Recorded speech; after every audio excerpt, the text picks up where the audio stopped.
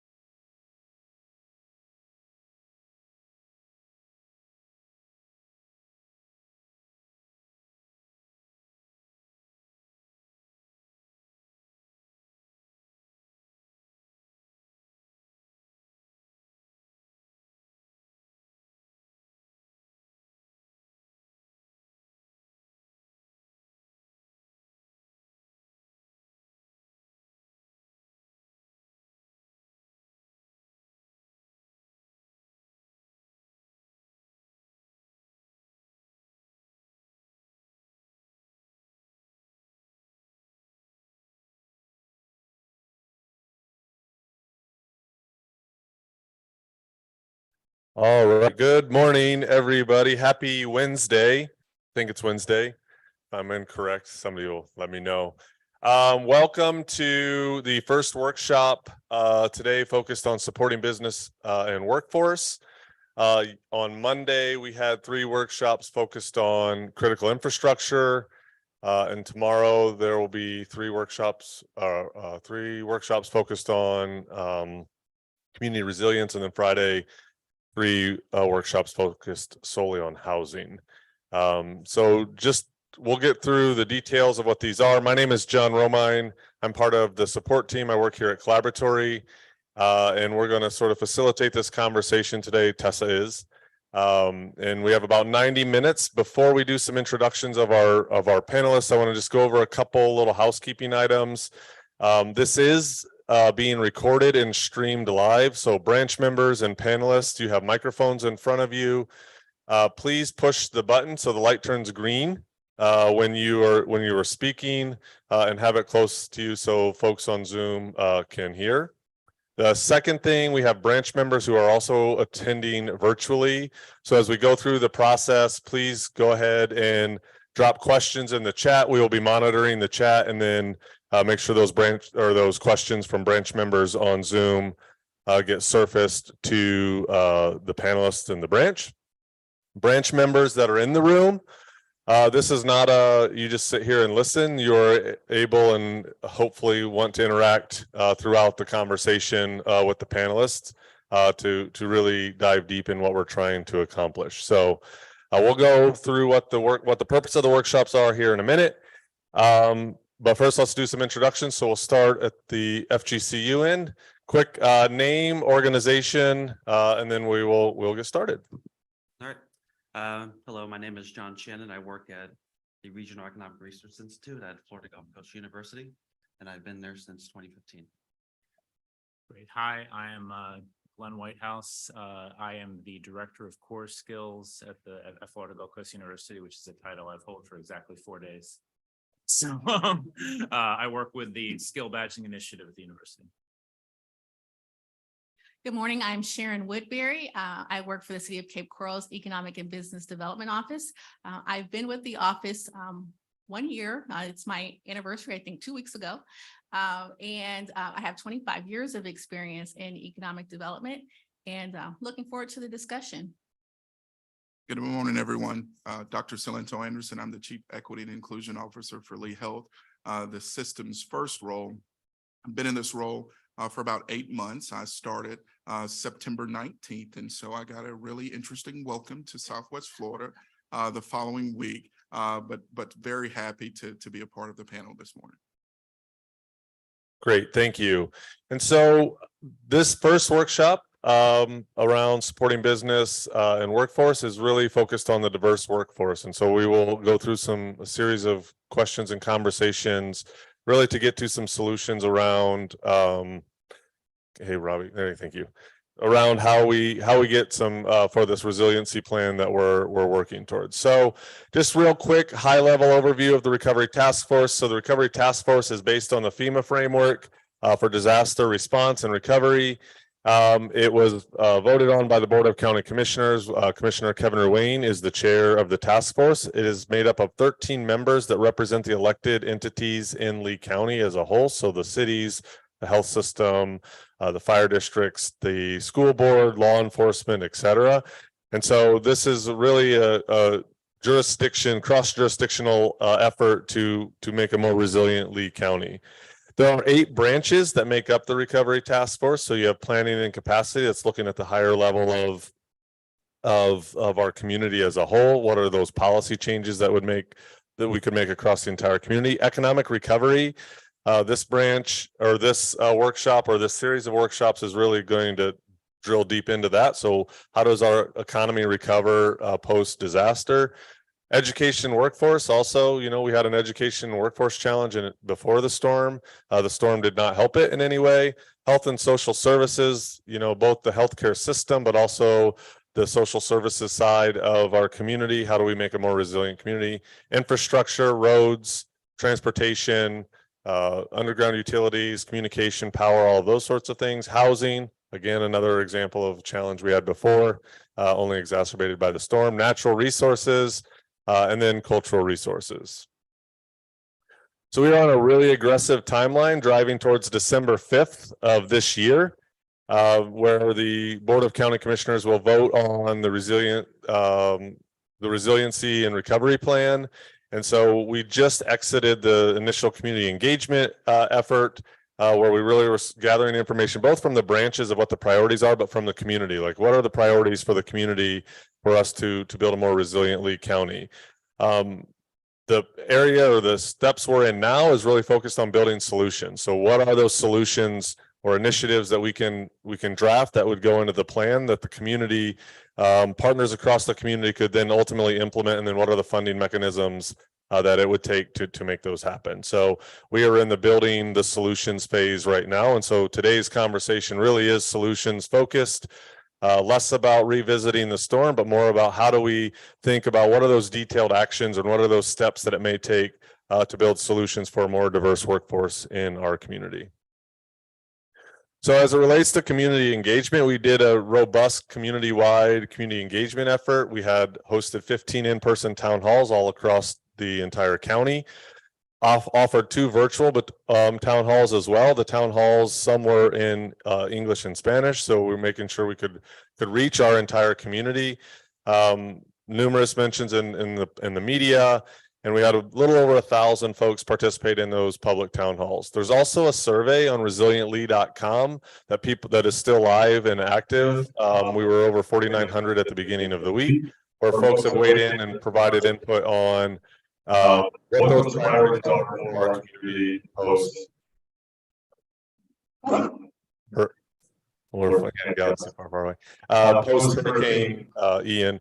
And then on March 30th, we hosted across the entire 5-county region a day-long effort where people got together. It was called On the Table, shared a meal, shared coffee, whatever it may be, to focus on what are the priorities that our community has going forward. And so today's workshop, so as I shared earlier, they're all this week. And so this is really to dive into, so the branches have identified some priority areas, some initial solutions to solve for the challenges that exist in our community. Some related to the storm, but some existed before the storm. And so today is all about supporting business and workforce. As I shared on Monday, we talked about critical infrastructure. And then tomorrow is community resilience, and Friday is all about housing. So again, the goal of the workshops is to provide additional information from subject matter experts, which are the panelists, to the branch members and to the support team as we start to develop out what these initiatives are for solutions to make Lee County more resilient. And so with that, I'm going to turn it over to Tessa. Thanks, John. All right, good morning, everybody. Are you excited? We're going to talk about business and workforce development, my favorite topic. My name is Tessa Lesage. I work here at Collaboratory. I'm a future maker. And Future Makers is our regional coalition that has been working for about 9 years to transform the workforce. So we're really, really excited to have this discussion and this great panel with us here today. All right, so I'm going to go ahead and dive in with questions. We're going to be thinking about innovative solutions and things that we should be thinking about, or things that we should expand on that can really help us support our businesses and workforce development here in the region. Branch members, if you have questions, you can just raise your hand. Don't forget to cue your mic. And we will go ahead and get started. All right, so first off, I think one of the biggest things to recognize, and John mentioned it, is that we had a workforce problem before Hurricane Ian. I was wondering if you all could give us some ideas and thoughts on what are some of the key factors to continuing the economic growth and workforce development that we were working on, post disaster. And I'll let you all decide who wants to start. Okay. I'll go. So I think post-disaster, the needs of the community of Southwest Florida, I don't think they really changed much prior to the disaster, because for the most part, it's really 2 things. And I think they were really exacerbated by the hurricane. The first is the diversification of the economy, right? We're a very hospitality focused economy down here and as we should be, right? That's our comparative advantage. And we saw with the hurricane that, you know, the hurricane came in, it's really ravaged the area, and that's really where the focus is going to be with that sector, especially considering the location of those establishments. But the second one, and this might really be a preview for Friday, but I think they're still related, is the affordable housing, right? It's one thing to have people stay here after they graduate, but they need to be able to afford to be able to stay here. And so I do think those two things are connected in one way or another. And Yep. so if you want to achieve economic growth, if you want to achieve full employment, and we are near full employment right now. I think the unemployment rate is less than 3% right now in the area. Yep. If you want to maintain it, I mean, we have to address those two issues. Yep. So, boy, that just makes me want to ask about a million more questions, but I'm gonna let everyone answer the question if anyone who wants to answer. But so basically you're saying the two things that you think we should focus on are diversifying the sectors that we're growing in the economy and a focus on attainable housing. Yeah, because like when we have our graduates graduate from FGCU, from FSW, from Hodge, and so forth, we want them to be able to stay in the area, right? And Right. it's one thing if they're majoring in RHM, for example, you know, that they're gonna have a lot of opportunities down here. But if What is that? Resort hospitality and management. Yeah. But if you're going into something, financial insurance or any of the professional and technical services, where we might not have as many of those jobs available, they might not be as likely to stay here. They're likely to try to go elsewhere to find occupations. So those hard to fill jobs where we may not have as large of a number, that's where housing really starts to come into even more of a play, because if they're unable to find housing, then it's easy to go find a job maybe somewhere else. Exactly, yeah. Yeah. And then you also have the aspect of remote work too, which is also going to start bringing people down here, but might not necessarily be working down here, right? Yeah. They might be working for companies outside there, which can be a benefit and a curse depending on. Okay, fantastic. Anyone want to add anything to some of the key factors that we should be focusing on to continue economic growth? Yeah, I'd add a couple things to that. I think post-disaster and even really post-pandemic, you know, we're 2.5, 3 years out Mhm.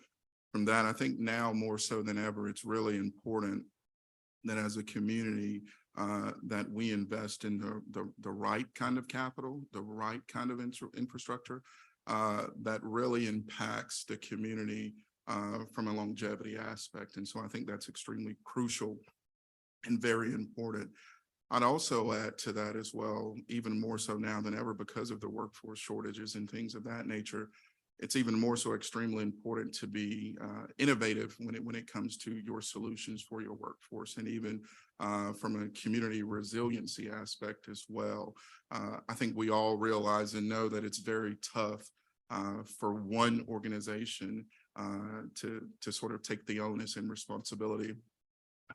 You know, from a community aspect, and even really when it's looking at workforces as well, you know, those employees, they work for the employer, but at the same time, there's other pockets that those employees could potentially tap into. So for us, within the healthcare realm, you know, we really affect about 20% of that person's overall health. 80% is everything else, where they live, where they work, where they stay, the housing and things of that nature that they're afforded to have. And so for us, community collaborations is very key and very crucial in keeping those individuals healthy from a health aspect, from a wellness aspect as well, so that they can be gainfully employed and really add to our community's infrastructure and resiliency from an economic perspective. So Dr. Anderson, is there something that you think that we should be focused on then? I mean, I think it's such a great point. Quality of life and what it's like to not be at work is part of supporting businesses, right? And workforce development. So can you give some examples of things that you think we should be thinking about? Absolutely. I think, you know, when you think about quality of life and you think about your workforce, typically, historically, lots of times, when you're engaging your workforce, we've really done that, you know, in an annual type survey or annual type engagement survey. And now what you've really seen is that organizations do what they call pulse surveys, to where, whether it's quarterly, whether it's biannually, they're really checking in on those employees to see, hey, what do you feel? What are things that you are challenged with? And in all times, you can't necessarily fix those things, but at least that's why you really want to focus on the innovation and the community collaborations, so you can meet the needs of those employees. And so I would say those pulse surveys are really important.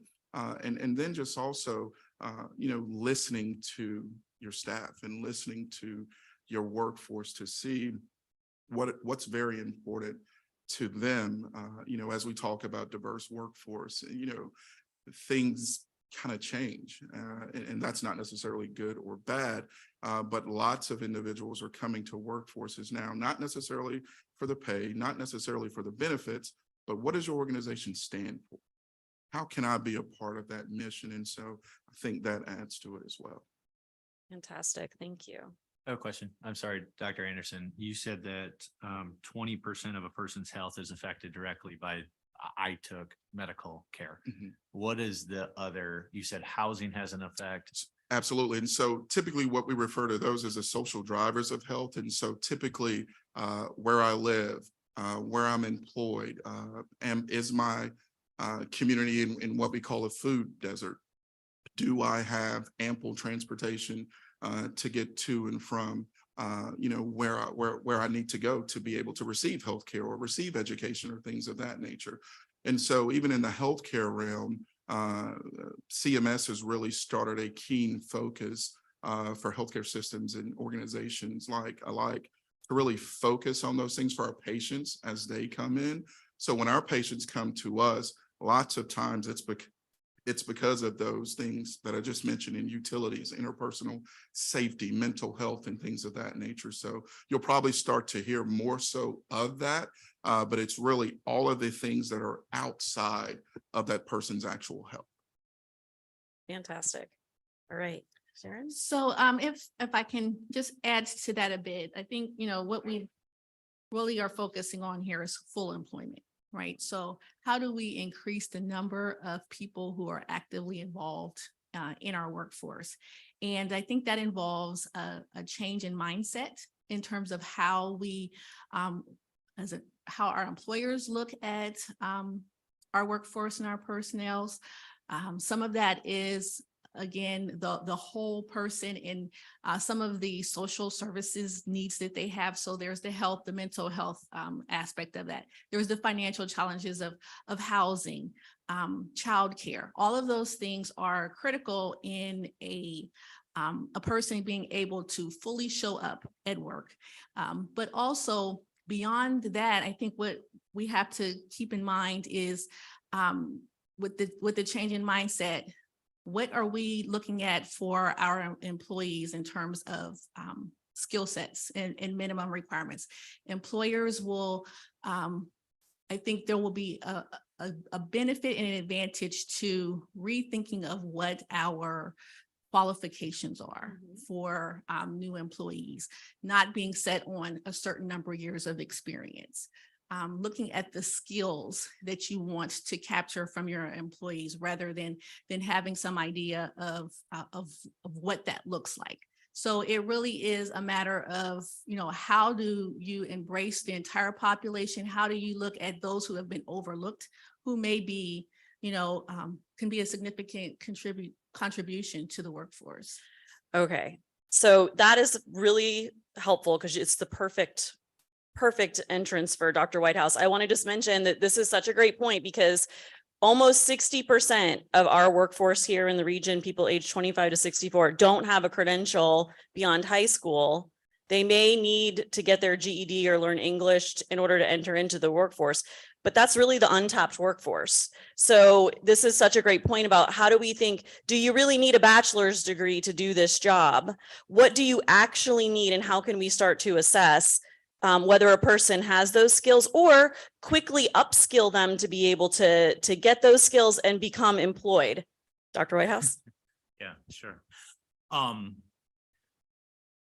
So one of the things that FGCU and many other educational institutions now are getting into and becoming much more aware of is the need for educational experiences that are smaller than a degree, right? And so that's what we mean when we talk about micro-credentials and digital badges and things of that nature.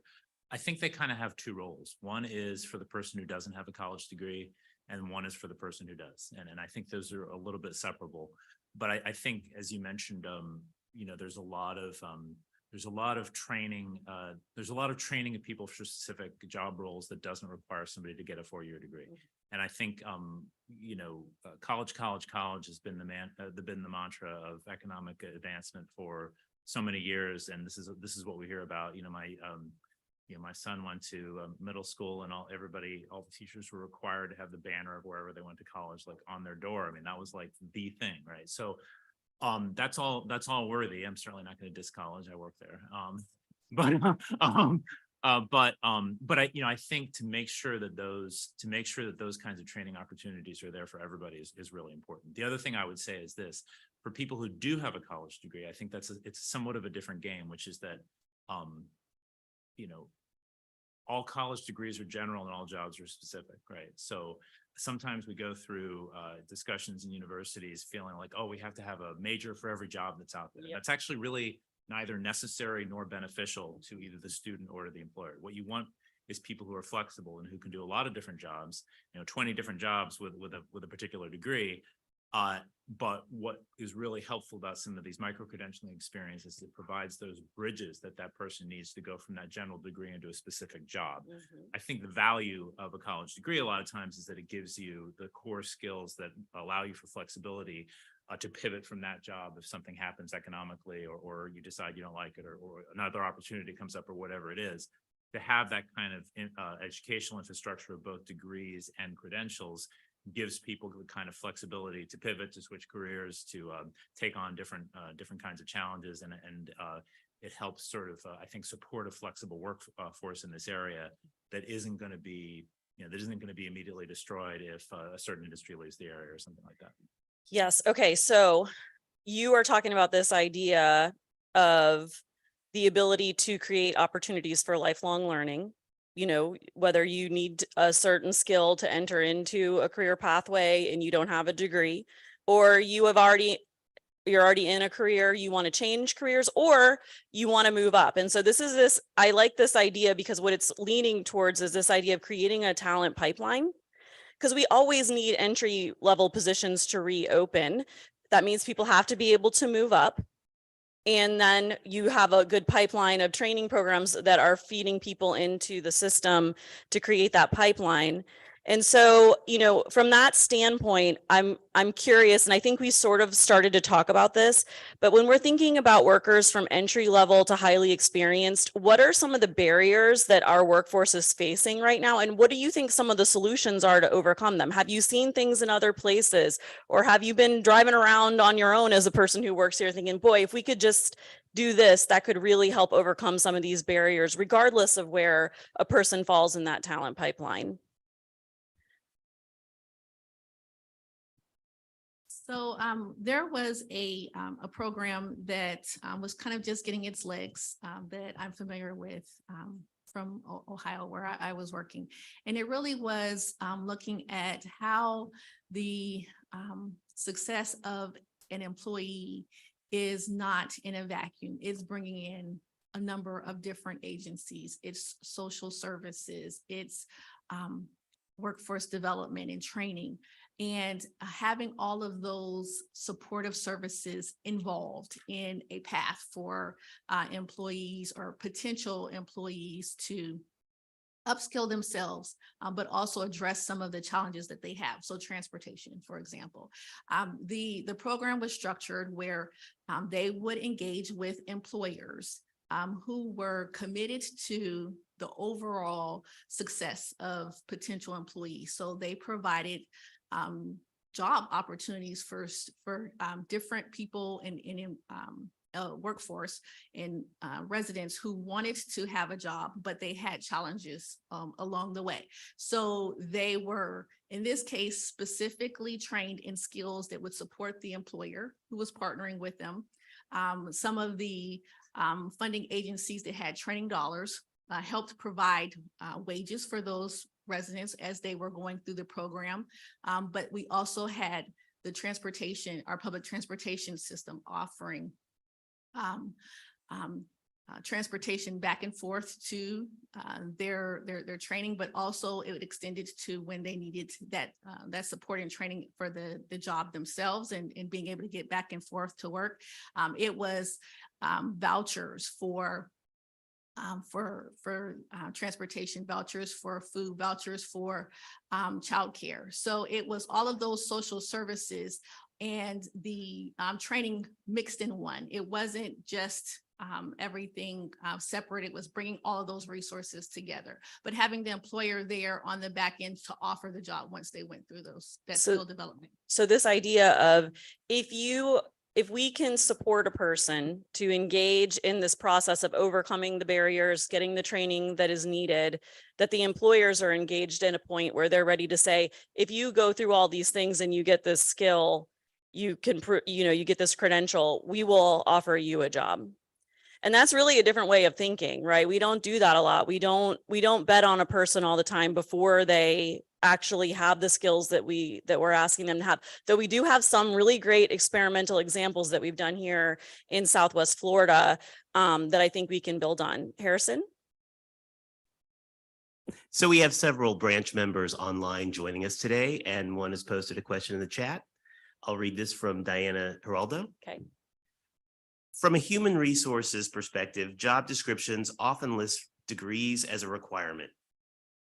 Is there a different approach screening tool to evaluate their value, experience, ability to be able to apply and attain the job? Excellent question. Dr. Whitehouse, do you have a response to that? Sure. So I think that, yeah, it's definitely true that I think traditionally a lot of job postings list a degree. I think the degree posting is there as really a proxy for things that people expect to go along with the degree. So people expect somebody with a bachelor's degree to be a good communicator, to be able to write pretty well, to be a good critical thinker, to have some experience working in teams, regardless of what their specific major is, right? So I think we've had this degree system that is supposed to have the signaling function to employers of what you can expect from somebody who has that degree. I think for a variety of reasons, I think that signaling function has kind of broken down. So I think that one of the things I think colleges are becoming increasingly conscious of, and FGCU I think is actually kind of a leader in this, is thinking about ways that we can explicitly signal to employers those skills that are usually invisible in the degree. I think there's a whole set of expectations, especially around what people would call core skills or transferable skills. I don't really like the term soft skills, but people use that as well. Expectations about what a person can do that are implicit or invisible. But I think one of the things, for instance, that we tried to do with badging is to make some of those things explicit so that instead of sort of just expecting that that person can have good writing skills or good teamwork skills, let's have some structures that make visible to the employer specific things that student has done that show their teamwork skills, so that when you come in and say, oh, tell us about a time you used teamwork to solve a problem, you don't just say, well, I have this degree, right? You can actually give some specific examples that tell a story about your experience working with teams. So can you give me an example of something that we should be thinking about developing so that employers feel more confident hiring folks that maybe don't have the traditional credentials that we usually expect of them? Well, sure. Okay. I mean, I think that, and I'll talk here about college graduates, I guess. So one of the things I think that is, I think true about the connection or that bridge between a college degree and a career is that sometimes people need a fairly high degree of specialization out of a college graduate, right? An example of this would be a nurse or an engineer, right? Where somebody really needs somebody to have the technical training that has those very specific components. You trust me, you don't want anybody building your bridge except a civil engineer, right? Those kinds of things have a very specific, those kinds of degrees have a very specific signaling component. But I think it's also true that many of the most common jobs for people with a college degree are jobs that to a very large degree are combinations of core skills or common skills with transferable skills, much more than they are applications of specific technical skills. And so I think that's really important, I think, for employers to keep in mind. It's also important for job seekers to keep in mind, frankly, because I'll just use my own family as an example. And my wife is a successful business owner. Some of you know her. She never took a business class. She majored in sociology, right? Does that mean her degree was useless? No, it doesn't. She learned about all kinds of, she learned about families, which is who she markets to. She learned all kinds of public speaking skills and critical thinking skills. I think it's really important for people to understand the role that skills have in making people ready for some of those most common jobs. I always tell students, I talk to arts and sciences students largely, right? I always tell them every English major is one Excel course from being a manager, if that's what you want to do. It's not false. And I think one of the things that's important though, is that I think we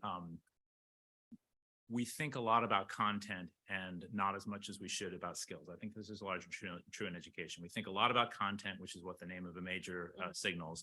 We don't think enough about skills, which are the components that are actually going to allow somebody to do a job. So I think we do need to do a better job making those things that are invisible on a transcript. And typically the name of any course on your transcript is the content of that course. It's not the skill. So I think we need to do a much better job and can do a much better job making sure transcripts, degrees, and all those things actually signal what the students can do as opposed to just what they studied. Okay, so taking something like a history degree and saying this person also has these skills that we hear employers need, which is critical thinking, the ability to communicate and write.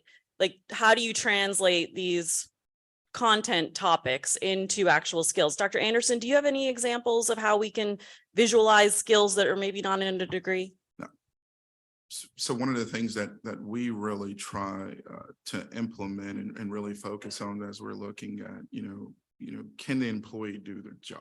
We've all probably been in interviews before, and the person didn't necessarily have this qualification or that qualification, but we felt that the individual can do the job. And oftentimes it may have been that where we didn't hire that person because they didn't meet those minimum qualifications.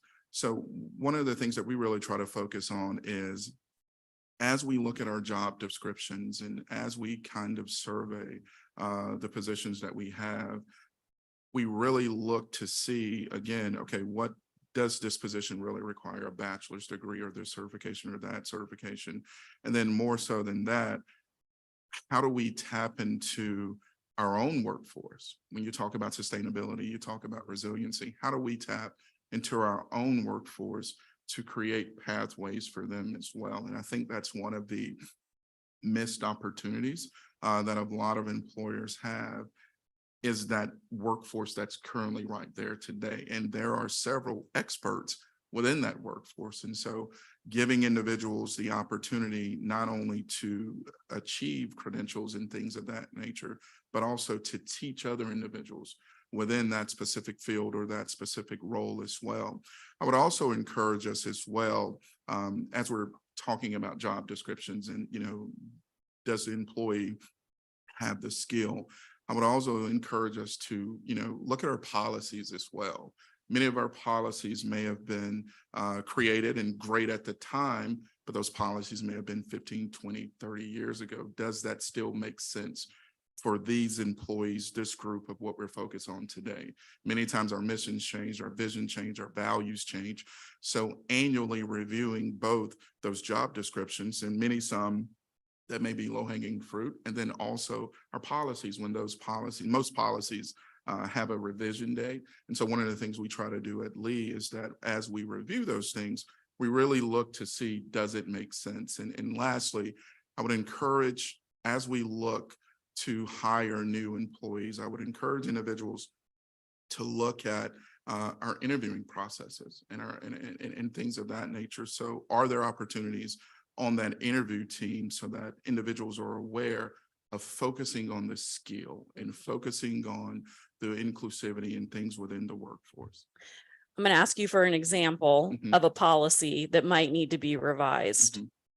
So for example, there's been a lot of different policies around disabilities and how do we create inclusive environments for team members who may have physical disabilities or team members who may have non-physical disabilities. And so oftentimes, you know, if something was created, you know, 15, 20 years ago, it was a real keen focus on a physical disability. Well, now, if you look at a lot of things in 2023, there are a lot of mental disabilities where if you were to look at an employee or look at an individual, you won't necessarily know that that employee has a disability, but things such as that nature, looking at things as far as accessibility for when patients may come into our workforce or when patients may come into any of our facilities, you know, are we equipped in the way in which we need to be? So that's an example of a policy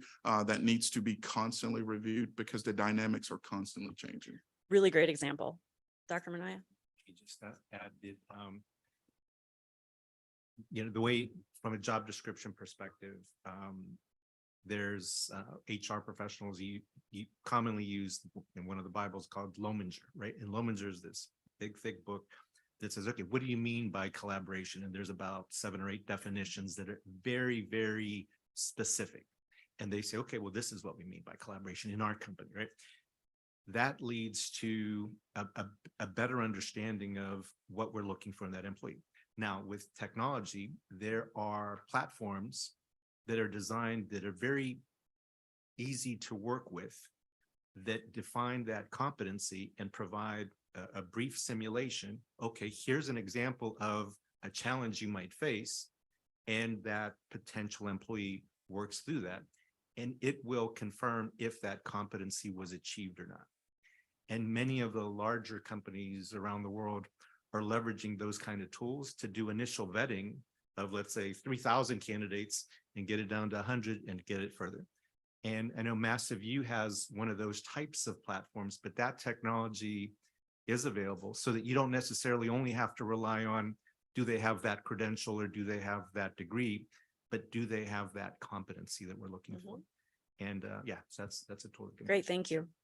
Dr. Yeah, Whitehouse. so in the assessment world and at universities, we call that authentic assessment, right? Which is the idea is that instead of giving somebody like a standard, you know, like standardized test like the SAT is supposed to test language skills and critical thinking and quantitative reasoning in a kind of an abstract way and a decontextualized way. But what authentic assessment tries to do is to test those very same skills in the actual context in which they would be utilized in professional life. So there's a really interesting test, for instance, called the Collegiate Learning Assessment, which is a kind of an alternative to some of those standardized tests, which instead of asking people a bunch of multiple choice questions that test those critical thinking and language skills, uses an actual professional scenario where the students get a sort of a rich description. They get a role, they get a rich description of a scenario, they need to analyze a document library, and they come up with an open-ended solution to it. And then you can use that same kind of assessment to, again, you're still teaching critical thinking, communication, and quantitative skills, but you're doing it in a way that actually allows you to assess, can this person apply it in a professional setting? So I think that's something that's kind of really interesting and up and coming in the assessment world in college, whether it's done in a simulation or on paper.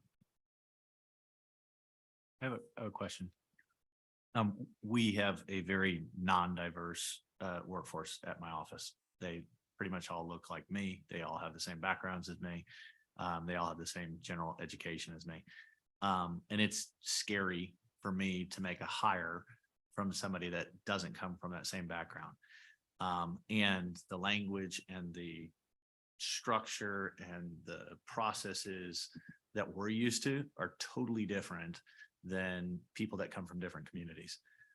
How do we take the risk to engage with people from different backgrounds, and how do we arbitrate that so that it's beneficial to employers and it supports the employee in a better format?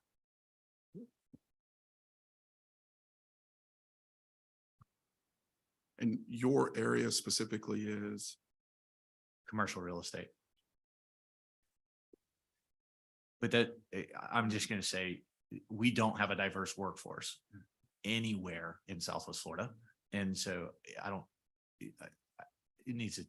He's just using himself as an example. Yeah, gotcha. I think first and foremost, I think kudos to you for looking around and saying, hey, this isn't a diverse workforce. And I think one of the things that you or anyone else could really do is really surveying your landscape, of course, as you've done, and said, hey guys, this isn't a diverse workforce.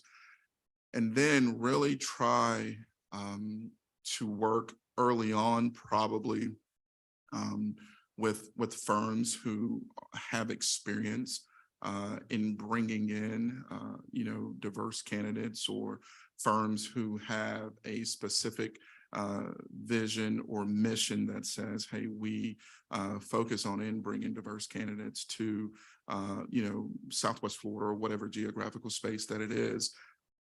But I think in order to start that, I think one of the things, kind of going back to what I say in the interviewing process, as you're interviewing and you're sitting around the table, within yourself and those who are on those committees, saying to yourself, hey, do we have diverse candidates in this pool?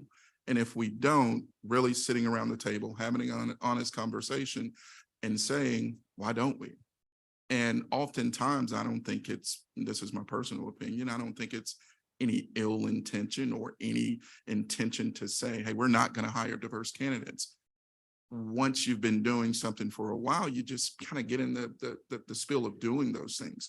So I think first and foremost, looking to say to yourself, okay, why don't we have diverse candidates? And if we don't, how can we create diverse candidates? And many times that may be before you're even thinking about going and hiring someone. Many times that may be going and speaking to a group that's diverse, reaching out to other community partners and collaboration type efforts who do focus and really have a keen focus on diverse candidates. And so I know that isn't a clear-cut answer, but I think the first thing that you can do is, as you're doing, is really evaluating, why don't we have these diverse candidates? And then thinking to yourself and even putting things within your operations or your strategy to say, we want to focus on bringing in diverse candidates. And so those are things that you can do, and really utilizing data to be a huge part of that as well, to drive a lot of those metrics to say, okay, within the next 3 years, we want to increase our diverse candidates, by 3%, whatever that may mean. Now, does that mean that you're only going to hire diverse candidates? No, you're still going to hire the best candidate for the job, but ensuring that that is always a part of the hiring process. And what research shows is that when you do that, you truly get the best candidate. How do we capitalize it, or what is the structure to expand the access to that community of diverse prospects? I think one of the big things is, trust. How do you tap into those communities in such a way to where, those individuals won't feel as though they're being hired with some ill intent, but really showing the value of your system, your role, your structure, your organization within those communities. And I think as you start to do a lot of those things, whether it's tapping into those communities that are around you, whether you partner with individuals and firms who focus on diverse suppliers, those types of things, I think that will lead you to being successful and allow you to tap into that. Will that be an overnight thing that just happens? Absolutely not. But the more you focus on that, the more that will grow authentically. Sorry, just to keep following up on this. So we identify a great prospect, we make a hire.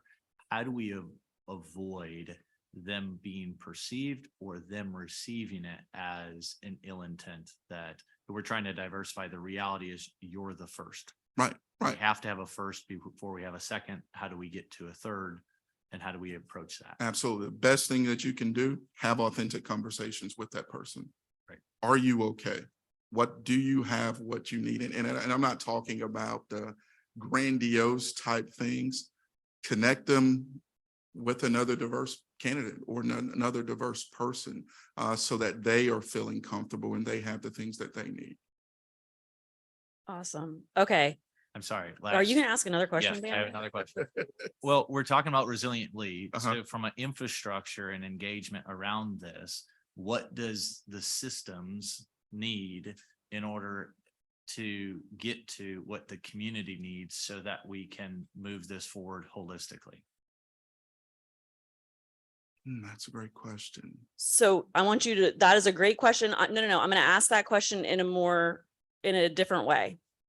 Because what I heard us talking about today, and it might not be exactly the same, so you can correct me, I'll allow that.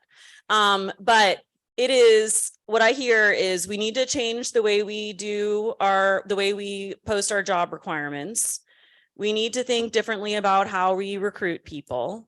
We need to think differently about the workforce environment that we have in interviewing and thinking about how we retain that workforce.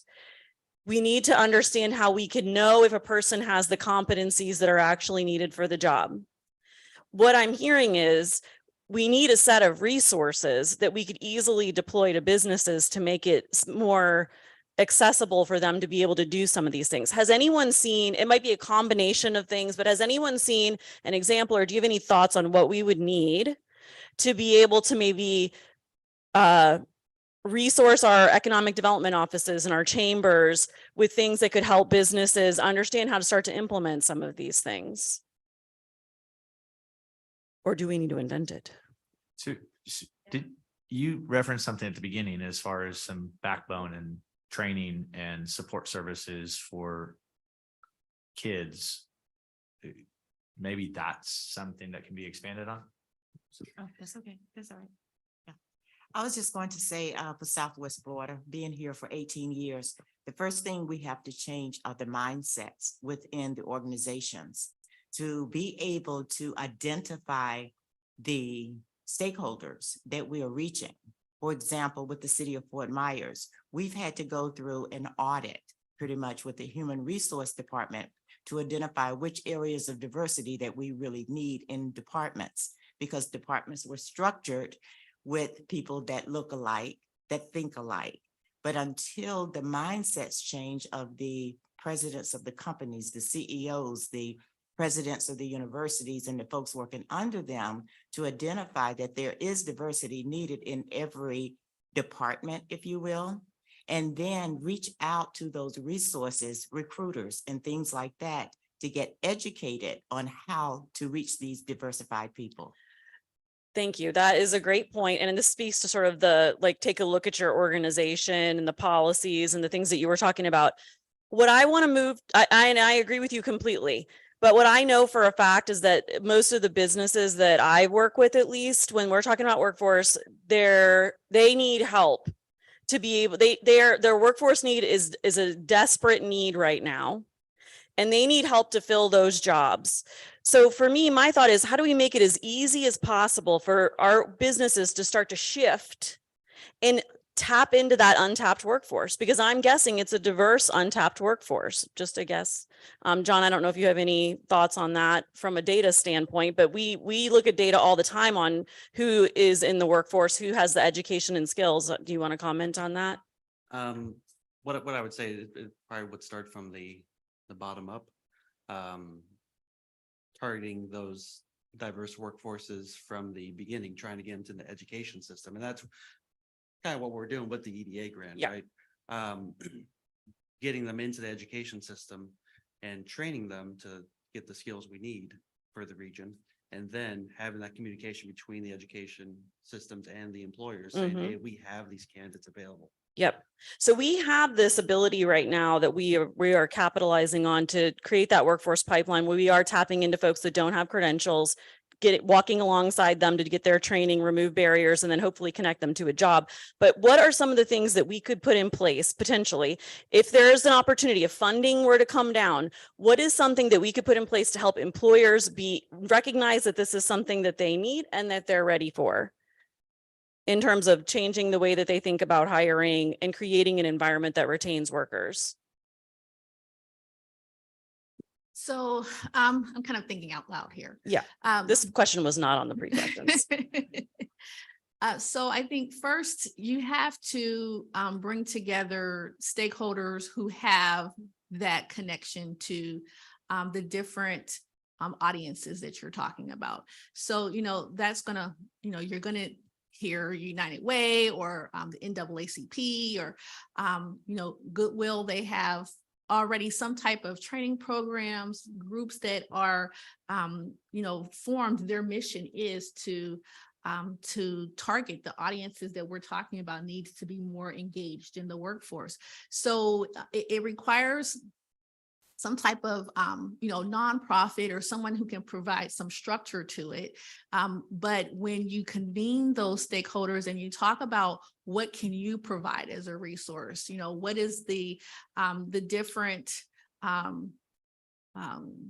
community or existing service or funding that, you can bring to help meet the goal, that's how you kind of develop that pathway. So for example, I talked about transportation. So if you're bringing in the transit authority and finding out what type of programs they already have in place that can maybe support what it is that you've identified as a barrier. If you bring in Goodwill and they already have some type of transferable skills. I was going to say soft skills, but they already have some programs that are in place that kind of help you with that mission that you're talking about. Don't reinvent the wheel. Look at all of those agencies and organizations that bring some component of it, get together and figure out how you can give some shape to it. Sure. So understanding what resources are available that we could tap into to remove barriers for workers to start to pursue that training to get into a specific job.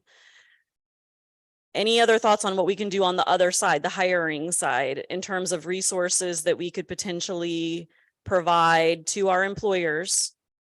I think that's a great aspect. And so most specific organizations have agencies or folks who really assist with hiring for diverse candidates. And again, when I'm talking diverse candidates is way more than just black and white, as I'm sure everyone really understands that. So I wanted that to be there as well. But for example, within the healthcare system, there is an agency called the Healthcare Anchor Network, where it specifically works with communities and healthcare agencies and works with their communities so that they actually start to assist in employing folks to work for those agencies. And so many of those types of things exist for a variety of different businesses and such. And so I would always say, depending on your sector of where you work, look particularly for those evidence-based type of initiatives that are already out there that really focuses on, hey, we assist in making sure that, number one, your entity has the ability to attract diverse candidates, but also it reflects the community as well. So I would say, look for those agencies who specialize in those types of things. And also look at your partners, ask others who are in that space to say, hey, how do you solve for this? I mean, we all do that in our own, retrospective areas anyway. Ask them, how do you solve for that? And so I would say use agencies such as that. And this thing won't happen overnight. Yeah. It will take time, but I think using data to see where do you start and then having that as a strategic priority moving forward. Yep. Dr. Whitehouse. Tessa, I'm sorry.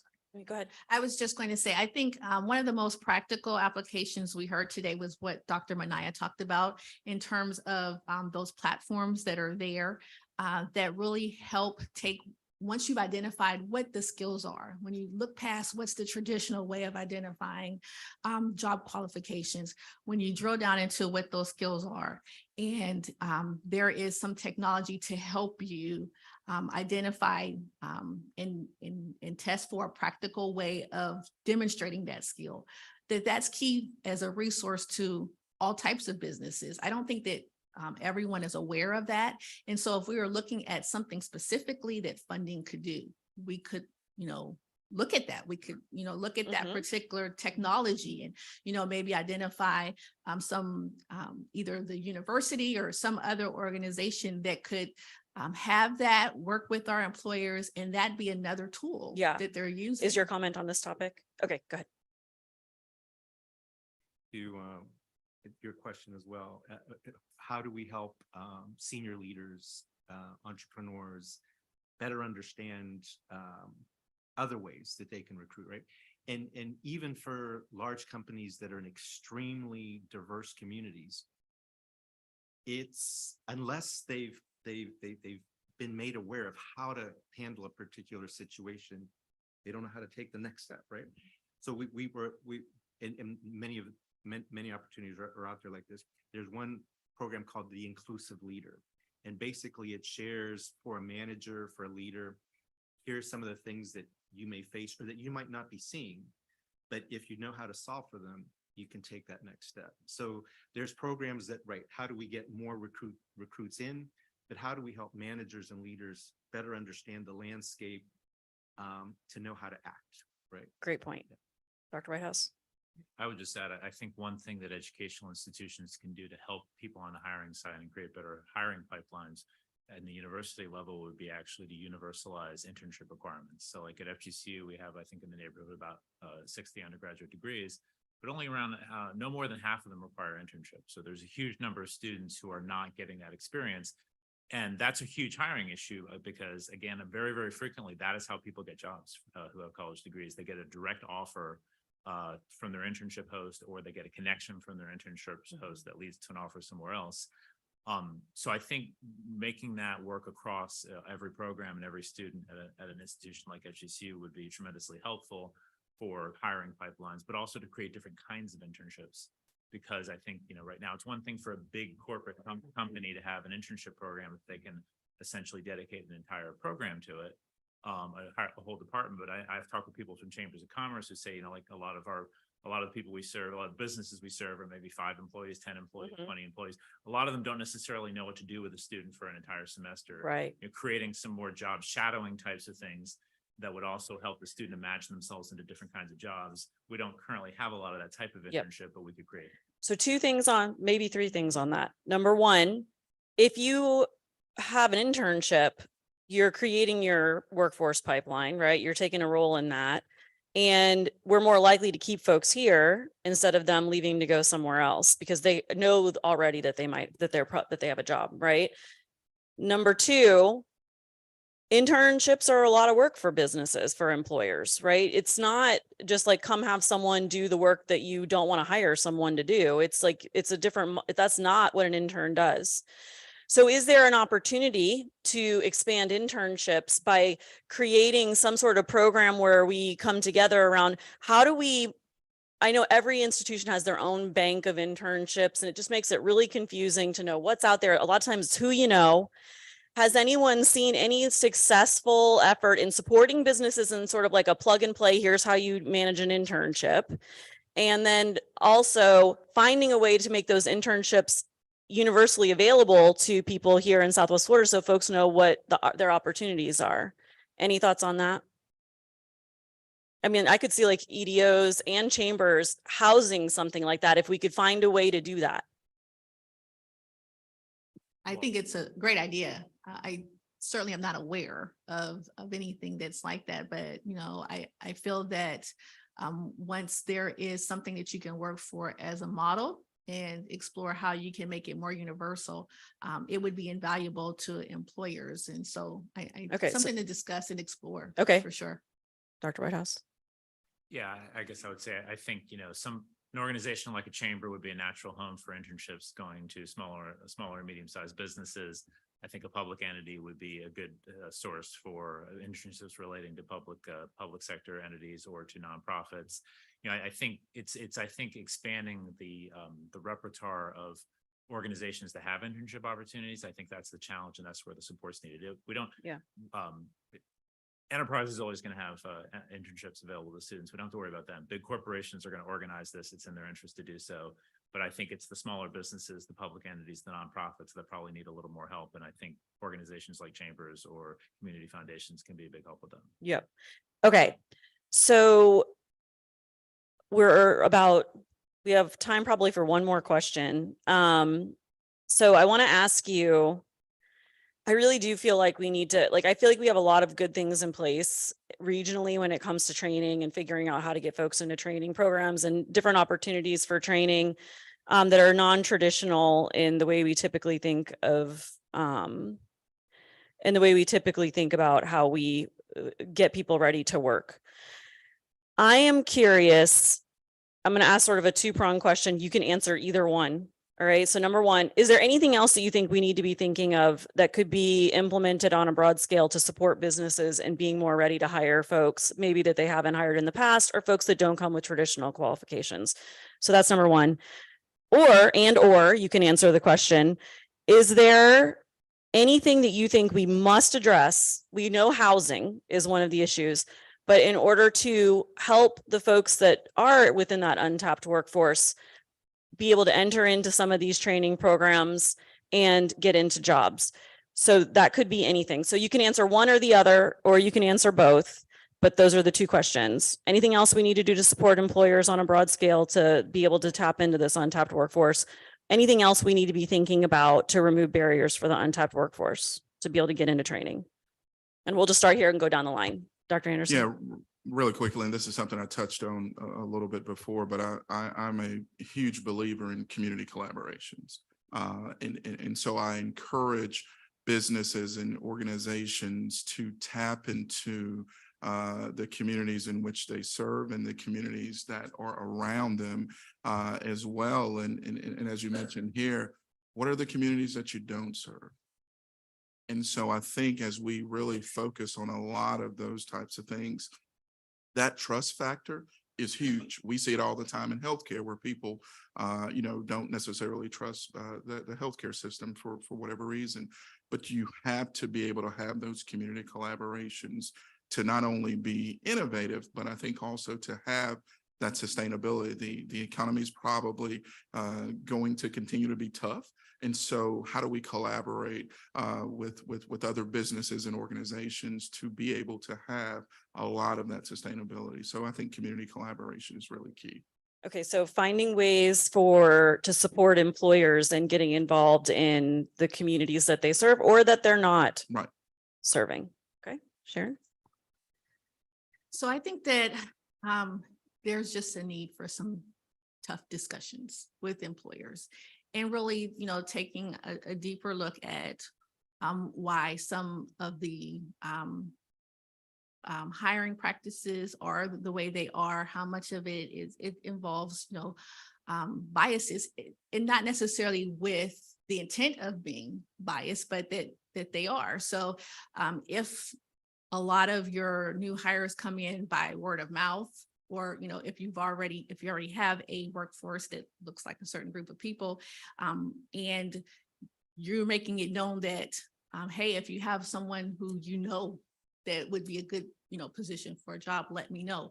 Well, you're keeping your circle pretty small in terms of opening it up to a different workforce. So I think that you have to kind of look at what your hiring practices are now. And that just means having conversations, just really sitting and talking through it. And I think there needs to be someone, with that skill set to facilitate those conversations and help, employers look a little bit deeper into how they can expand on their hiring. Okay, Dr. Whitehouse. So today is my son's last day in his first job as a Lee County school teacher. So he's 22 years old. And I think if I think about the decision tree that's going through his head about whether to continue in that profession, it's basically, can I get a home and can I have a family? Right. And so I think the housing thing is obviously huge in this area, but I think also quality, affordable childcare is also really, really important. And I think if you can't address those two things, you're going to wind up, if you can't have a community that only works for people who make six figures, right? I mean, I think people will tolerate that in New York or San Francisco where there's a lot of opportunity. But I think if you're a smaller city, you have to be able to look at those two things. Yep. So the talent pipeline is actually a circle, right? We depend on early childhood education to start to instill some of those very initial skills that are needed across jobs. And we depend on early childhood education to be able to allow our current workforce to be able to go to work. So critically important. John? I would say that communication is key. When it comes to especially engaging with small businesses. Majority of businesses are going to be small businesses. Having that communication with the EDOs, the chambers, EDOs and chambers, they're great resources for the community. They should be utilized more by these small businesses if they aren't already. Because these resources, they're going to know where the untapped markets are in the area, how to reach communities that they might not be reaching otherwise. And also communication with education partners. The demographics of Lee County are much different than the demographics of FGC, for example.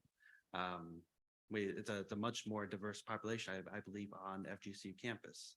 And so if you want to achieve that, you should have that communication between education partners and those small businesses. So finding ways to make it easier for business and education to work together sounds like something that we need to continue to focus on. Okay. Anything else from the branches, from the branch members or online, Harrison? Any other questions? Stephanie? When we talk about the unemployment rate for Lee County, are there tools or analytics available to dig a little deeper? As we understand locally, there are certain zip codes that the unemployment rate is nearly double. John knows I love this question. It gets really difficult with some data points, especially when you start going to a granular level, like a zip code level or anything below county level, you start getting more noise in the data. So it's difficult to really get a clear picture in that sense. So how could we get a clear picture of where we should be targeting? If we can't do it from, pulling that data, is there another way? Anybody? I won't make you answer that, John. Anybody have any idea of how we could, like, if we were going to try to figure out, like, so where do we start? Where is that untapped workforce? Thoughts? Are you guys happy? I don't think I've asked any of the questions on the paper. No one said this was going to be easy. All right. Any ideas? Anyone? Yeah.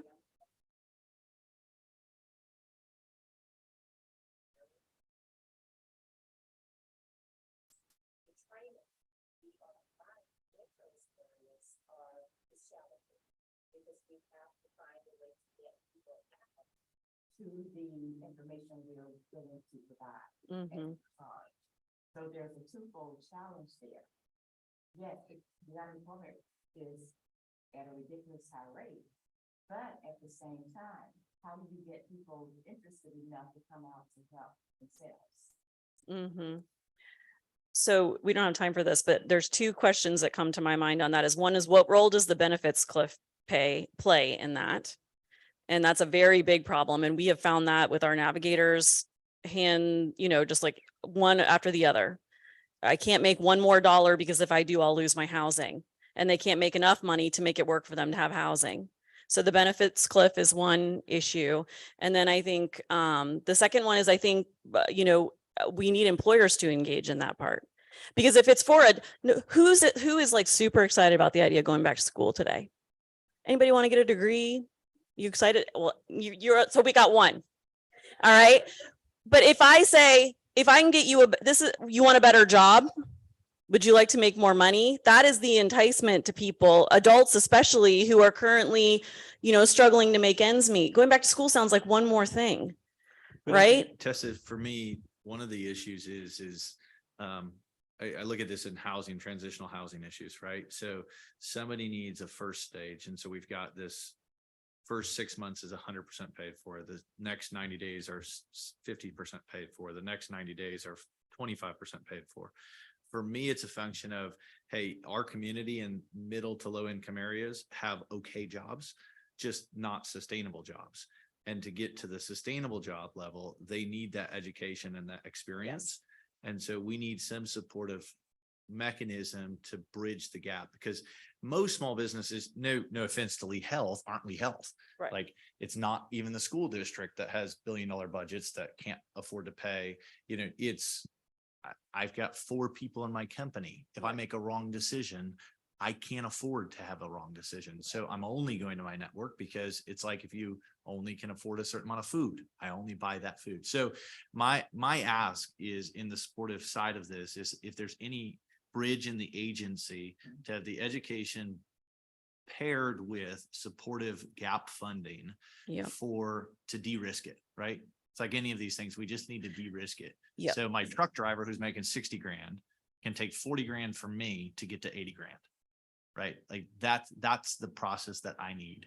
And it's an 18 to 36 month process for me to get them to that next level.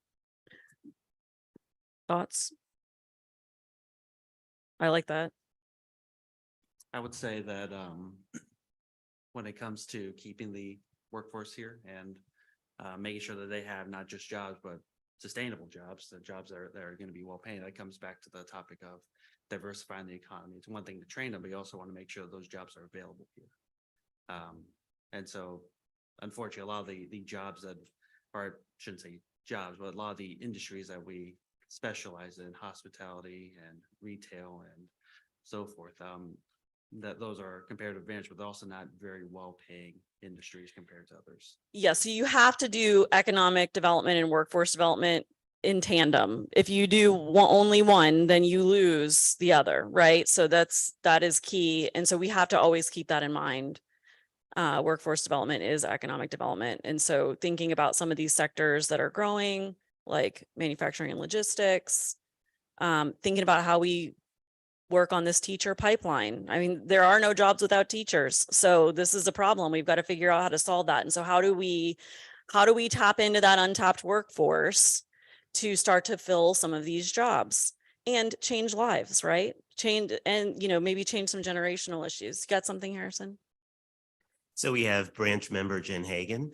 How can we help Southwest Florida employers understand and address the fiscal cliff for their employees? Instead of paying extra per hour, adding childcare services, etc., trying to address the ALICE households in Southwest Florida. Let's see, also follow-up comments. Instead of more money per hour, more services available as far as healthcare, insurance, childcare, transportation options, remote work availability. So overcoming the benefits cliff by tapping into other resources that folks have to spend their money on is her question. The answer is densified residential. Mixed use? Okay.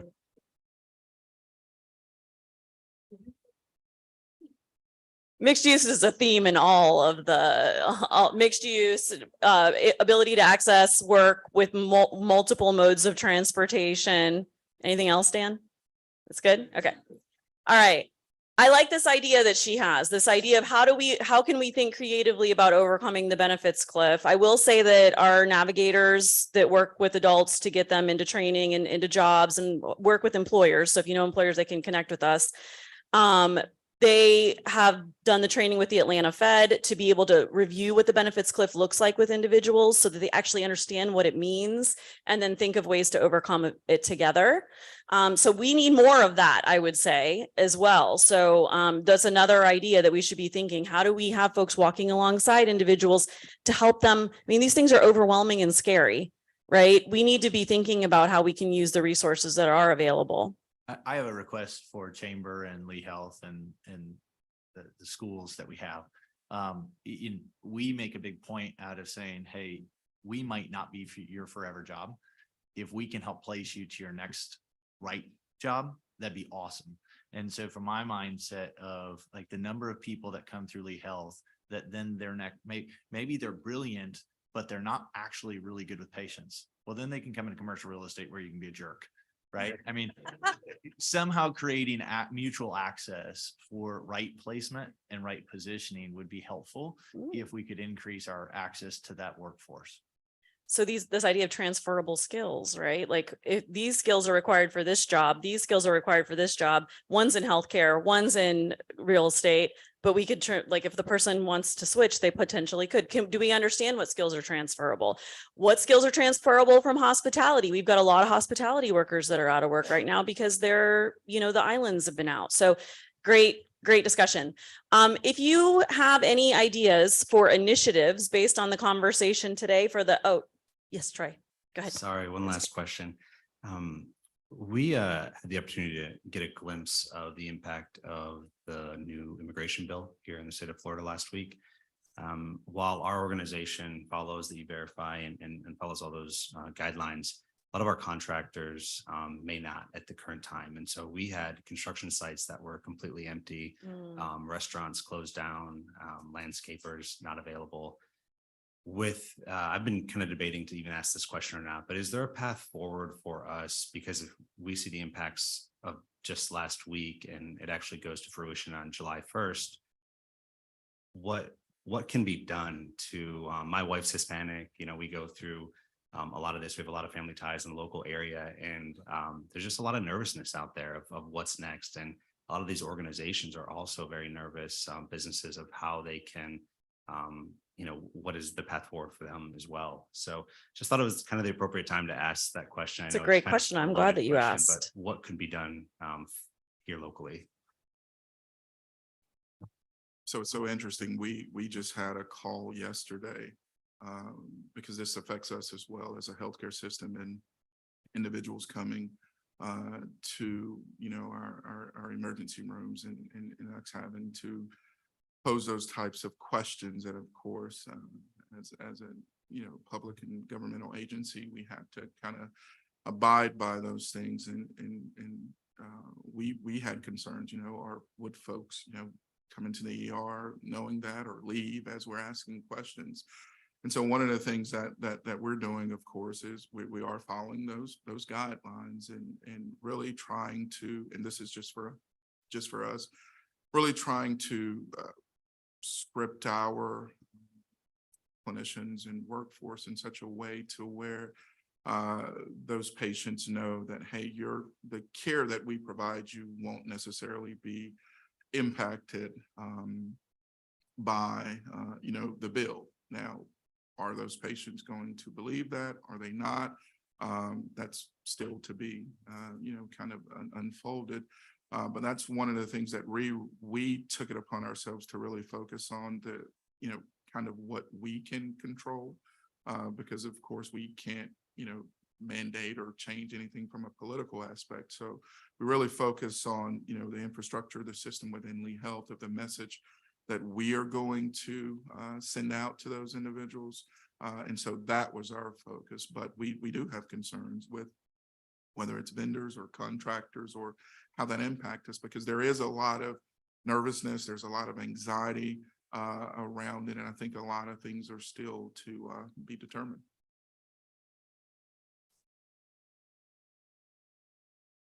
It was a hard question, Troy. No, it's okay. I mean, this is something we're going to have to figure out together, right? So I'm really glad that you brought it up. All right. So I am looking at Harrison. You have one other question? All right. We're going to make this one quick, or you're going to make me go over, and I don't like to go over. Also from Jen Hagan. Jen Hagan. How can we connect Southwest Florida employees with the LCSD students or community partner schools to increase awareness for students of local job options and awareness of students of potential for career development and mentorship opportunities? Any thoughts on that? So helping folks understand, students understand what jobs are available here in Southwest Florida before they graduate from high school. Thoughts? Well, my initial thoughts is increased engagement between the school counselors that are in these schools, letting them have more opportunities to understand and know, as any profession, you have, continuing education and things that are helping you get better at your job. So one of those components could be making sure that they are more aware of what types of resources there are, understanding that. And so that's what then they can then share with their students. Yep. And I think the other idea is to support this, to take on this idea of career pathway exposure as a community and not expect the schools to be able to do all that because of how overtapped they are. And so that's one thing that Future Makers is trying to work on, is like bringing employers into the schools on behalf of the school districts. I think we have to own this education and workforce problem, all of us, because it's all of our problem.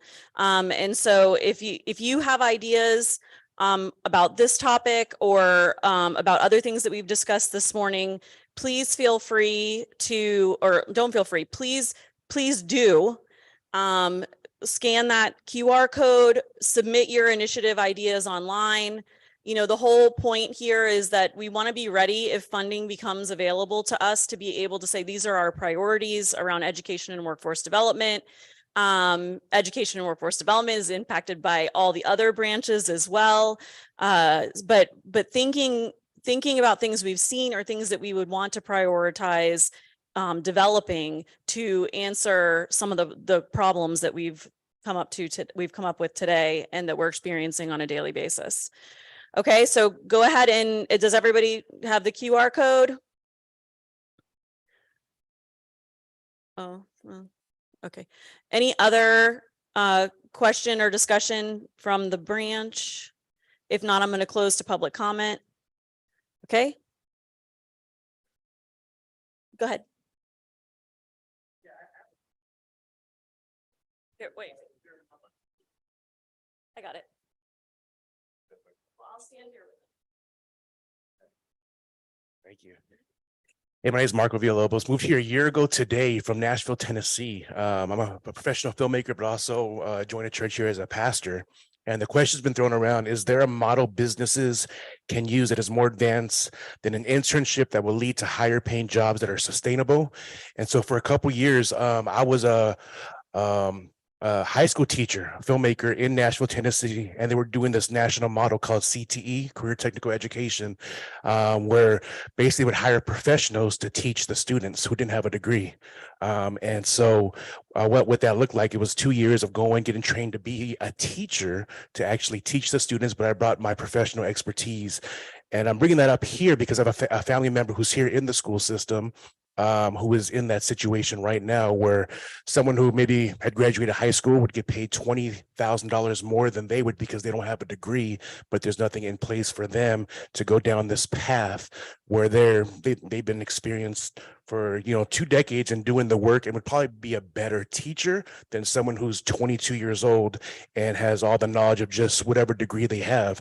And so it's specifically being a choir teacher. And so I wish I was going to be here this afternoon because I know we're talking about arts and agriculture, but I'm filming this afternoon. But I think just to tie that in, just talking about the education system, being able to create or maybe even contact the Nashville, Tennessee and whoever, the superintendents there of how this national model has worked, because it worked well when I worked there, but maybe implementing that here in our school systems here as well. And wondering if there's something bigger than that, because it wasn't an internship. I was teaching as I was learning how to be a teacher, and then there was still minimal college classes that I had to take to be that. So I wonder if there's something similar that would help, that's more advanced than an internship, but not exactly a 4-year college degree, that would advance and create more jobs, more training and higher paid jobs. So. Well, that is a really great idea. And we're actually doing a little bit of that now, but we can contact Nashville because we've taken other good programs from Nashville. Any other public comment? I should have stayed back there.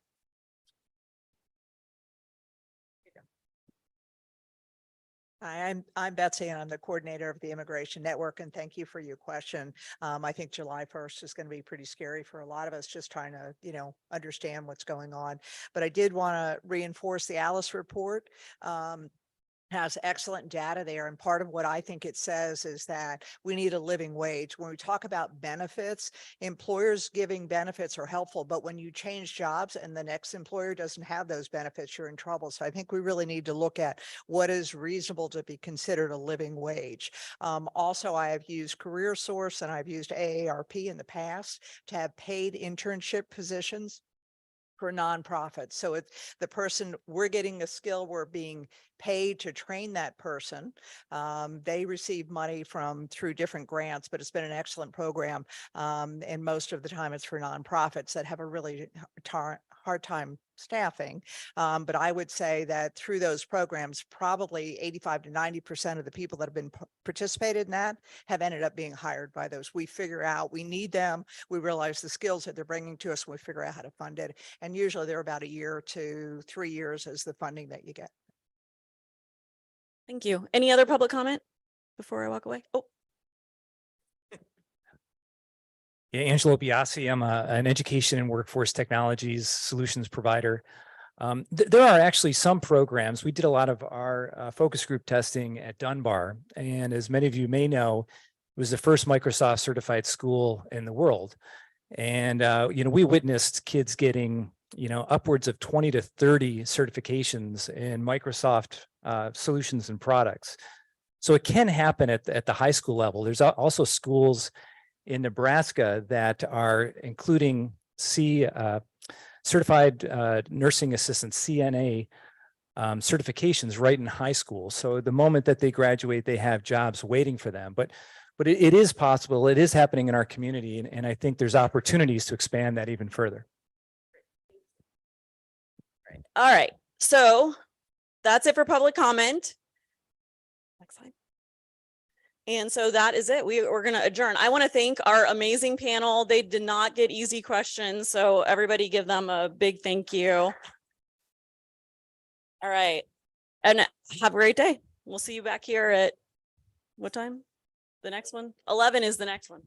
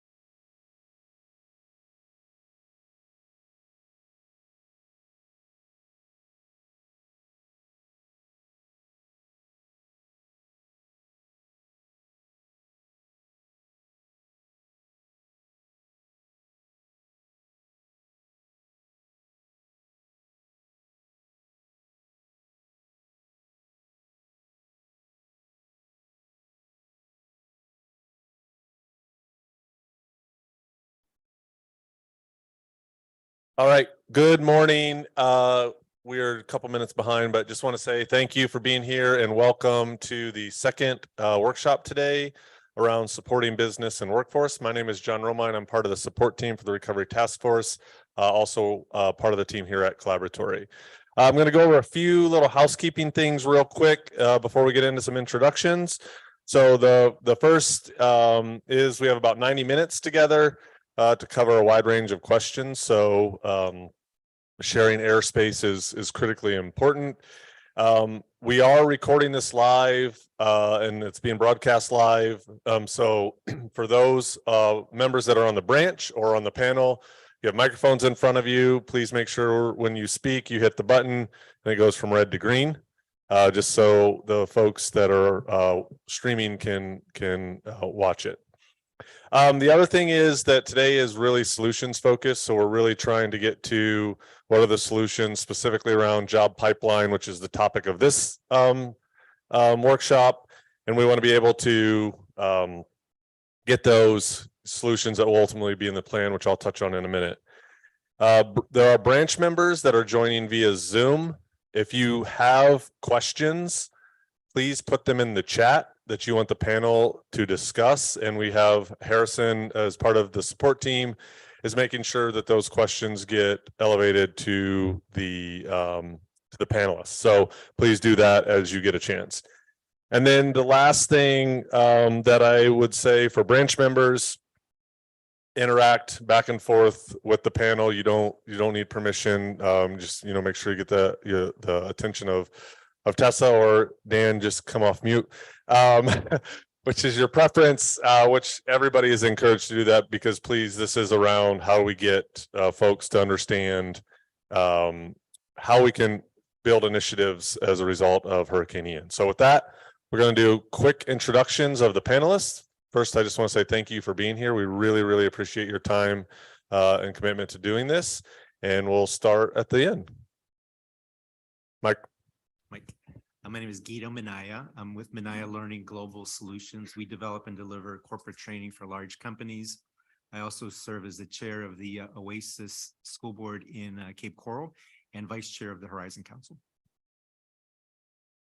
Awesome. My name is Angelo Biasi. I'm an education and workforce technology solutions entrepreneur. A few of my career highlights that are relevant to this: created the first collaborative creative problem-solving platform for lifelong learners called Solvably.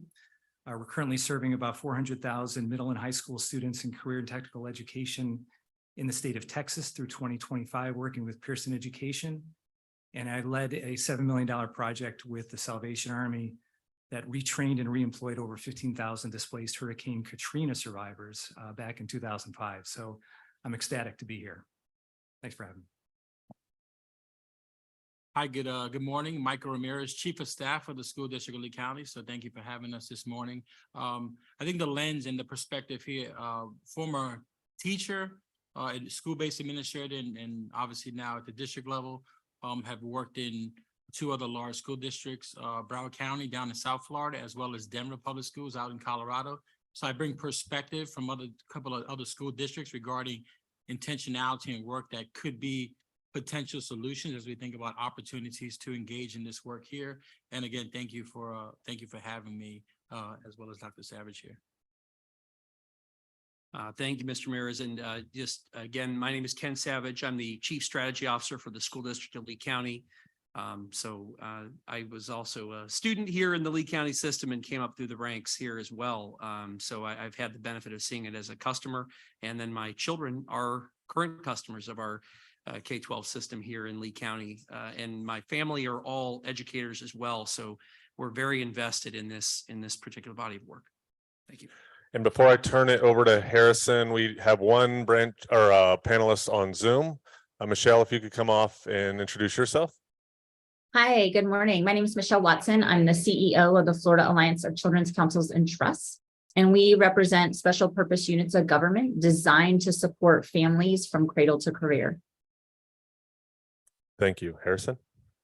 Hi, I'm Harrison Newton. I'm with the Resilient Lee support team. I also am with Haggerty Consulting, and I lead our resilience portfolio. Great. And so thank you all for being here. So at a high level, we just want to go quickly through what the Recovery Task Force is for folks that may not be aware. So after Hurricane Ian or after disasters that happen across the country, communities put together what are called Recovery Task Force. They're based on the FEMA framework. And this specific one related to Hurricane Ian is chaired by Lee County Board of County Commissioners, Commissioner Kevin Ruane. And then the remaining 12 members are made up of the elected bodies and entities across Lee County. So you have the cities, you have law enforcement, fire districts, the school board, the health system, and then a representative from the legislative delegation, as well as the constitutional officer. And so those are the folks that make up the Recovery Task Force. They do meet on a monthly basis, the fourth Friday of every single month, to sort of review the work that's happening related to the recovery.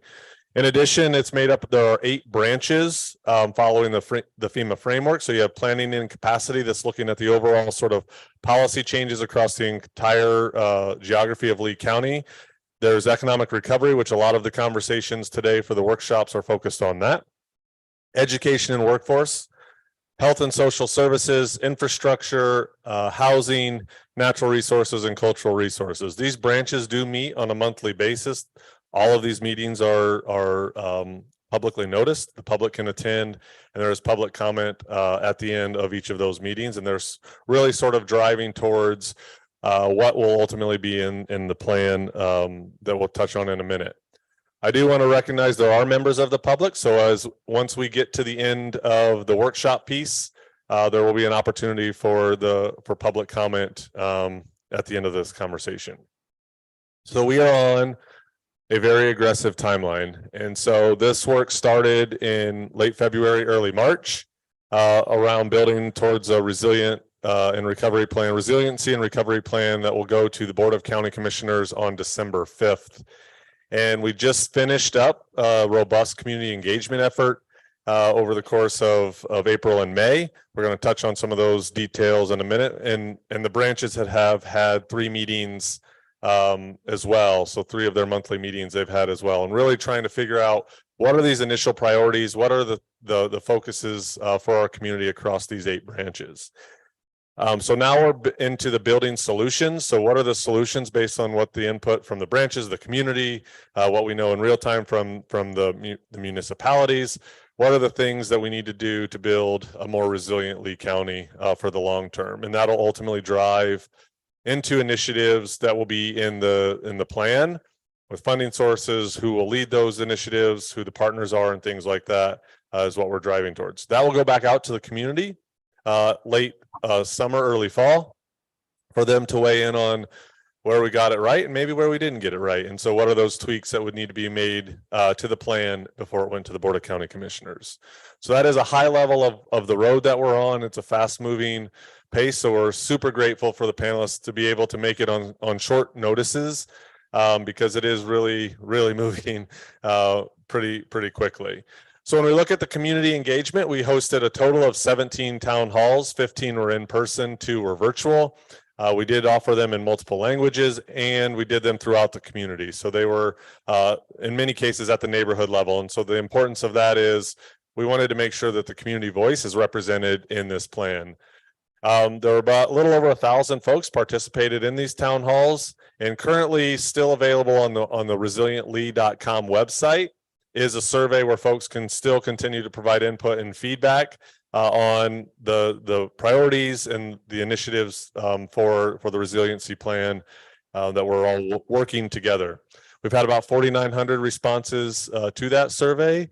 And so we definitely want people to engage in that wherever possible. And that's where people can identify what's most important to them as we think about rebuilding.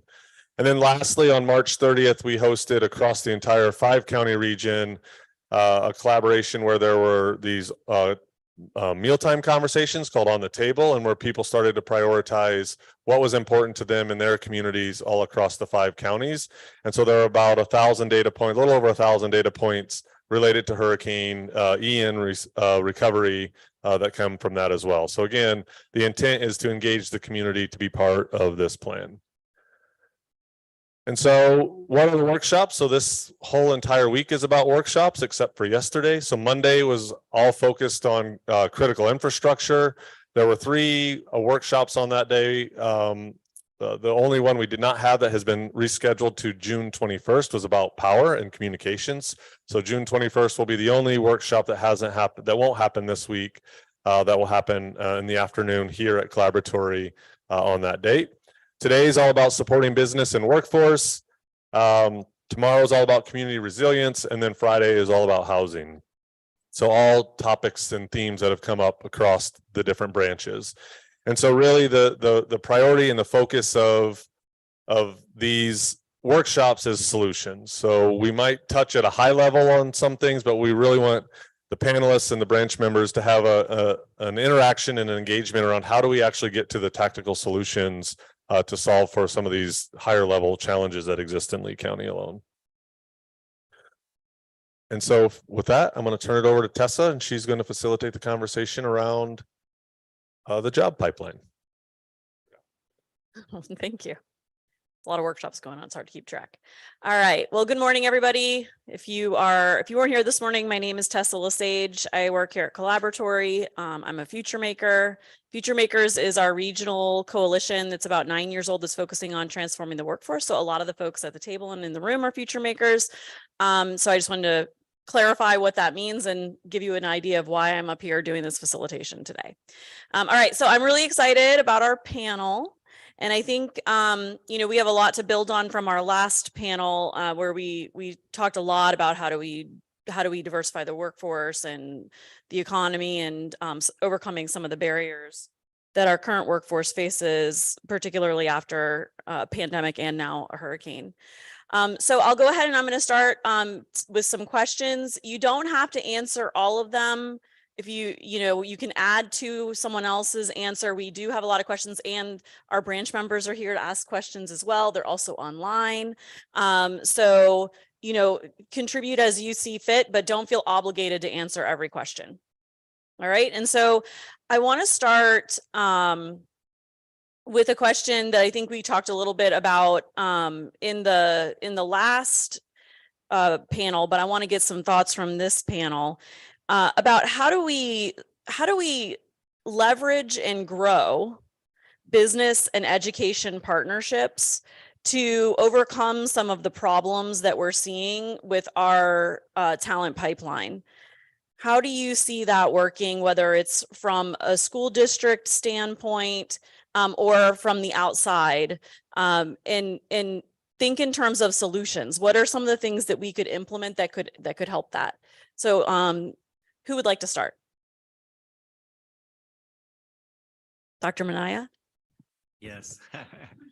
Well, it's interesting because when you look at K-12 and then you look at higher ed, there's even some of the language that we use is a little different, right? How K-12 use things versus higher ed. And then when you look at the corporate structure, and you look at corporate education and training, there's other language that we use. So it's not so much, to me, it's almost like, how do we do the appropriate transition and bridging between K-12 and higher ed? And how do we do the appropriate bridging between higher ed and corporate? As an example, in the corporate arena, when a corporation is facing a major initiative and they have to scale quickly, we develop a learning strategy.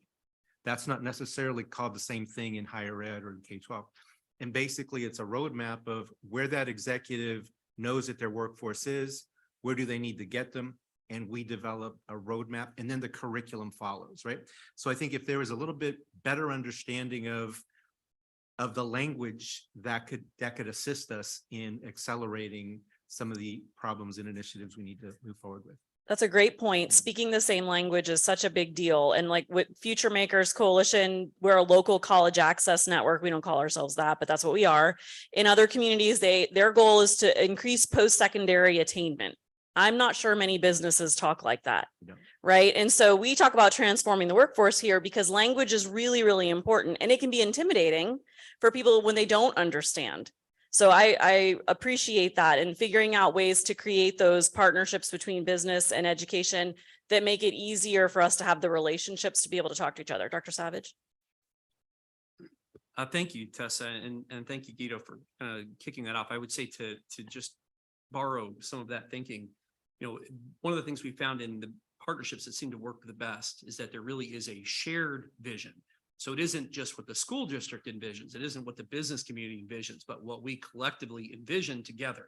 And then to flow from that, similar to the example of the curriculum, it's what are the then explicit goals that we've set? So not just that we are on the same page from a language standpoint and where we would like things to go, but also what are the specific goals that we really mutually agreed upon that actually actualize that shared vision, but it's truly that shared piece of it. So it sounds simple, but oftentimes that is not something that occurs. And that can really help drive the work. And then also studying the effectiveness of the strategies you've developed to actually enhance and make that a reality. So it sounds like what you're saying is looking at it as more of a strategic partnership as opposed to, hey, we have some employees that want to volunteer. Can they come over and do XYZ with your, you know, at Estero High School? But a more strategic partnership. What can we accomplish together that we can't accomplish on our own with goals and measurements and objectives? Yeah, let's make it tangible. So we have some really effective partnerships that have worked with individual schools where the specific business partner really has articulated to that individual principal or that program leader, I need a specific increase in this segment of my specific employee group. You have students who are about to graduate that could serve as specific internships in this piece. They're actually tracking to see this happen. And then these folks end up coming straight out of school and working directly and this is happening locally. Some of these are very high paid internships. And in some cases, the business ends up paying for their college education as well. So you have students that may never have been turned on to a particular career. You have a local need that's being met. You have tremendous value being generated. When you think about that at scale level, that opportunity is there, but it takes that type of deep engagement. So it's precisely what you're talking about, more so than I need someone to donate money so we can have an end of year event. I need a business partner that I can put their advertisement on our school. It's just trying to create a more robust level of engagement that is truly mutual. And that's why I really want to emphasize that shared vision. It has to be shared for that to happen. Great. Angelo? And since we're talking about solutions, as I mentioned earlier, we've got a project-based social learning platform in the state of Texas where 400,000 students go through a project actually solving for a problem within their community relative that's aligned to the curriculum in career and technical education. So we have healthcare, agriculture, communications, forensic science, and in every project, inclusive of that is self-discovery, education, and occupational exploration, and college and career planning. So through that journey that's aligned to the curricula, they're actually identifying different areas that they might be interested in as a career by solving for a problem within that community. It's really exposing the students to experiential learning where they can solve problems. At the end of the day, project-based experiential learning, collaborative creative problem solving, those are the technologies that I've committed my career to solving for. And we're seeing a lot of great results from that. I think it's to that point, I think it's really important that students see themselves and where they could be. So it's not just, a lot of times we talk about, gauging interest and looking at the opportunities, but really seeing that this leads to whatever we're talking about. Our students, all students, but particularly of today, they need to see themselves in what this means for them next year or the following year versus like a potential plan. But I mean, intentionality, whether that is doing this could become an internship, could become opportunities for, and then better aligning to our CT, our career technical education programs. It takes me to the work that we currently are doing, which is a potential solution. When we look at a particular program that is, let's say, at just Estero High School, we as a school district are looking at how do we replicate that so that is more across the greater Lee County. So we see that in more schools. So in different pockets of Lee County, students are exposed to that, not just in one segment of the county. So that's a big piece of it. But the students seeing themselves in it and seeing those real tangible opportunities, paid internships, whatever that could look like in the, as it develops and where it leads, and really thinking about it in that continuum. Yeah. Michelle, do you have anything you want to add? I think it's also really important to engage your career source partners. Career Source Southwest Florida obviously will have a ton of data around what are the emerging jobs and sectors that are needed, as well as providing information to students about what are the most in-demand high-wage jobs in the community that could either take a more formal educational pathway and or a certification pathway. And so staying lockstep with Career Source just allows you to access a ton of data that you can use in future planning, both short-term, right? Obviously, you're going to need a ton of construction support at this time and juncture, but what does that mean as far as a career lattice, right? Does that turn into a contractor, into a small business owner, et cetera? So just really thinking through short-term and long-term, what are those high-wage, high-demand careers that you're going to need, and how do you create that pipeline with synergy? Thank you. Okay, so along the lines of how we support businesses and these business education partnerships, I think one of the things that we have heard a lot since Hurricane Ian, and honestly since the pandemic and even before the pandemic, is this issue of childcare and also quality early childhood education, right? Kindergarten is too late. You know, we can't start educating our future workforce at kindergarten. It's got to happen before, and our workforce needs dependable, accessible, affordable childcare and early childhood education. So I'm curious what this panel thinks some of the solutions are, because we can level set on the fact that this is a problem, right, in Southwest Florida and beyond. But what are some of the solutions that, if we could find the resources to implement that could help us start to address this problem? And maybe there's more than one solution that we need to tackle. I'm happy to kick this off. So one of the most critical things that we look at in every school system in the state is that we track our kindergarten readiness. That gives you, at least at the entry point. So think, for those who, well, what is kindergarten readiness? Think of the pre-test. So in a K-12 system, we obviously want to produce graduates, but we recognize that not all the systems from the entry point, that it's already an unequal playing field when the students walk in the door. And so how do we get some context around that? And so one of the things that we track every single year is the kindergarten readiness rates. Well, Lee County, just to give you an expression of that, has always been one of the lowest performing in terms of kindergarten readiness. So that means that as a starting point, when our students are walking in to begin kindergarten, so before they've had any instruction, we have one of the lowest rates in the entire state of Florida. And among the largest districts, and I would say counties, because it's all done by county at this level, you know, that's historically been the case for quite some time. However, there are examples of counties that have really invested in the early learning space, that have really tried to engage in deeper partnerships. And again, it's not necessarily just K-12, but it's K-12 plays a role, but it's really trying to draw more attention to this area. So an example that comes to mind is Pinellas. Pinellas County, and they're what we've seen is historically their kindergarten readiness rates, because of a significant investment in this particular area, has dramatically enhanced their kindergarten readiness. So now, among the 10 major metropolitan largest school district and counties in the state, they now have always one of the top kindergarten readiness rates. So that's definitely been evidence of payoff of that strategy. But it's a real challenge that we have to contend with. Just to kind of give some voice also to what you mentioned about the disparity in that piece. To give you an example of one specific program that is in that early learning, so prior to age 5, age 4, we have a state VPK program. But among the districts, among the counties, many of our counties, it's very, very rare to see even 2/3 of the students in a particular kindergarten class that have actually had a VPK program. And so that's a state level program that's offered. It's half day program is funded completely through the state, and yet many students aren't even taking advantage of that. Many families are not. And so while we know that from age 5 through our high school graduates, that there's a very stable, very consistent place for students to go, it's that before age 5 that just represents a dramatic opportunity for us to enhance our understanding of where are the students, the ones that can qualify for services. We know through early Head Start and Head Start, those participation numbers only represent a very small percentage of our overall need in our district. And yet there's so many families, families such as myself and others who we absolutely, my kids have been going to school since they were basically born. And yet other families, maybe they have had no learning So, experience. so what do you think are some of the reasons why folks aren't taking advantage of this? Well, for the VPK, for example, that's a real challenge because that's available to everyone. But there are other issues. I mean, for example, we provide transportation in a K-12 system that may not be available to some of these early learning providers.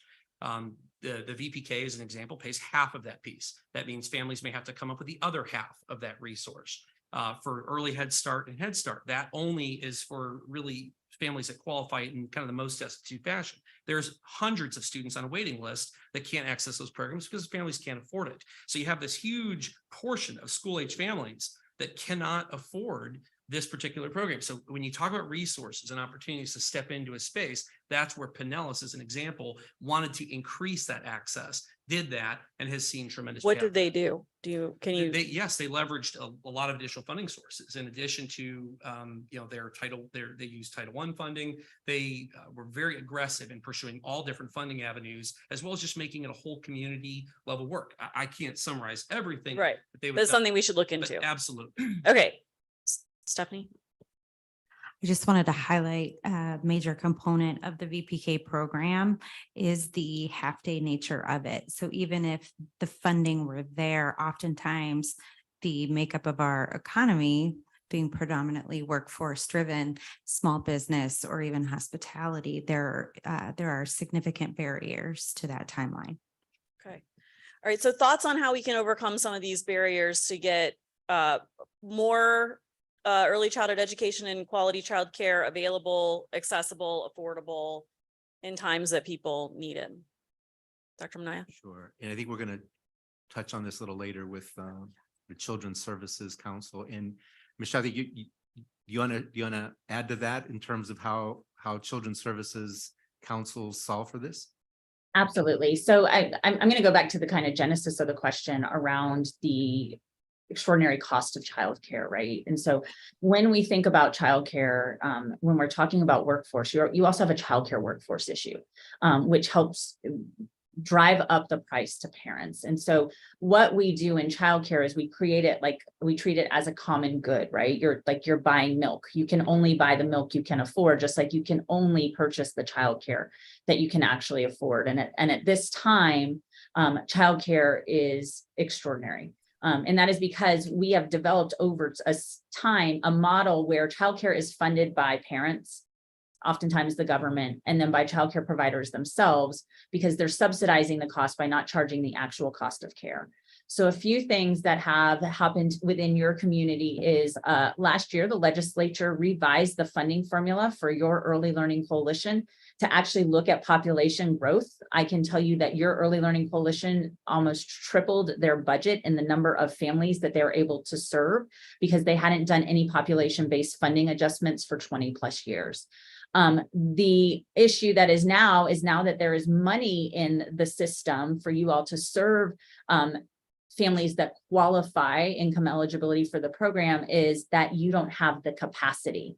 And that is a symptom of the fact that when you didn't have enough funding for 20 years, there was no real incentive to open up childcare with a mixed model. And when I talk about a mixed model, when you think through childcare, you want to make sure that you're braiding your funding in a really unique way, which means you're taking a proportional share of subsidized childcare, you're taking a proportional share of private pay families, you're taking a proportional share of potentially employee scholarship families, so that you have different funding streams that are not contingent on state funding, federal funding, et cetera.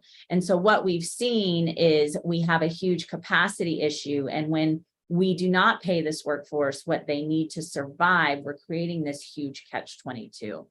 So huge opportunities that are being explored at the legislative level that can absolutely, hopefully, play into really thoughtful strategies at your local level is really the creation by Representative McFarland. She introduced last year the creation of a early learning tax incentive or tax credit, where employees would be able to offset the cost up to $3,600 annually of the cost to access childcare in the state of Florida. And employees would be able to write that off of their bottom line, whether it be through their sales tax, whether it be through their corporate income tax, insurance taxes, a myriad of ways, so that we can really help support employers keep the workforce that they need. Even though you all are talking about the talent pipeline that you're going to need for tomorrow, we know that the best way and the most cost-effective way is to retain the current workforce we have now, give them on-the-job training, continue to keep them in their positions.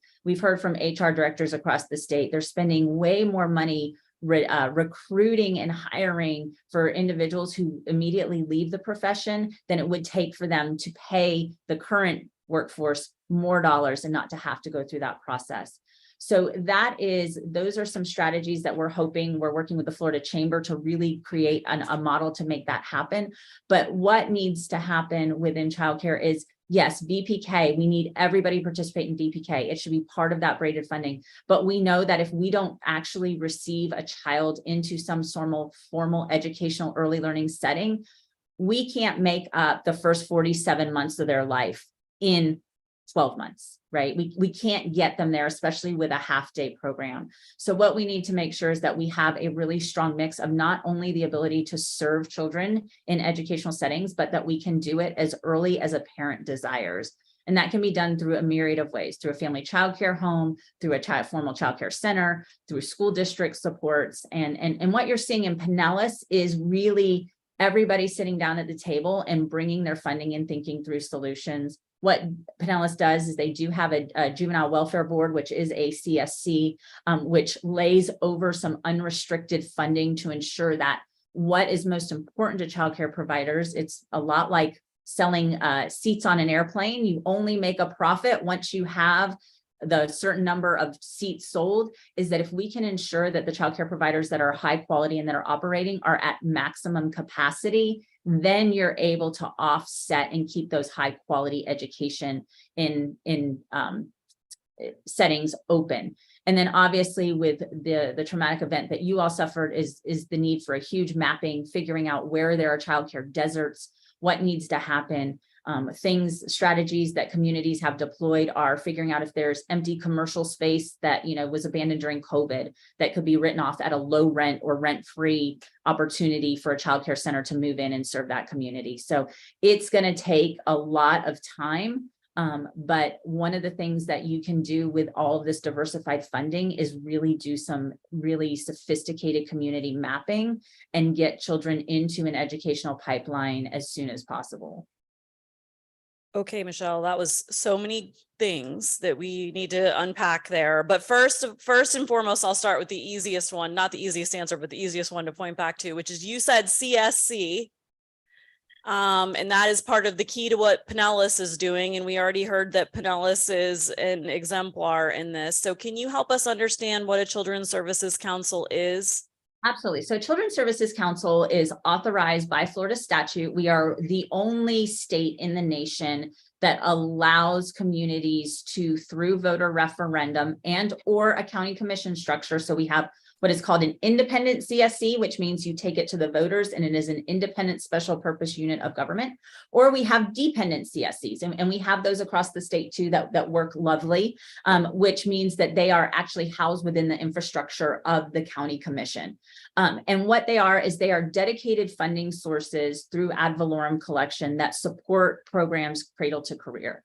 So many of our communities focus on a cradle to career portfolio, but understand that early childhood from prenatal to 5 is the best bang for your buck when it comes to intervention, then trying to really support families moving forward. They also fund huge after school, before school, and summer learning portfolios so that children are well cared for that absolutely support economic development and mobility. So those are two options. Like I said, we have right now in the state, we have 14 children's services councils. We have them in very democratic leaning communities such as Broward, and we have them in very conservative communities such as Martin County, Pensacola. And what they've recognized is that if they want to move the needle on long-term community impact, they have to start with dedicated investments in the community and meet them where they are. So that is really the onus around a Children's Services Council, and it is meant to be a funder of last resort. So it's not meant to supplant any of the funding that you get for other programs such as the Early Learning Coalition. There's absolutely a prohibition that you cannot use it in the K-12 space as supplantation. But what it is it's meant to be collected funding that can be used to innovate, that can be used to augment, and that can be used to maximize revenue in layover programs that have substantial wait lists, or layover programs and community needs that aren't being met through a traditional state funding formula. And we've seen our JWB in Pinellas, just so you know, that stands for Juvenile Welfare Board. That's what they name themselves. Some are called Children's Trusts, some are called Children's Services Councils, some are called Children's Boards. They are our oldest CSC. They've been operating for 60+ years. And through that dedicated funding year after year, what you see happen in a community is you see a lot of the nonprofits and the service providers that do this work every day move from a resource scarcity mindset, right? As far as many times they'll get a grant that lasts only 3 years. And by the time the grant's showing really strong outcomes, they're like, all right, pack it up, give us your final report. And that funding goes away. And it moves into the opportunity to lay over dollars in a meaningful way that is reoccurring and maximizes outcomes and really supports collaboration, because you're really removing that scarcity mindset. Quick follow-up, Michelle, is Pinellas an independent or a dependent Children's Services Council? So Pinellas is an independent, but our Manatee County is a dependent. Our Kids Hope Alliance in Jacksonville comes out of the mayor's office. So both models have seen tremendous success. It really depends on what works best for your community. Okay, thank you. Dr. Savage, did you have something you want to Yeah, add? just want to, so every major metropolitan area in the state of Florida essentially has one of these already in operation of some kind, with the exception of Orange County. I know they were pursuing something along those lines, but like Seminole, I believe, there is a part of that particular area. I believe they have one as well. So, but even smaller markets such as Tallahassee, Pensacola, Gainesville, they're leveraging this as an opportunity. Certainly money alone is not, but adding more resources, when we were talking about those earlier programs, it all connects. I just also want to highlight that Michelle, just phenomenal. There's so much, as you said, there are so many great nuggets in what she was explaining that we could really spend the entire time talking about. So that's the richness of this particular body of work. But just to highlight that, yeah, it's not, we may not have a particular council, but that doesn't mean, it's very widespread. It's certainly across both political lines. It's not considered a political issue, though sometimes pursuing it can become one. I didn't understand how it starts. Right. So there's two different ways, the dependent and the independent, but essentially they both start as a ordinance level filing through the county commission. So the independent allows it to be completely independent in that way, much as it sounds. And Michelle kind of touched on that as well. The dependent piece, it happens directly through the county commission and doesn't require that voter referendum side of it. So they both, though, benefit from, ad valorem tax. That's essentially what opens up that additional body of resources for this work. So the county commission can simply say, we're going to start this. Yeah. And we're going to charge a quarter penny sales tax. Well, the specific structure, obviously this for Florida Alliance of Children's Council Trust, this is actually their business. So I'd want Michelle to be able to speak to the technical aspect of how they actually operate, but just in the broadest sense, this is essentially how it works. So Dr. Manaya, do you have something that you wanted to add? Yeah, and basically in a dependent, so now that we have the possibility of funding, let's say for the next 5+ years, we may be able to make a recommendation that we want, let's say 30-40 million associated with a dependent Children's Services Council. And then that funding would be distributed to the qualifying children's services agencies in our community, right? Down the road, let's say 7 years from now, the funding goes away. We can then make a decision, hey, this model works really well. We've seen some excellent results from it. We can move to an independent model where potentially a sales tax or something, property tax, might be an appropriate resolution. But until then, we've got some time to get there. Is there like a minimum viable product that this can be stood up with? Is it $30 million a year, or is it $1 million year one? So we have seen, just so you know, we've seen communities, so I'm going to use Alachua as an example. And just to put it in perspective, I do want to point back to the statute 125-901, basically says that the most that you can apply to an ad valorem referendum is 0.5 mils. So in practice, that is 17 cents for every $1,000 of value. So it is not what you're going to see school districts draw down. It's not what you're going to see county commissions draw down. So what we have is we have communities in Alachua, Leon, Escambia, Martin, St. Lucie. Their drawdown every year is between 11 and $13 million, depending on property values. So that's just for perspective. The other thing is that within that framework of the $500,000, if you all want to create a dependent Children's Services Council while you have external dollars, you all can set the referendum level or the ad valorem level at 0.01, right? You don't have to go all the way up to that $500,000 from day one. I think you all can look at the landscape of funding and determine if the infrastructure of a Children's Services Council is really appropriate to make sure that everybody is doing that collaborative work. And then through a series of opportunities, determine what that ad valorem rate needs to be. Obviously, your community just went through a hurricane.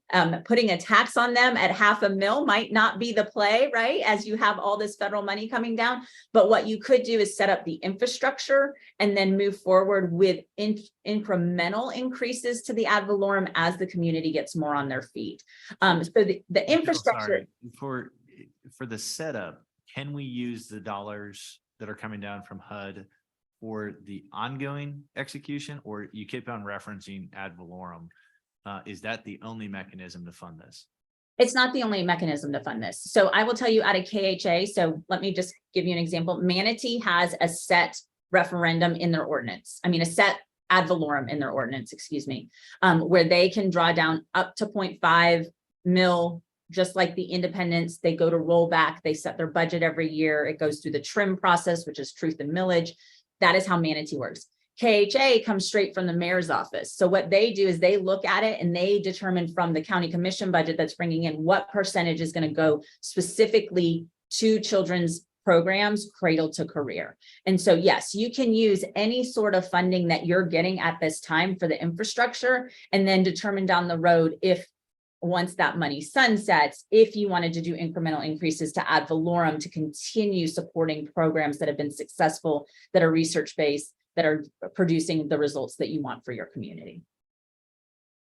Have we seen communities make that transition successfully? Yes, as long as there is commitment, you know, the communities we haven't seen do it well are ones that were dependent. And then when 2008 hit, just as a reference point, they swept all of those dollars. And so what happened is all the momentum that those programs were making absolutely just kind of ceased. So the beauty of a Children's Services Council is that long-term dedicated funding, so you get to that collective impact. So that is what I would say is sort of the framework you want to put around it, is that even if you set up the infrastructure, the long-term goal is to ensure it's sustainable over time so that you're moving community results. And we did an analysis probably 2 years ago, and this is just for information, where we looked at the portfolios of all of our CSCs across the state. Obviously, we have a CSC in Miami, Broward, Palm Beach, Hillsborough, our really large communities, Jacksonville. And we looked at all of the like portfolios that we're funding, such as abstinence, right? Low birth weight, child welfare outcomes. We were able to see that our communities were performing better in those indicators across the state. And when all those communities in collection were performing better, we actually moved statewide averages. So just so you know, our 14 communities represent more than 60% of the state's birth to 18 population. So we have significant impact in our communities because of the fact that we are over half the state's birth to 18 because of our geographic footprint. Branch members, panel members, anything else online about Children's Services Council you want to touch on? Not specific to Children's Services Council, but in relation to this conversation about birth to kindergarten, I think I think the one missing piece that I think it's a little different, but the approach around the education to parents around the importance of, I don't want to miss that point around, you know, as we think about looking at districts that do some intentional work with health partners, you know, obviously Lee Memorial, Lee Health, and all the opportunities to be able to connect so that parents understand the importance of that early is really, really critical in the success to connect to those pieces. Yes.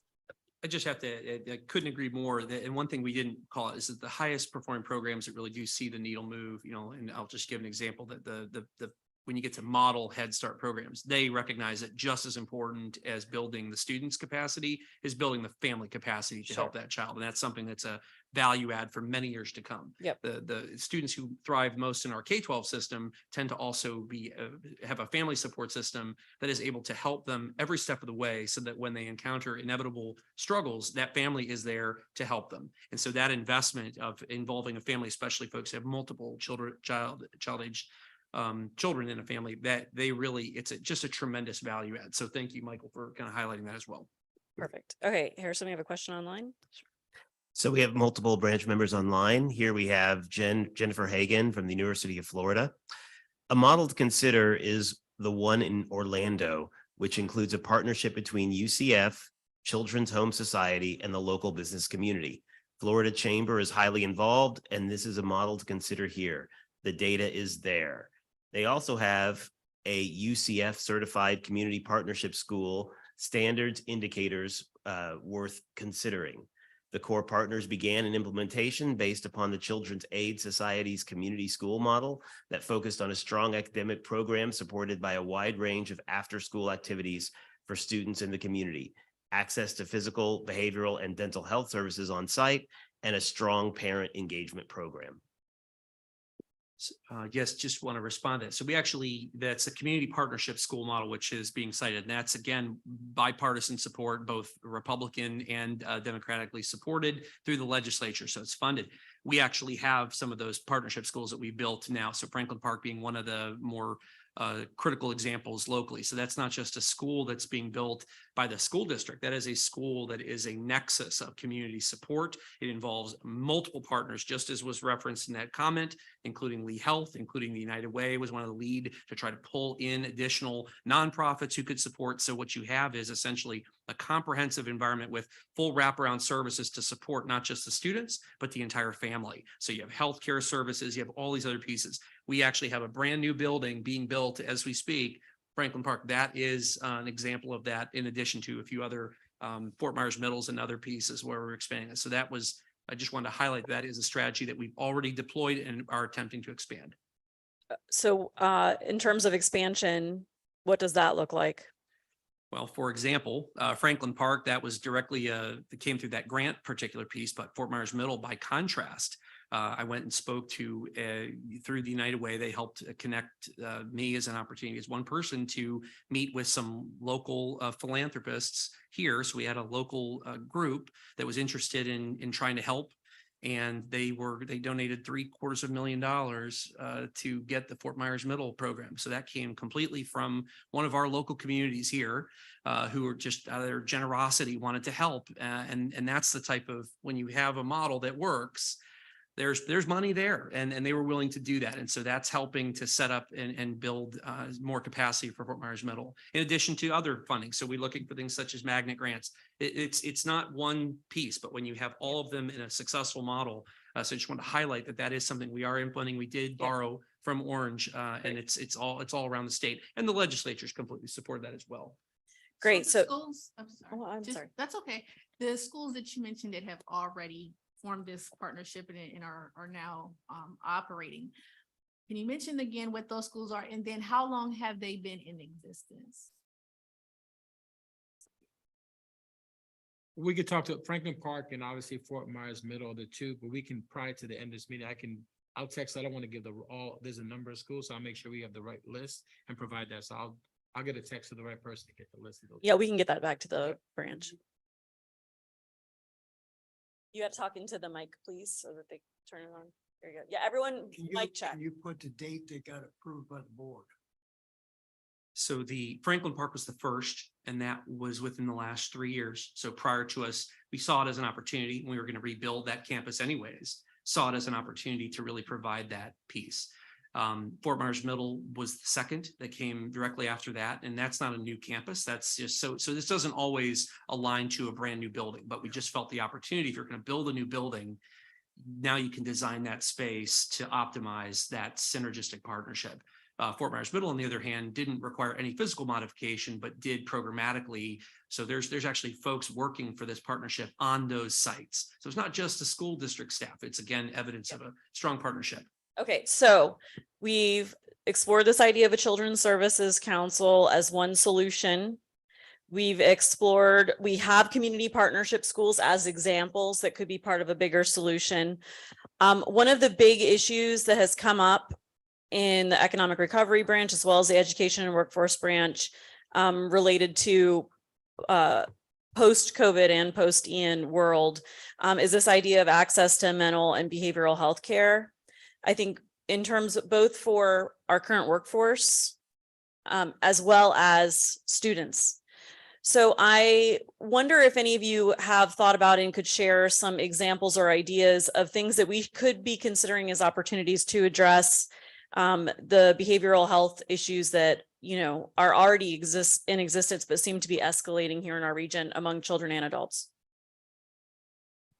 I'm happy to kick it off again. I would just say, you know, from a basic statistical standpoint, you know, the local stats that have been shared are roughly 6 out of 10 students that have mental health related issues may not go treated.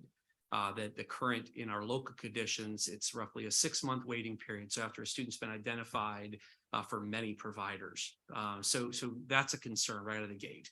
We also know that in the juvenile justice system right now, roughly 70% of the students who are, or children who are falling within that area also have some type of documented mental health issue. We also know that before the age of 14, a significant number of our students, they have a mental health related issue that becomes a lifelong issue. So we're not just talking about children, we're talking about how it impacts for their entire life trajectory. And we know it's a resource issue predominantly. However, you know, in the school system, we have counselors, we have, but I will say, what do we do about this? So we know it's a significant issue. We hear about it all the time. I wanted to throw those pieces out there, but we also have a great local example of tremendous success or partnership of folks coming together. So I believe it's only 6 years old in particular. And I'm not specifically involved in it, but, you know, one of my colleagues who's, I know, instrumental as a part of that, it's noted as Kids Minds Matter, and it's a partnership. They work with Golisano Children's Hospital, Memorial, and a number of other great providers. And their opportunity was, how can we, from each of our vantage points, come together? We know it's not a resource-rich environment, but how can we capitalize on what are the different needs and ability to serve collectively? So over these 6 years, they've really matured to be able to have a tremendous impact in the community. So just, you talk about what's working, highlighting, putting a spotlight on a local partnership such as that, where they've had a benefit, multiple different streams of funding to come to make that happen. And just what an impact they've had. They've formed a navigator program in our school system that's just transforming lives. The numbers that I could share with you in terms of how many more students now have access services and families have access services. It's just powerful, and it's a local partnership. I wanted to shine a light on that. Okay, Angelo? Yeah, I'm working with an entrepreneur who has an innovative program. Social emotional learning, unfortunately, has gotten a little bit political, and they have a program that is inclusive mental health, preventative mental health awareness that's included inside of the curricula. And we're piloting a couple of programs in Colorado and Texas currently, but I think we're going to see a lot more of that, and that perhaps could be a great pilot. You know, unfortunately, it's just, you know, social emotional learning, that acronym has been hijacked to some extent. So there's a great degree of sensitivity that goes along with, you know, what are the programs that we can start implementing that actually include that in the curriculum, you know, cross curricular.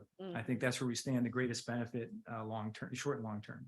To incorporate it into into math, into English, into social studies. Perfect.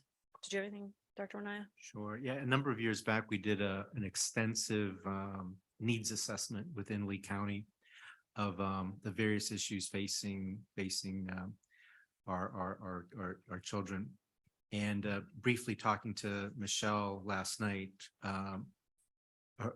she shared probably if we did another one of those studies, we would see Worse. an extreme change and even more need. So that may be a way to start. You know, what does a true needs assessment look like, unless it's already been done by another agency locally recently? But I haven't heard of it. Okay. Michelle, do you have any examples of solutions that or directions that folks are going elsewhere to address these growing mental health issues? Absolutely. And it is slow work. I have to tell you that, you know, COVID and its impact on mental health, and then just the workforce not being prepared to take on the increased onslaught of individuals who are struggling with mental health has been huge. And so what we're seeing is almost a cannibalism of staff that are available to help many different populations, whether it be children, whether it be adults, parents, et cetera. And so one of the things that our teams through CSCs are doing is they're helping through mentorship, on the job training, apprenticeship programs, trying to increase the capacity of mental health professionals in their community, because they know that even though they are focusing on parents and or children, those parents still have to parent those children. So everybody's mental health is important. And so there's been a huge infusion of those local dollars into making sure they're creating long-term system pathways and pipelines to ensure that there's enough capacity.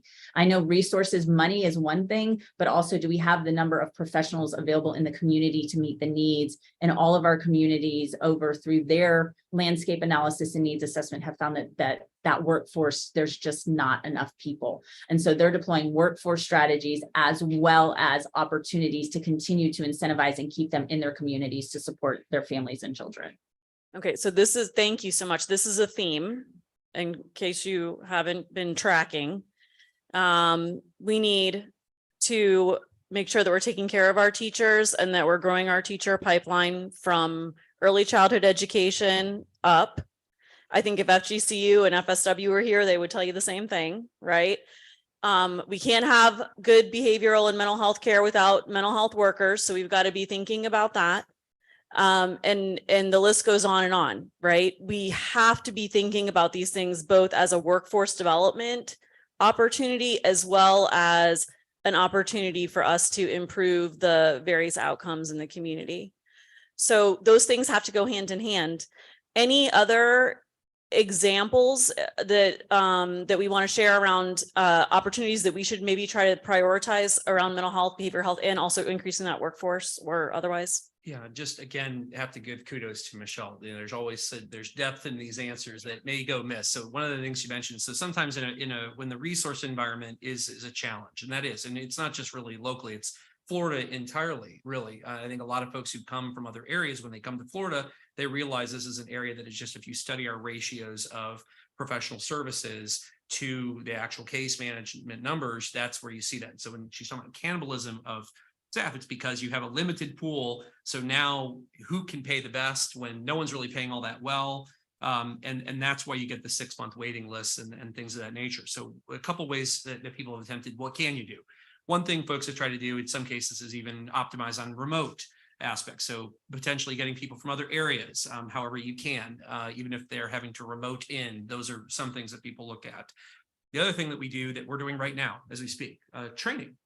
Just helping to build up a level among all folks. So even if those direct services and aren't there, what can you do from training? So Michelle touched on that. And I just want to, like, our folks right now, our district counselors are all in training right now. So youth mental health, first aid.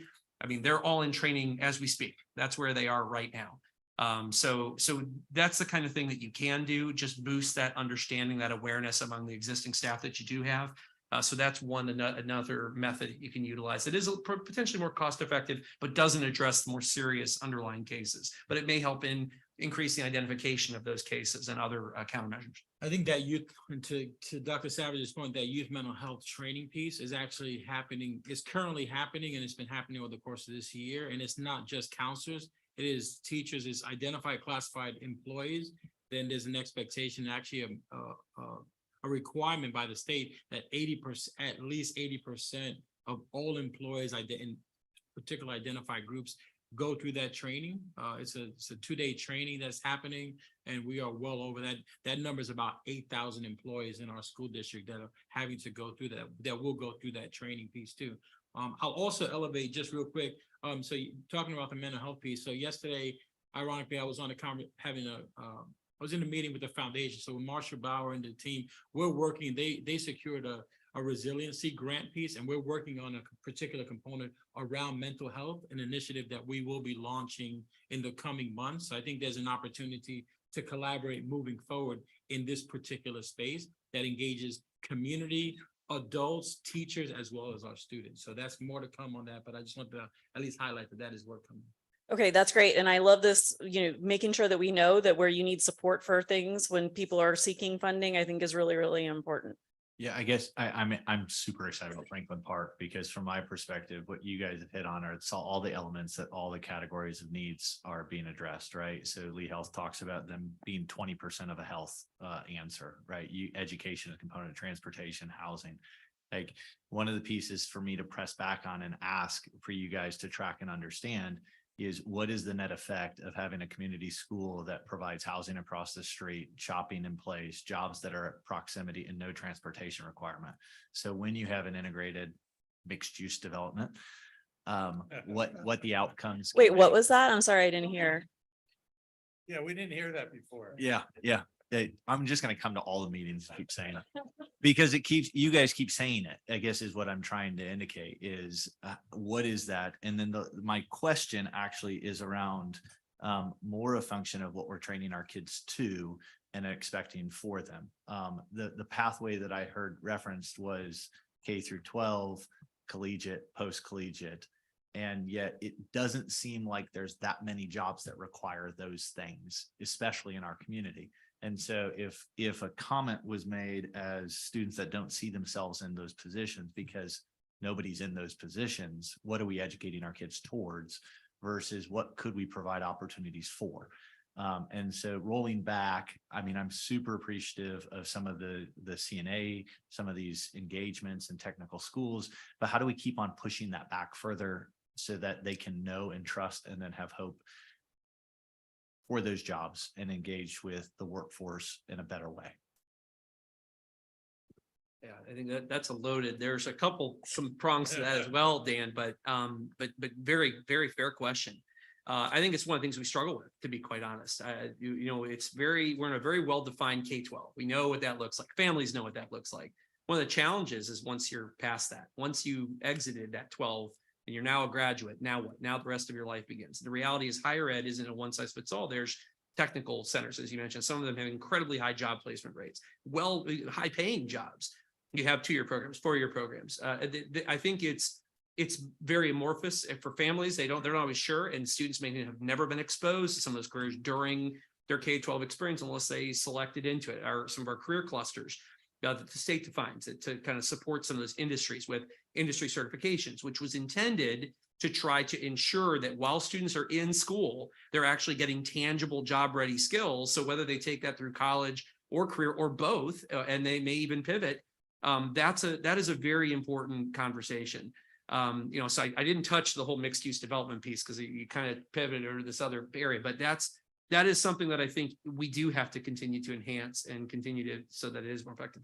Kyle, get a jump in? Yeah, we do have programs that can provide a more career-ready K-12 student. We talked a lot about transferable skills earlier. We've got a program that serves up challenges in a remote environment. It's like design thinking meets Google Docs on steroids meets constructivism found in escape rooms. And it actually trains them through experiential learning to be on the 4 C's: critical thinking, communication, collaboration, and creativity, and giving them that differentiated e-transcript so that they are more college and career ready. It's just implementing those programs and, having this be a beacon, especially, with this as an opportunity. How do we lead rather than, there's some great models out there. There's one great one in El Cajon, California. I know the superintendent over there, and they've been doing a program for 10 years that I'd love to share with this group, but we have platforms that can actually provide those transferable skills based on challenge-based experiential learning relative to the jobs of this community and beyond. Great. Dr. Manaya.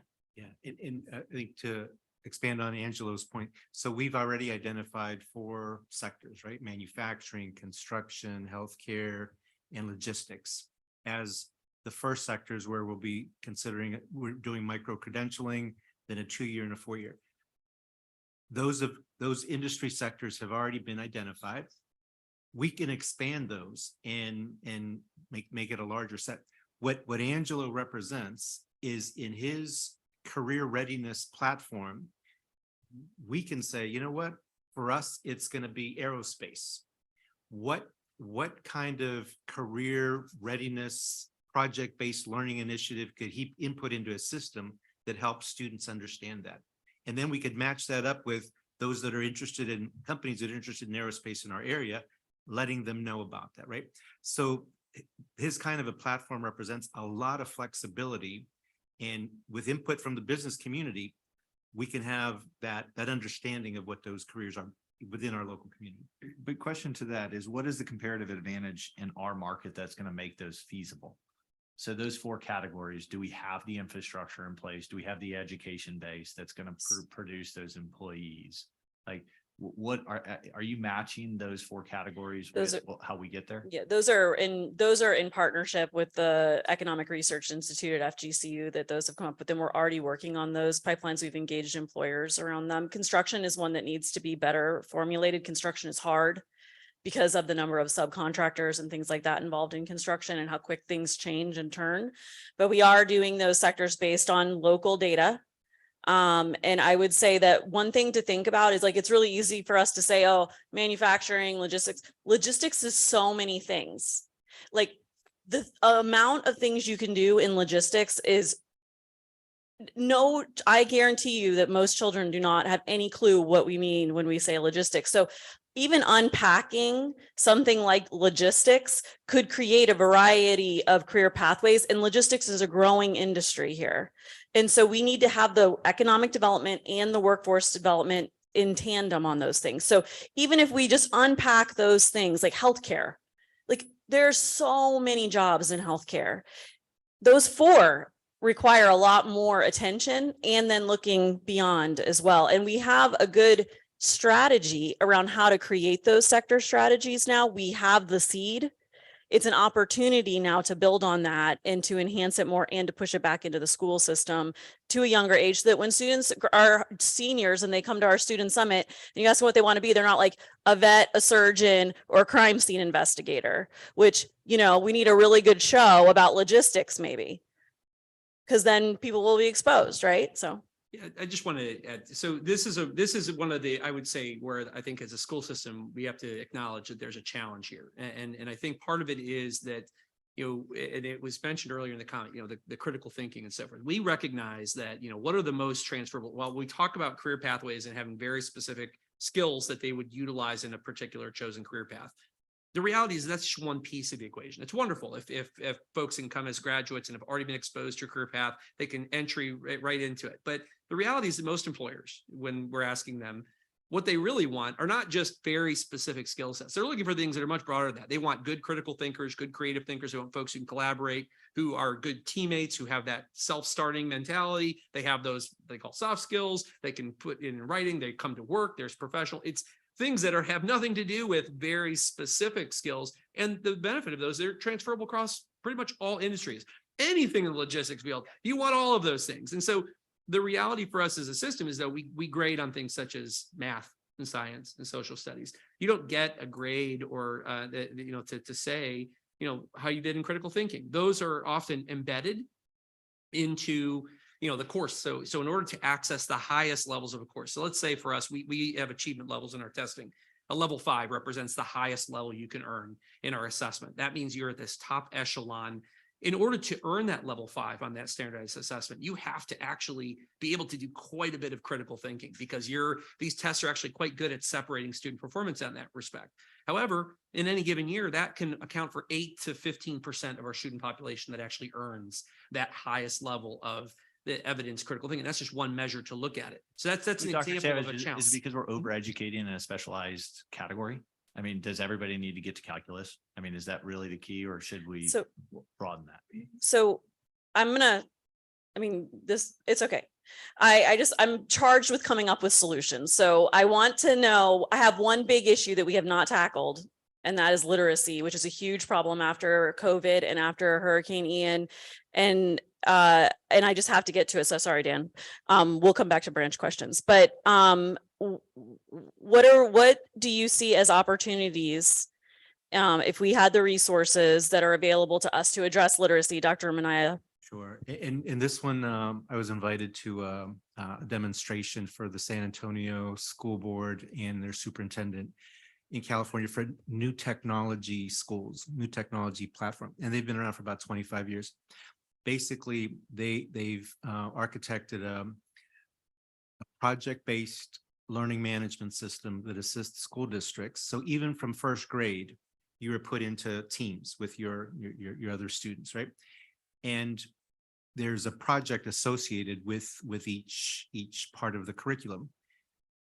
From a literacy and English-based understanding, they can take a non-English speaking first grader and by the end of their first grade year, 90% proficient, right? Because it's project-based, you're learning from your peers and you have to present. So every presentation, somebody else takes the role of presenting. I met fifth graders, I met freshmen, I met seniors. These people are like super stellar presenter, like, oh my God. And it was just amazing to see their level of confidence, how they articulate on any question that you might ask them, right? So it's been a proven platform that we might consider. for That's us, great. right? Yep. Michelle, do you have anything? Yes, so along with being the Alliance of Children's Councils and Trusts, we also house the Florida Grade Level Rating Campaign. And one of the things, we have 37 grade level rating campaigns across the state. And I think one of the things that is very germane to this conversation is, first of all, if you can get the early learning pipeline right, we know that language development is a huge precursor to having strong literacy skills. So one of the things that the state of Florida has done in early childhood program that receives state dollars is they require a class observation, which looks at the teacher-child interaction. And that is meant to support that language development. How are children really developing their language skills? I think you all have heard about the 30 million word gap, all of that research. So if you get that right, that is really important. But then the other part is making sure that communities know school districts alone cannot solve for literacy, right? That it takes a huge community approach. Where are the employers in supporting literacy through mentor programs? Where are we looking at student attendance in a really meaningful way? And then also what is happening in summer learning? And that is why my folks fully fund summer learning programs with intensive literacy instructors, is because we know that summer learning is just chronic absence, right? It's absence away from educational programming. And that's where we're seeing learning loss. That's where we're seeing regression. And so I think that when you're looking to solve for literacy, yes, the school districts are doing a phenomenal job, and their literacy requirements are changing annually on what they have to do, what teachers have to have. But until there's a real thoughtful community approach where everybody's bought into the literacy of a community and what that looks like and how they can make it better, we're kind of putting the school districts out there with one paddle. And that is where parent engagement is really, really important. Wherever you can get it, any way you can get it, and is a huge portfolio of our CSCs in tandem with the school district, is making sure you're using like language, making sure that you're having the same information available. And so, a lot of it's really just about collaboration and moving forward. Okay, thank you. And I echoed Michelle. I mean, thank you for that. And then again, so many nuggets there. In addition to that work, just as a school district, the science of reading really is a place where school districts, particularly, I know our school district really doubling down on providing that, which are research-based strategies on how to teach reading, which is really professional development that's happening with our teachers at the earliest at the, across elementary, across elementary schools, obviously at the earliest grades, but really doubling down is a really critical component to talk about what is happening there. And really, as Dr. Manai mentioned, I mean, I wrote down the PBL models, which the project-based learning models, which is where schools are going and school districts are going to. You mentioned the elementary.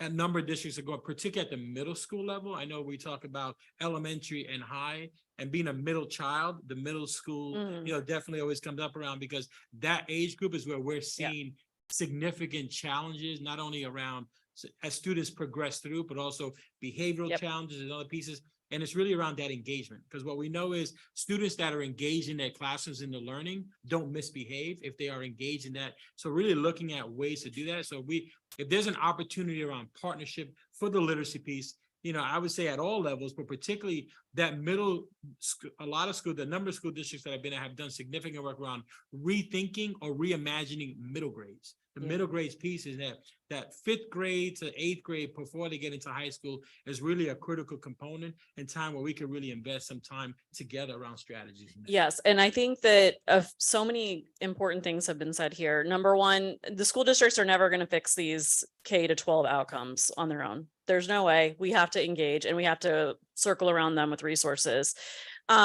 Number two, we don't do enough in middle school. We're expecting kids to pick high school based on a potential career pathway, but we're unable to expose them to the opportunities that are available in middle school. We've got to figure that out. That's a community thing that we need to work on. This career pathways stuff that we've already talked about. And then the other piece, oh shoot, I forgot the other one. There was one more. Literacy. The other thing I want to mention is the district is piloting a family literacy project at Tice Elementary. And it's this opportunity to engage the parents to learn with adult education when they come and drop their kids off at school. And then it's helping the parents work with the kids on learning. And so it's a pilot project that is also an opportunity that could be expanded as well, I think. And then it's multi-generational approach, right? You're hitting the whole family. And we know that there are a lot of parents out there right now that either, are struggling to learn English. And so reading to their children is an issue, or they don't know how to read themselves because literacy is not a new problem, right? So all the children that didn't learn to read are eventually become adults. So I just wanted to mention those things. And I think we are to a point right now where I need to ask, does the branch have any other questions? Yeah, Marian.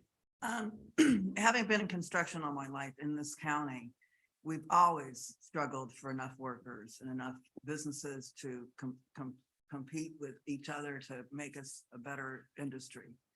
What are we doing? What's the barriers that you say are the biggest barriers to, my biggest barrier is that, I don't think youngsters realize the benefits of the construction industry. It's not just sweating in the sun. There's the ability to own the company one day and to be, a growth for the community. So I'm wondering what we can do better. What are the barriers that you see? How can we overcome those barriers? Because, it's all about supply and demand. And as long as I've known, there's always been more demand here in this county than there's been supply. And that causes the cost to go up, period. And now the wages are, getting up there where we're not like, oh, if you work in construction, you don't make any money. You can make money. So guys, how can we help that industry? I'd like to think that it's exposing the children, the students to the benefits of the lifestyle. Our platform, we've got a project-based social learning. For example, for principles of engineering, we use the tiny houses and design thinking process to solve the problem of homelessness. So it's really exposing the students to the lifestyle, the benefits of making more money, of owning the company, of the benefits that will wait for them right out of school, but then giving them real projects where they could discover a bit about themselves, they can explore education, occupational opportunities, and then they can do their own college and career planning. And inside of our projects, we always have an opportunity where, like, for example, with forensic science and working with the author of Pearson, who wrote the textbook, he said, a lot of kids would take my class because they would watch CSI and they'd think this was a glamorous job and they did well in my class, but they would get to the end and they would find out blood and guts was not their thing and peter out. in our project, we had them go through a famous homicide in history, then they became an advocate of truth in the court case, they recorded a video, and at the very end, throughout that process, they learned, hey, I like photography and forensic science. Oh, wouldn't you know, there's a career choice for me inside of this vertical, this cluster, this pathway. And really exposing those students that it's not just sweating in the sun, it's owning your own business. It's maybe architectural, construction. It could be welding that inspires them, but really taking them through a project, meeting with a mentor, and then really doing that education, occupational exploration, college and career planning, where we even have kids go on Indeed at the very end, select some jobs that would be suitable and write those out and write a brief cover letter on how they would apply for those jobs. So in my opinion, it's really just exposing them, but getting their hands dirty, of going from learning to doing to being. That's how we really drive behavioral change. So another testament to this college and career readiness, early exposure to what careers really mean. Did you have another question? Well, unfortunately, it's the industry problem is that us in the industry, we're just so busy. We're just so busy doing our work that we don't have time to market, go out there and search and promote our business and get people engaged. I can give you a tangible example, having come from a district that had a dedicated construction day where identify grade level out of the school district. All students went to the construction day to learn where all construction industry, all different facets came there. They were bused there and really learned all aspects of construction to provide to the point of exposure to students to start thinking that. And that was traditionally at the 10th grade level, because 9th grade is a little too young. 10th grade, you start really thinking, taking things a little more serious. But that intentionality and partnership with it is a tangible example as something that I've seen done very successfully to get that exposure. Well, and using technology too, we can scale that. You don't have to be the businesses don't have to be there if you don't have the time, but to align it with the curriculum and be able to scale that using the technology and a platform is really, how you overcome that, how you expose more kids, make it general enough, and then they find their own way within that. Okay. Assuming that. All right, we have another question online. This is Jen Hagan again from University of Florida. How can real estate brokers or commercial investors help community partnership schools change the landscape near and around the schools, changing the type of retail units that go into the commercial spaces that would better serve the families and community needs? Can this be an opportunity to enhance what goes into the mixed use spaces and foster the business and workforce pipeline from a planning zoning perspective to create community school overlays? I think this might be a question for Dan. Did you feed her that question? Do you want to answer? I don't know how to answer. The answer is yes. It's not that difficult to integrate planning, have mixed use. We've got different properties within the district that, we've contemplated different uses for those and how do we integrate and use it. There probably is some government assistance in rewriting some of the mandates that allow the school to be more creative in what they can use properties for. But, having a school on a commercial property is totally already approved. So potentially an add-on to our discussion about community partnership schools is engaging the folks in the development community around and thinking about what we need to do around those schools, what policies and practices need to be changed in order to be able to really make them thriving based on good examples. All right, any other questions from the branch? Yep. And I would just add to that conversation, how do we listen to the community and their needs in that hyper specific local area? Great point. Okay.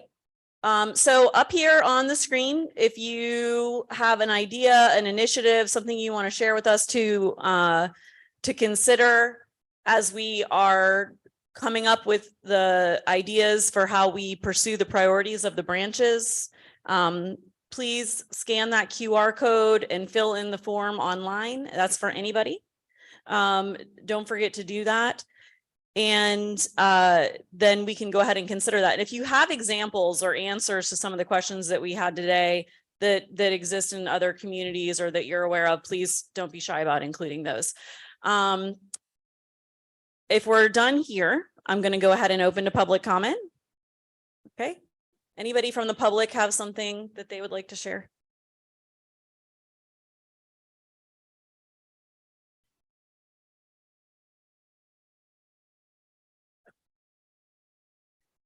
Hi, my name is Betsy and I'm the coordinator of the Immigration Network. And on Pine Island, one of the successful English classes that we had was actually at the employers. Time and energy for somebody to come after work on the weekend was too much. So what we did was we got with the business community and said, can you give us a lunch? We'll leave her at some of the times we provided that lunch, but the learning would be focused on English, but what do you need them to know? And then those people could get credentialed on that. So it was a win-win for us in the community because somebody was not that person that was confused at the gas station or Winn-Dixie. They were learning English, but they were also becoming a better employee for them. The other thing that we did was in our early learning, we brought moms in at the time. They learned English while the kids were in the VPK programs. All right, so, adults need access too. And so that community partnership school model of having things accessible at work is also another opportunity. Other public comment?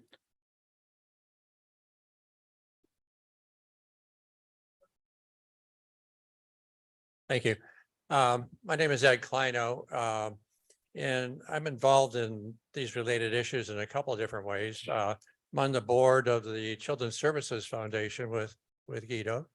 I am on the board of Salus Care, which is our community mental health and substance abuse provider, primary provider, behavioral health. And I'm also on the board of a nonprofit called End Literacy for All, which works to promote literacy throughout the community.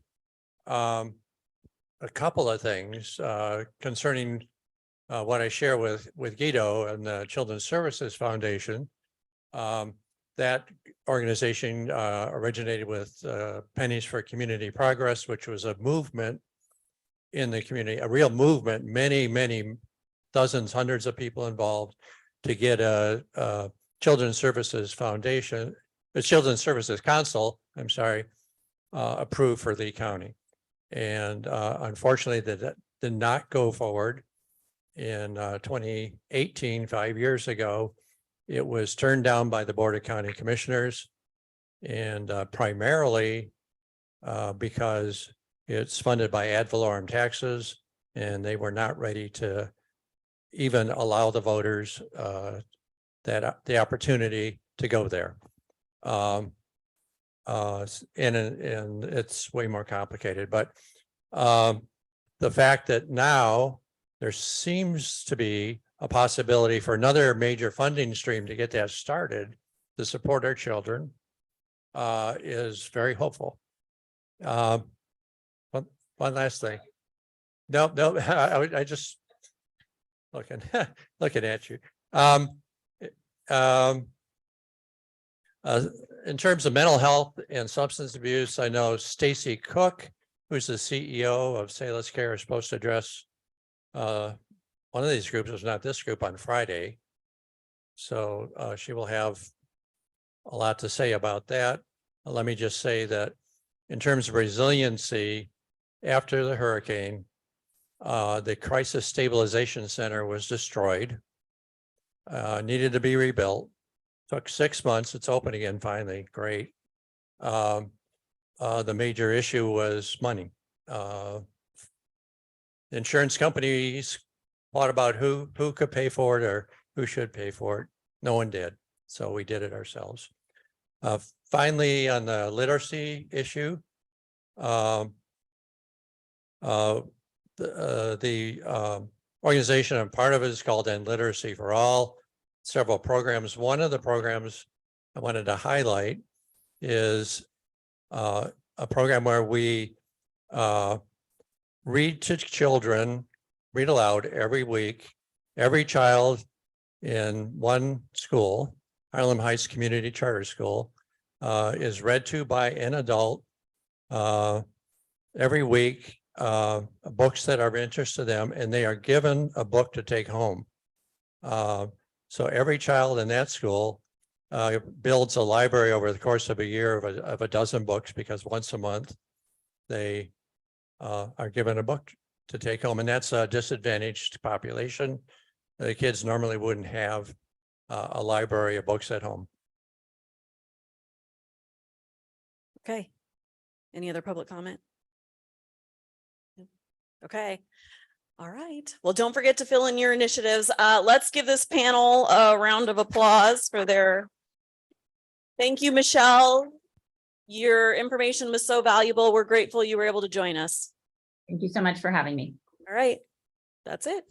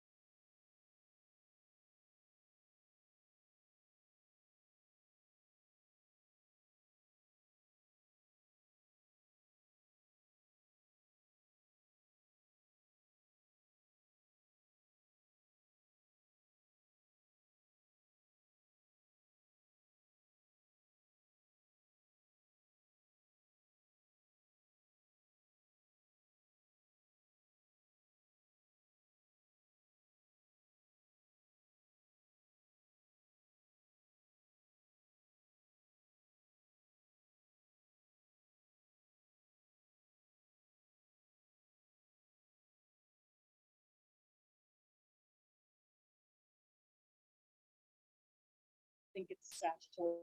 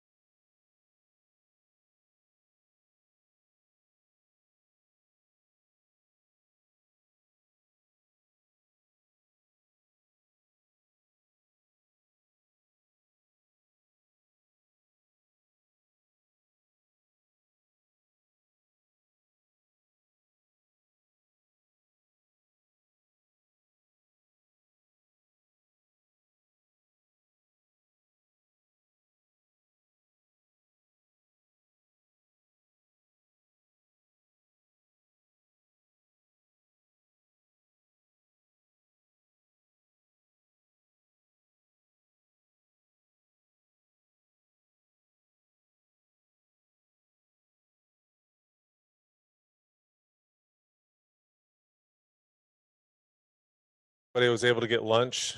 Hopefully that means nobody will fall asleep. But it's a real possibility. No, I'm kidding. It's going to be engaging and it's being recorded and streamed live. So just a few things before we do some introductions. First, I just want to say thanks to our panelists. I believe we have one on Zoom for being here. We'll get to introductions in a minute. This is the third workshop today focused on supporting business and workforce. We're having workshops all this week except yesterday. I'll touch on those in a little bit. This is being recorded and streamed live. So if you are going to speak, you have microphones in front of you. Please push the button so the red light turns green. So folks that are on Zoom or watching on YouTube can hear what you have to say. The second thing that I would say is for any branch member that is joining virtually, please drop any questions that you might have into the chat, and those will be shared with the panelists for discussion. And branch members that are here in person, you can pop your mic on and ask questions at any point as part of the conversation and the dialogue with the panelists going forward. So before we go any further, we'll do a quick introduction. So we'll start on Zoom. We have a panelist that's on Zoom to please give your name and organization. And then we'll move to in the room. Sure. Good afternoon, everybody. My name is Mike Fegon. I'm with the City of Bonita Springs. I am the senior planner for the city.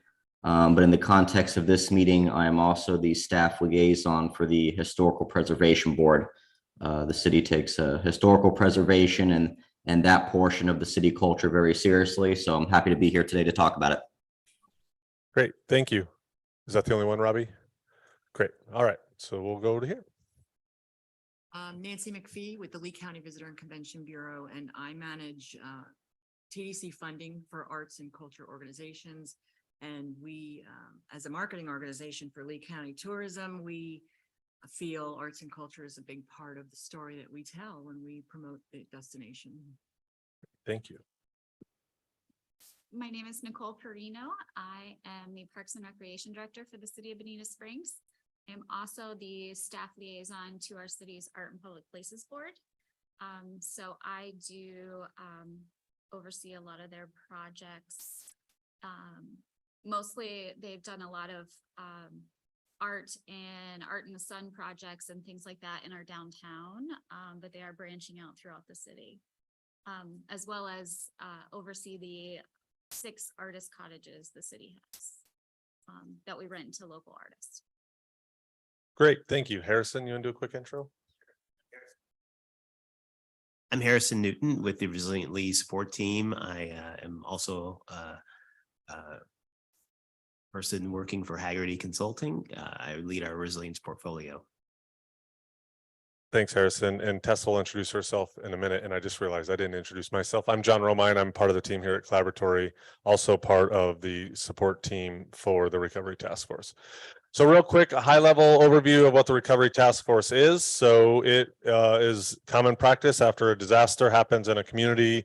It's based on the FEMA framework. And this specific Recovery Task Force, it was authorized by the Board of County Commissioners. Commissioner Kevin Ruane is the chair for the task force, and the remaining 12 members make up the elected entities across Lee County as a geography. So the cities, the fire districts, the law enforcement, the school board, our health system, and then a legislative delegation and constitutional office. So that is what makes up the Recovery Task Force. This whole process is broken into 8 branches. So planning and capacity, which is looking at the higher level overarching policies that could change across the entire county. Economic recovery, which is a portion of the conversation today. Education and workforce, also a portion of the workshops today. Health and social services, infrastructure, housing, natural resources, and then obviously the topic we're having a conversation about right now, arts and culture, is cultural resources. Do we need to wait while it says preparing live stream?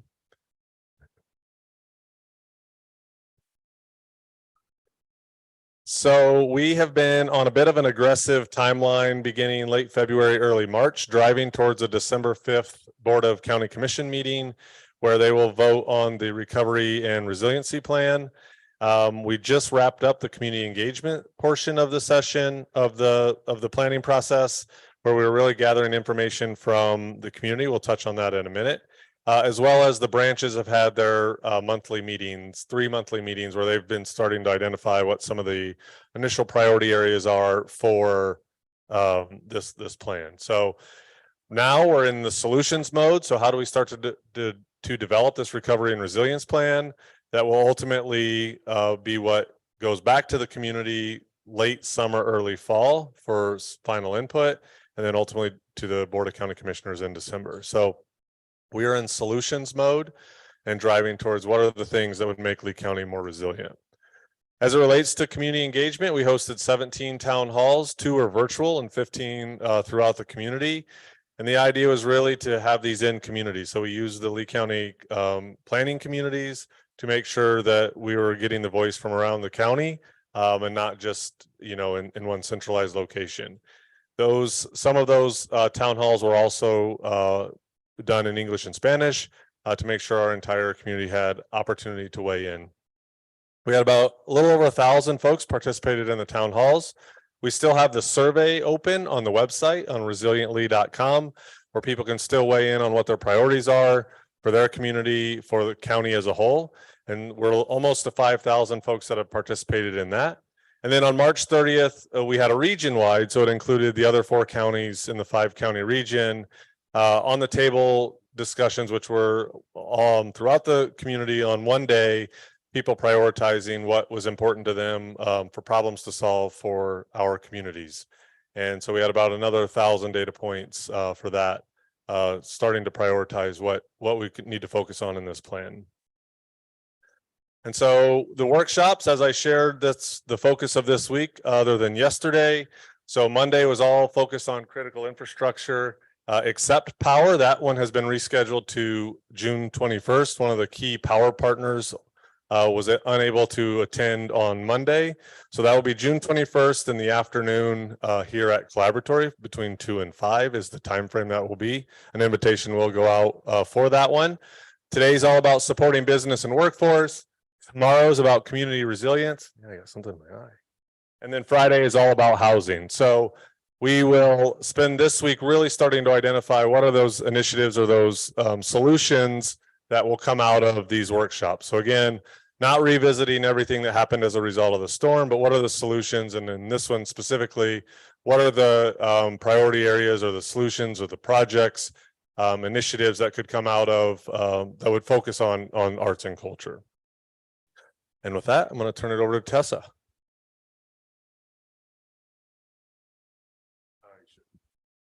All right. Too many things on this.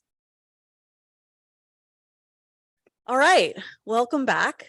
For those of you who have been with us for more than just this session, thank you to our panel for being here. Branch members, if you have questions, please feel free to raise your hand and ask as we go. I just want to start by level setting a little bit, which is a little different than I've done in the other sessions. Because when we were out doing town halls, we heard from the community, like, we don't really fully understand what arts and culture has to do with having a resilient community going forward. And so I wondered if each of you could just take a minute to talk a little bit about your perspective on that. So being that I'm in marketing for tourism, I can tell you that the majority of our visitors that come to the destination are coming for not only the beach, which isn't quite fully available, perhaps after a disaster, but they're coming for cultural experiences, and art is a big part of that, storytelling. So we rebranded a year ago, and we're focusing inward on inland experiences in Lee County. And I can tell you that to get a community back up and running from a business perspective, having arts and cultural organizations back online, presenting their programs, hosting events is very important, and businesses rely on them, right? For instance, Sanibel, many of the attractions like Bailey Matthews Shell Museum, Big Arts were affected, and there's not, as well as the beaches, so there's not many visitors going out there. So I think from an economic standpoint, it's very important to support them in any way we can. So arts and culture provide another economic driver. Absolutely. Okay, Nicole? Just to kind of piggyback off that, as the city, we have focused in our arts of placing different sculptures and murals and things like that throughout our downtown, which is something that the city is really focused on putting together bigger, better, walkable downtown with more businesses and things like that. And we do collaborate with the Centers of the Arts in Bonita Springs that does, they put on the National Art Festival every year in Riverside Park, which is in our downtown. So we do work with them, which brings thousands of people into our community from all over the country. It's not just local, because these artists come from all over, and to showcase their work. And that's a huge economic driver for us, for our businesses, for our hotels, for everything, to have these artists come into our downtown. Yeah, so it's things to do, but then people do other things when they come, whether it's people who live here or it's people who are visiting. So it's a big economic driver. Mike, what would you like to add? I think I would just stay on point with what's already been said about arts and culture being a huge economic driver. I think if you really want to assess the health of a city or a county, you have to look at its arts and culture programs and see the status of those, if they're thriving or if they're hurting. We saw a perfect example of that in 2008 with the economic downturn. And we saw it again a little bit in 2020 with COVID. So it's a fantastic indicator to understand the overall health of a city. So it's definitely something that plays an important role. Great. Okay, so if we want our cities and our communities and our businesses to be healthy and thriving, we need to focus on how do we support a strong arts and culture sector. So with that, I'll ask my first, well, I guess now it's my second question. In the wake of, oh, yeah. Well, I Fred. wanted to add, I think, Nicole, don't we do that over 3 different weekends? Yes. Scattered through the season, which is a big point. We do for the National Art Festival. We have 3 weekends. We do the first, typically it's the first weekend in January, February, and March. Okay. So it's over 3 months during our season that we have thousands of people in our. Yeah, so the businesses depend on that. Yeah. Okay, thank you for that. All right, so so in the wake of the disaster, how do communities help their arts communities build back? And is there a need for a sector specific approach? So I think that the communities that are most successful with art initiatives are those that have a public arts council, like the city of Fort Myers, I think Cape Coral, city of Bonita.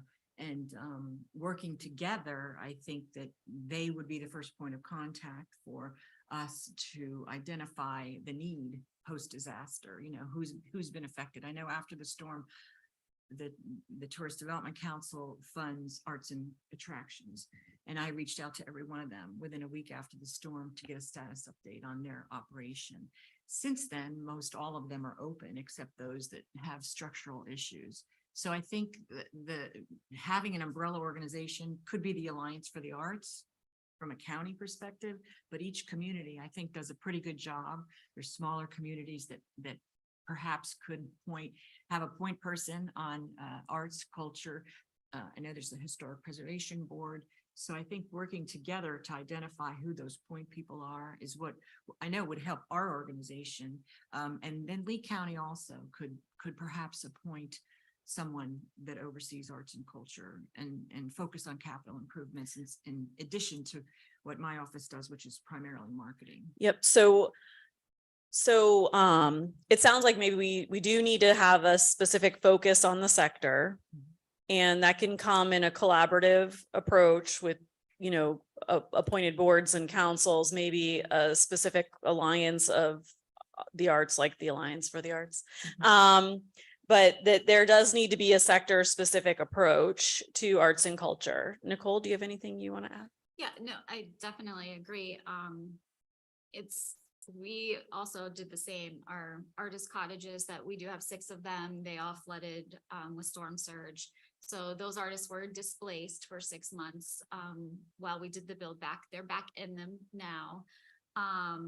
But, you know, to help out, we did, you know, assist as we could, as well as we partner again with the Centers of the Arts to see like how they could help and collaborate with the artists that we have there. Yeah. So we do rely on the Center of the Arts for assistance of our Art and Public Places Board.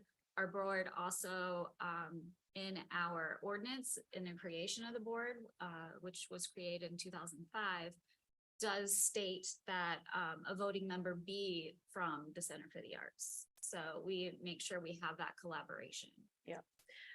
So Mike, thoughts on any on how we can help support the arts community in building back? Well, I don't want to sound like a broken record, but it sounds like everybody's covering it. The sector specific approach really does seem to work. It's one of those things where, like Nicole said, in the city of Bonita, we take those aspects of the city very seriously. We have advisory boards made up of experts in those fields that are there to consult and help out. They are funded out of the city's budget for projects, you know, so for an example, using historic preservation as an example, we have a line item in the budget specifically for grants for the designated historic structures. So if one got damaged during the storm, which Nicole can talk to you about that, or if, you know, if one needs repairs or something like that, they can come to the Historic Preservation Board, lay out the types of repairs that they need, get it approved. go ahead and foot the bill up front, and then the city will reimburse them for those costs to kind of, show their support. So yes, sector specific does seem to work, and yeah. So is it fair to say that we need these organizing committees, collaboratives, organizations, so that we can make sure we're reaching the full community? And in doing that, I guess my next question would be, is there something that you can think of or that you thought of in the process since Hurricane Ian that could help increase the uptake of resources that are available to the arts and culture community? How do we engage them better so that they can get back up and running? I think what we observed after Ian was a lot of pivoting by arts organizations. For instance, the Fort Myers Beach Art Association lost their building. So they right away collaborated with the Alliance for the Arts and went online. They did their famous artist workshops. They had virtual galleries where you could see what artists had what available. And a lot of that went on. A lot of our performing arts organizations like Broadway Palm were feeding stations or hosted other businesses like Bubble Room, selling cake out of the back of their building. So I think a lot of pivoting occurred after Ian, and I think that was a win for both the hosting organization, whether it was arts focused or not, and allowing other businesses to continue and promote their programs, Okay, I'm going to go to Mike next. Mike, do you have anything you'd like Sure. to add? Yeah, sure. So, I mean, I think it's not so much a resource of the municipality or the county, but it's a way you can help those affected spend their resources better. One of the things that we do in the city is we have certain exemptions built in for permitting and in the land development code for structures that may have been affected by a disaster, or historic structures that may have been damaged or that need help, and things like that. So if you find ways to make it a bit easier for those who are affected to spend their resources, we see that as being a pretty significant help as well. And that doesn't cost the city any money, really. That's just a few keystrokes to change the code and to make it workable for those who are actually affected.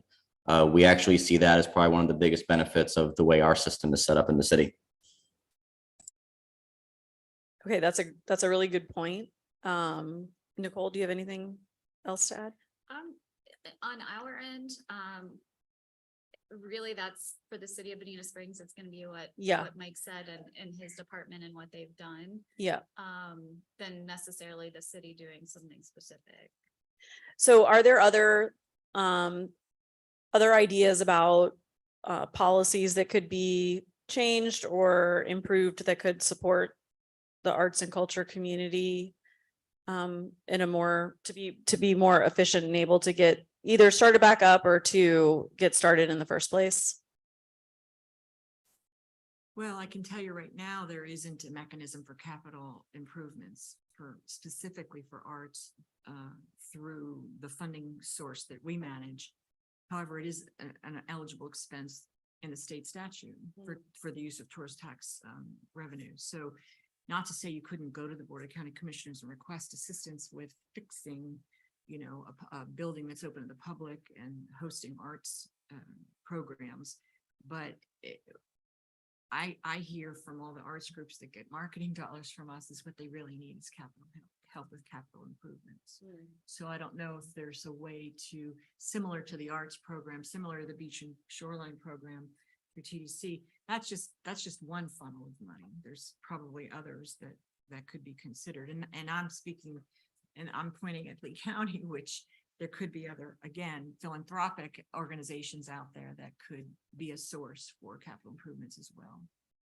Yeah, so we're really trying to think about, our branch members are interested in understanding how do they come up with like the best viable priorities as funding does stream back into the community to support the arts and culture community. So this idea of capital improvements, I mean, obviously after a storm, we need capital improvements, but also in general, right? Because it sounds like the TDC is trying to market a more robust set of resources for people to come visit here. Right. And arts and culture plays a big role in that. So capital improvements are definitely on the list of things that are currently underfunded and probably fairly decent need right now. Anything else? Nicole? Just on our end with the city, we are big in private public partnerships. So for us, you know, if development comes in, if they have space for public art, or if, you know, they would like, we typically do when we do our mural program, we reach out to local businesses and, you know, we could say, hey, would you like a private public partnership where, you know, we could split the cost or something like that within our Art and Public Places Board budget. And, you know, that would get more murals in our city, more sculptures in new developments. So that, of course, that would put more artists to work as well. Yeah. Okay. Harrison, did you say we have another panel member? Yes, we do. We have Roxana Barbara from Miami-Dade involved in their cultural affairs department. And so maybe we can have her introduce herself and That would be get into great. conversation. Yes.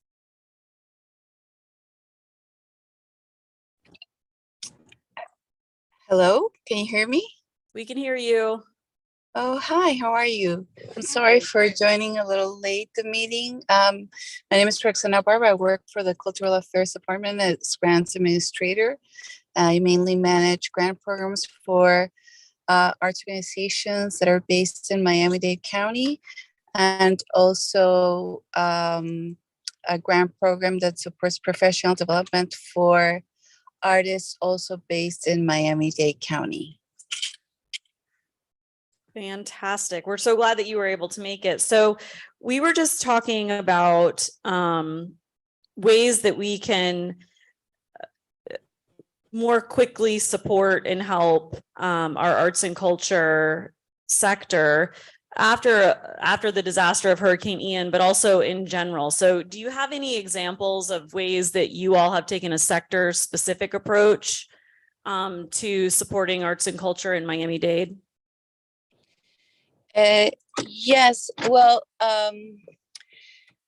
through the pandemic, we were able to do a couple of things. Well, first of all, we try to exercise as much flexibility with the ongoing grants that we're offering to cultural arts organizations, meaning that we pretty much told them up until now, which is when the pandemic started, you know, we can consider your grant to be fulfilled. And then we also provided extensions so that they would have more time to complete their programs, and also virtual adaptations when they chose to do so. Through the pandemic, we're also able to assist financially some arts organizations through a program called MASS, and that was very meaningful and significant for organizations because it helped them to get through the difficult time. Last year, we began with funding originally from the National Endowment for the Arts. We began a grant program for individual artists so that money can go to them directly. And that also was something that we thought that, you know, we were positioned at the right time. The need had been there for a really long time, obviously, but we were able to get the support from the NEA, and this year the county mayor and commissioners are supporting the program by allowing, you know, our budget to sustain the program. So we are now able to continue this commitment to individual artists. The grant request this year was up until $10,000. We're in the process of announcing grant award results. And I can tell you, I believe from the last round, we received over 500 applications from artists. So like I said, the need has been there for a long time, but we're happy that now we can meaningfully and directly support artists by awarding them based on the work they are doing. We're not asking for anything extra. We're not asking for a project to be proposed. We simply ask them to describe what their practice will look like within the grant year, meaning if they're a visual artist, they can include the number of exhibitions that they have, their studio work, their research. If they're a performing artist, they can also detail performance opportunities and whatnot. So it's the grant has been really created to support the work that they have already been doing, and also in Miami-Dade County, things, and I know that it's not only Miami-Dade County, but real estate the cost of real estate has greatly impacted almost every individual here. So as inflation continues, this is something that we feel that we're happy to be able to finally do. Okay, thank you so much. That's great. So this idea of being flexible around funding is really important, and recognizing the need to actually support artists is extremely important. And along those lines, whomever from the panel wishes to respond, I'm curious if there are other things that we've seen elsewhere or that we're working on now in small pockets that could help artists, whether, after the myriad of problems that they've faced, that we've all faced, but specifically to artists, recognizing some of the unique challenges that they may face because of the sector that they're in, that we could actually maybe consider as opportunities for us here in Lee County. I think collaborating with other small businesses or events in the area is important. I know after Ian, we had artists on Pine Island, many of them live out there, work with area businesses to get murals up on the wall of that restaurant. So it not only gave the artist a stipend, but it gave the business a way to generate interest in people coming to their restaurants. So I think if we could, and we are trying at my office to do that, to stimulate more experiences that bring businesses together with artists or storytellers, tell the historical story of a specific community. So we are trying to do that. And I think that in small pockets, it is beneficial to for-profit businesses to work with artists. That's great. Jim? Hi, my name is Jim Magnus. I'm on the Economic Recovery Branch and from Bonita Springs. I think my thought is more towards Fred Forbes and towards Nicole and Mike Fegan. As far as an idea, it seems to me as though downtown Bonita Springs has got an incredible opportunity. They've spent a lot of money on redoing the roads. They've got the new library, which kind of fits in with the arts and all of that as well. They also have some, downtown Bonita Springs is not like a downtown Fort Myers where you have all the old buildings and things like that. And Bonita Springs does have the Lyles Hotel. It has the Good Bread building that it moved over onto that same property. It has the artist cottages as well. But I just wonder if there isn't something that really needs to be done to reimagine that area, because of the fact that you have a lot of development that's coming downtown. You have, like you talked about, a national organization that comes to do art shows 3 times a year, and the Bonita Springs City Council just approved them for a 5-year contract.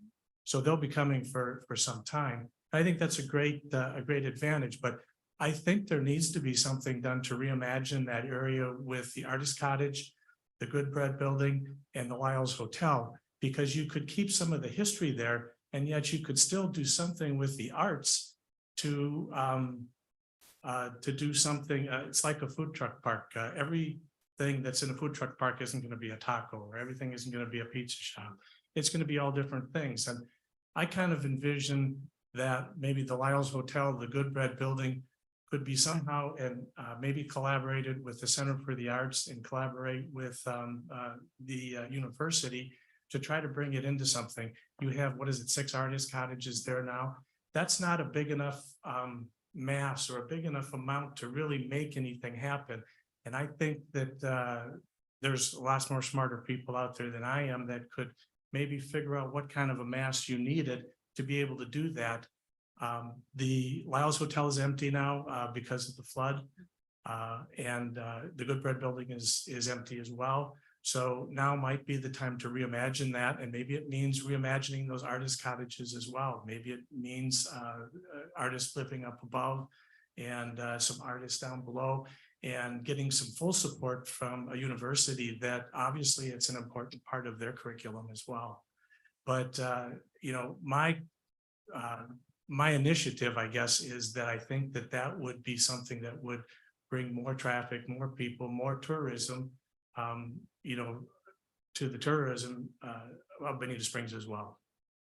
It sounds like you're talking about also like creating a greater intensity of the arts and the opportunities that that creates as part of this. I do. I think that you could go and, because, you know, you're not, you know, this way you can go and you can have, you know, somebody that does leather, somebody that does glass blowing, somebody that does oil, somebody that does, you know, watercolor, somebody that, and I don't know all the other type of art things that are out there, but if you could do it so that you had it so that people want to go there.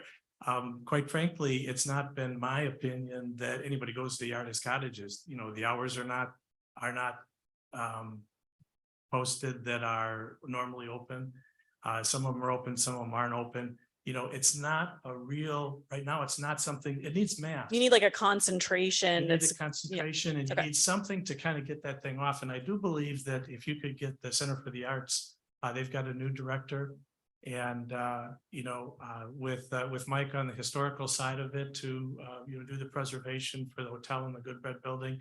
And, you know, maybe it means just reimagining that whole area and doing some further development to make that a hub where people want to go because there's arts there. okay. Any response, Nicole or Mike? Sure. The Lyles Hotel, it does have a current lease with the Historical Society. Once we do build that back, I am working with our insurance company and FEMA and getting those built back, as well as with Mike and the Historic Preservation Board. Because during build back, we do have to use specific materials and things like that to build it back to keep that historical or integrity. So we have been working with Mike on that, as well as the Wonder Gardens. We've been working on building those facilities back as well. But those are things that I believe council will be talking about once we do get the Lyles Hotel built back, as to what exactly are they going to do with it? Because it did formerly house our neighborhood services. They have been displaced to a different building in the old library. So I do know that council is looking at different options on what they're going to do with that facility. I haven't heard anyone mention arts, so it's good that you mentioned it. So that could be of topic. But again, the Historical Society, the Bonita Springs Historical Society does have a current lease, and did do tours and walkthroughs. They had an historical bedroom that was in the Lyles Hotel, as well as different pieces of artwork that was all around the hotel on the walls. We did save most of that from the storm surge flooding of the Lyles Hotel. Luckily, a lot of their library was upstairs, so that didn't get affected. We had 2 feet of water in the downstairs, so that was the major part that was affected. But yeah, those are things that we could definitely look at, as well as we did have DPZ come in and look at the former community hall property, which is right across the street from Riverside Park, and look at doing different things in that area, and to make that, you know, bring more people downtown as well, and help connect Riverside Park to the new library. So there isn't just this open space in between right now, that it would be more collaborative, and you could connect through both of those and that would actually help our art festivals as well to have more room, have more space, and they could have more vendors throughout that whole property. So those are things that the city is looking at. We're just trying to get built back at this point. Okay. All right, so we have another panelist on Zoom. Yes, we have, we're honored in addition to our panelists here to be joined by Gordon Knox, who is a longtime cultural leader in San Francisco and has done many different roles. And I would just give him the moment to introduce himself. Thank you, Gordon. Hello, everybody. It's so wonderful to be with you, and it's really exciting to be envisioning the reconstruction of the region post the trauma of Ian. And I'm super excited to hear that the role of the arts are being considered as part of the sort of the engine and the process of rebirth and relife in the post hurricane setting. I've been involved in working with the arts for 30 some years. My first program was in Italy, but I ended up with a major residency program that I built in the South Bay, in the San Francisco Bay Area.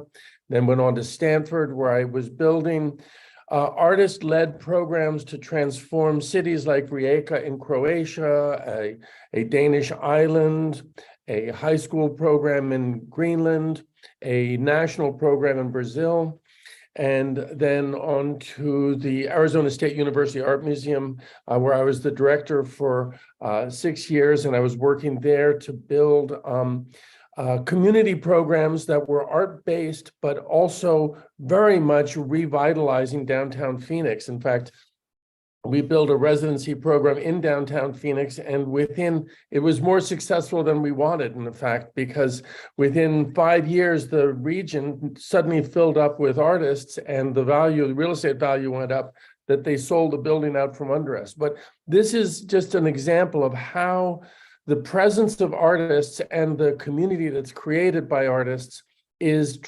truly, revitalizing of cities and urban centers and even abandoned or underutilized sort of neighboring neighborhoods. And I think the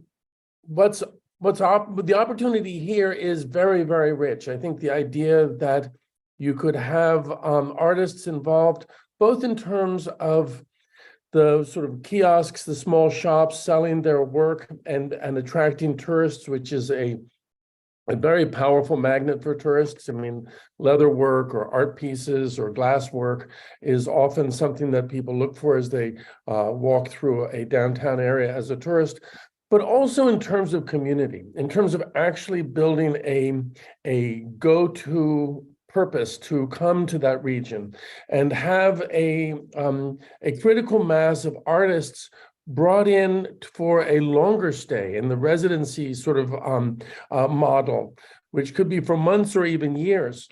And the effect of having a revitalized downtown that is attractive to artists coming to set up and create their lives is, within a matter of 4 or 5 years, transformative to neighborhoods or cities. I mean, Berlin is a great example. When the Berlin was part of East Germany, the CIA and the Ford Foundation got together and said the one thing that will save the city is putting artists in there. And for the entire period of the Cold War, they used Berlin as a place for artists to live and work and develop their lives. And then when the wall came down, Berlin is today probably the most desirable city in Europe for art.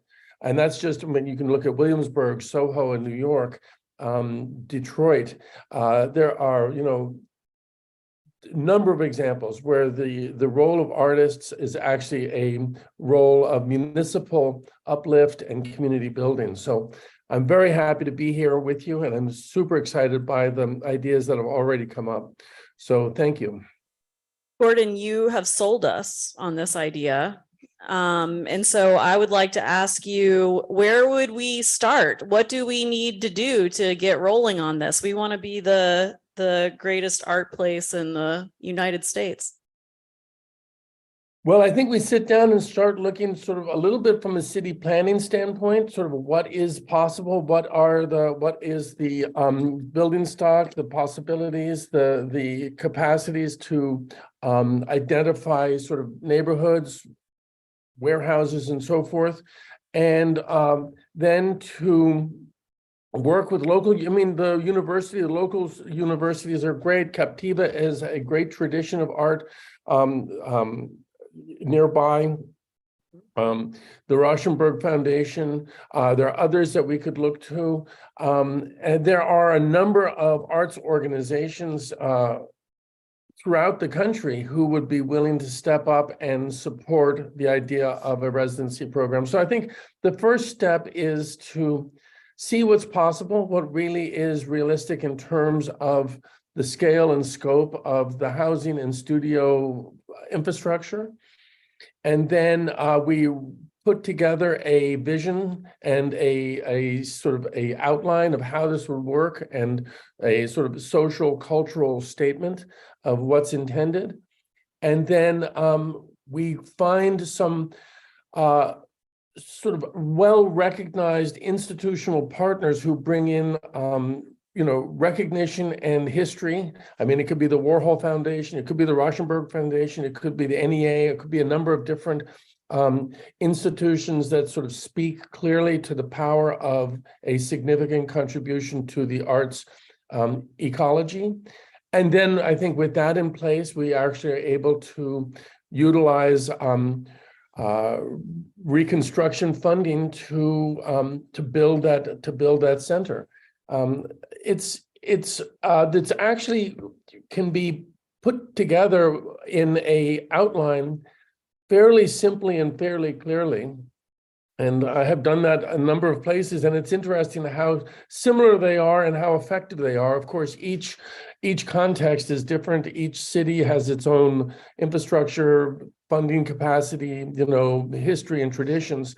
But I think we could sit down very quickly and put together a model and a vision and put that forward as a primary goal.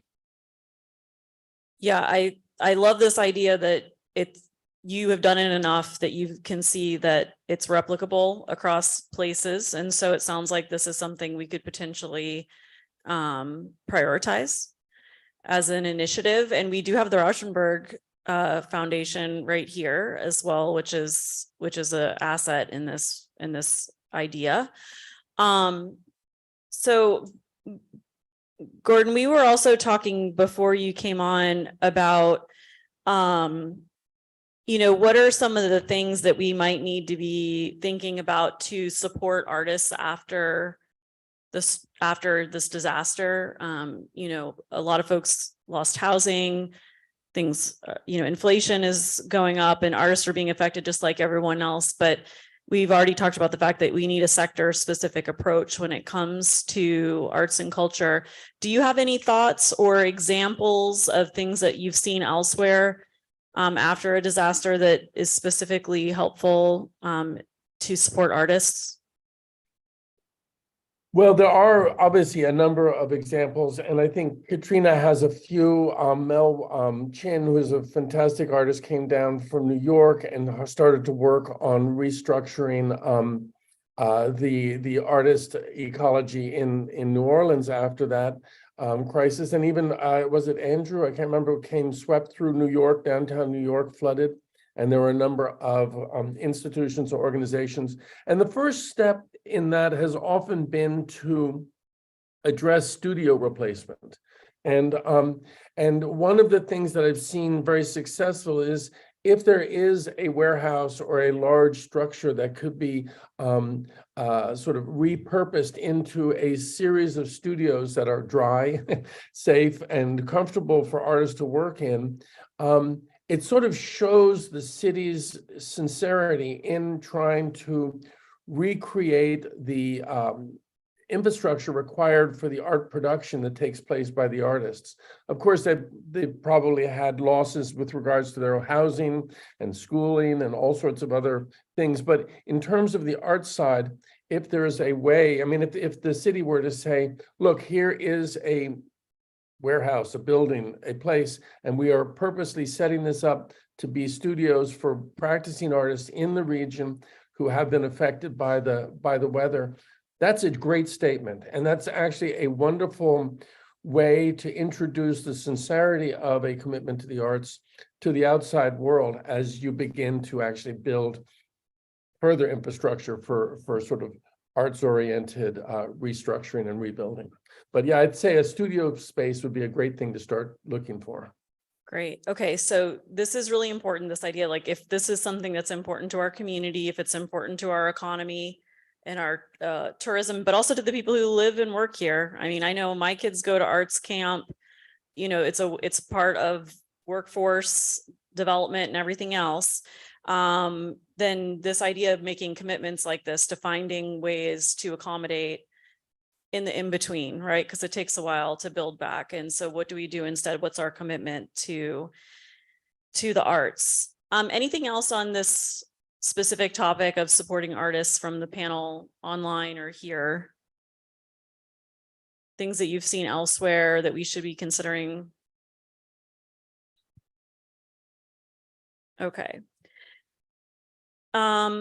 So we've seen the pandemic and also now this hurricane, and when we face disasters, trends in public spending and patronization of the arts shifts.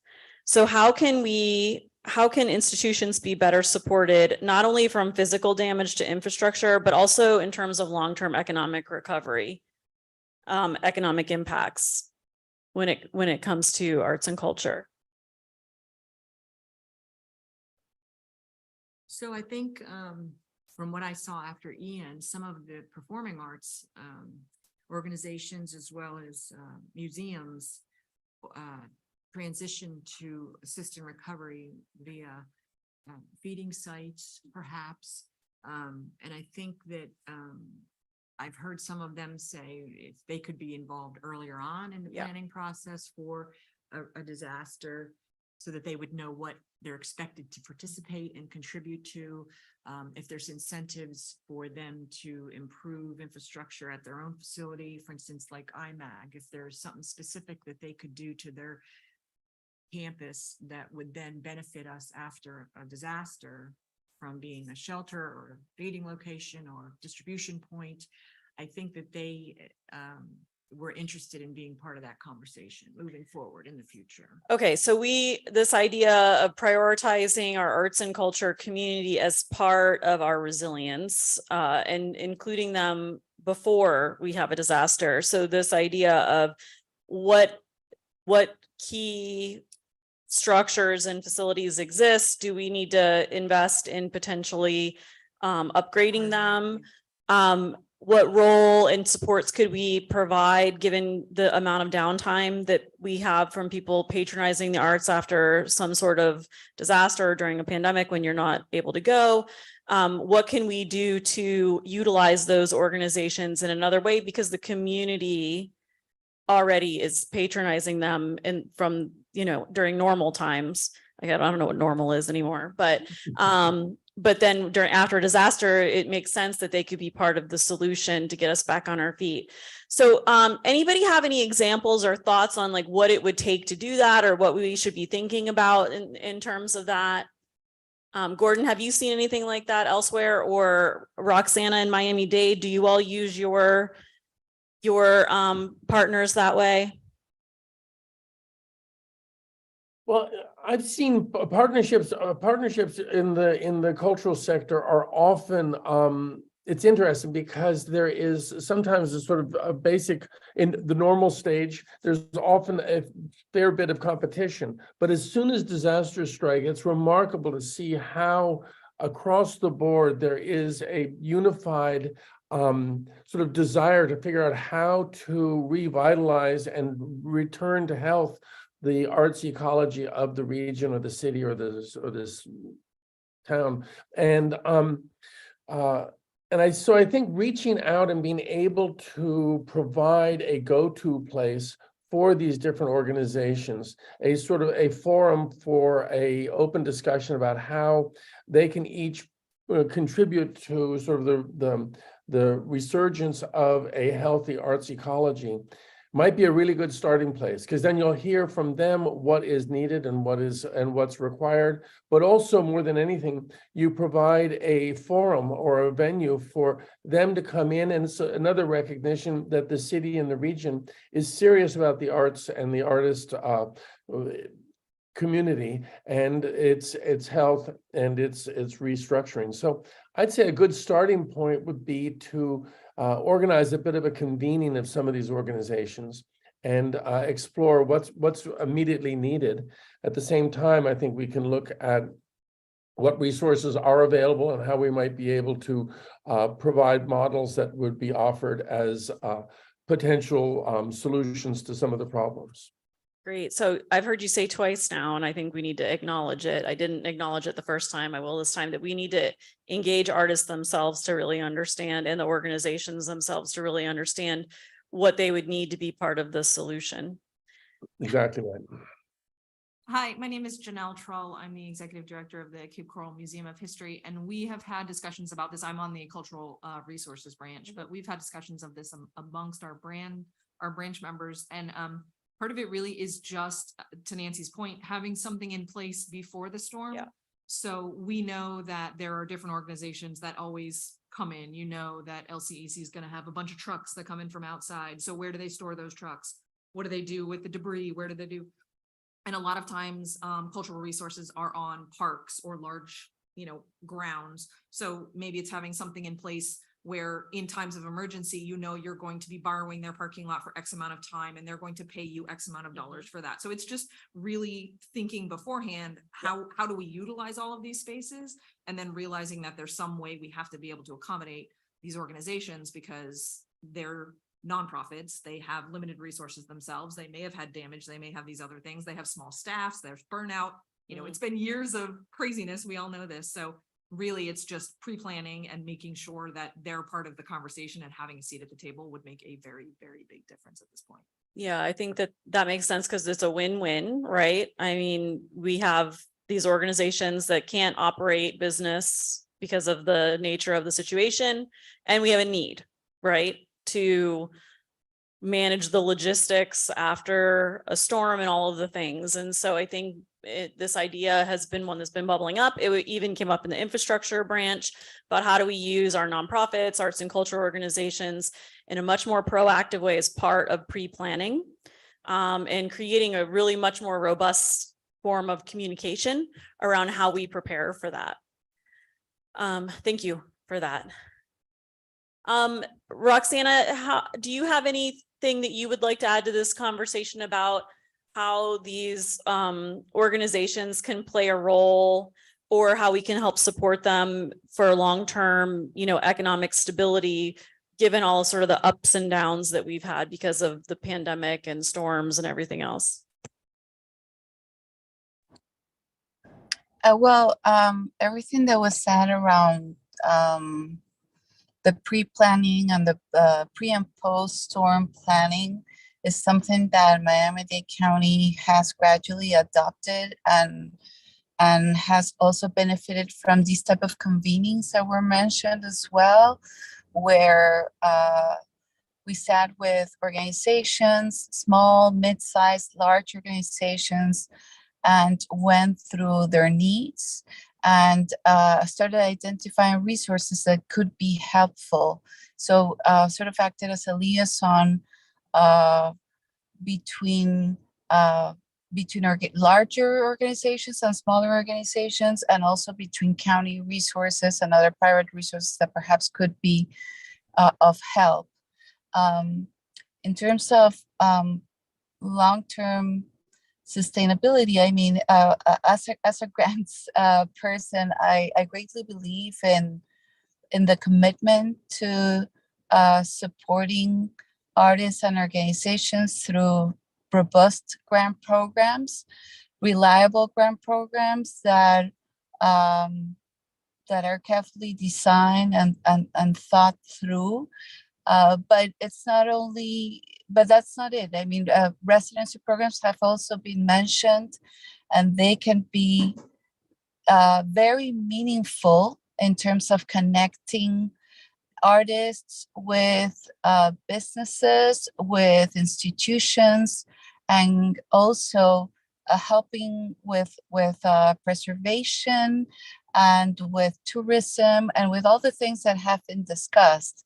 I mean, what's beautiful to see is when large institutions are when they introduce programs for artists that advance the mission of their cultural history, but at the same time involve the voices of new artists in a way that brings the community together, both public and private, and that goes back into the past, perhaps to talk about history, but also carves a path towards the future. So, I have been very excited to see residency programs that have been introduced by local organizations that are greatly surprised by the work that is done by artists, and then the product of those residencies at times are then developed further into ongoing programming. So the more that artists can be involved through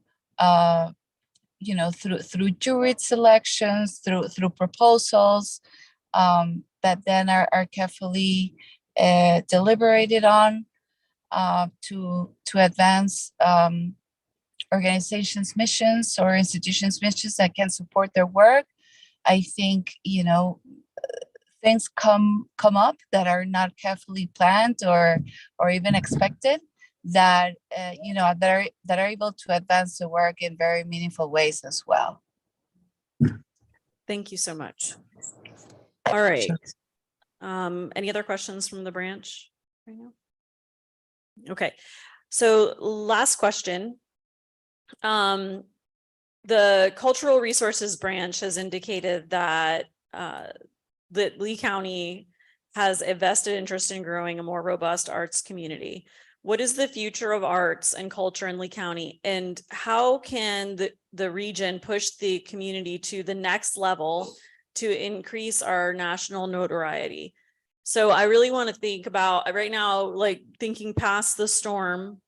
What are some things that we could potentially do or that you thought of that would really push our arts and culture reputation to the next level here in Lee County?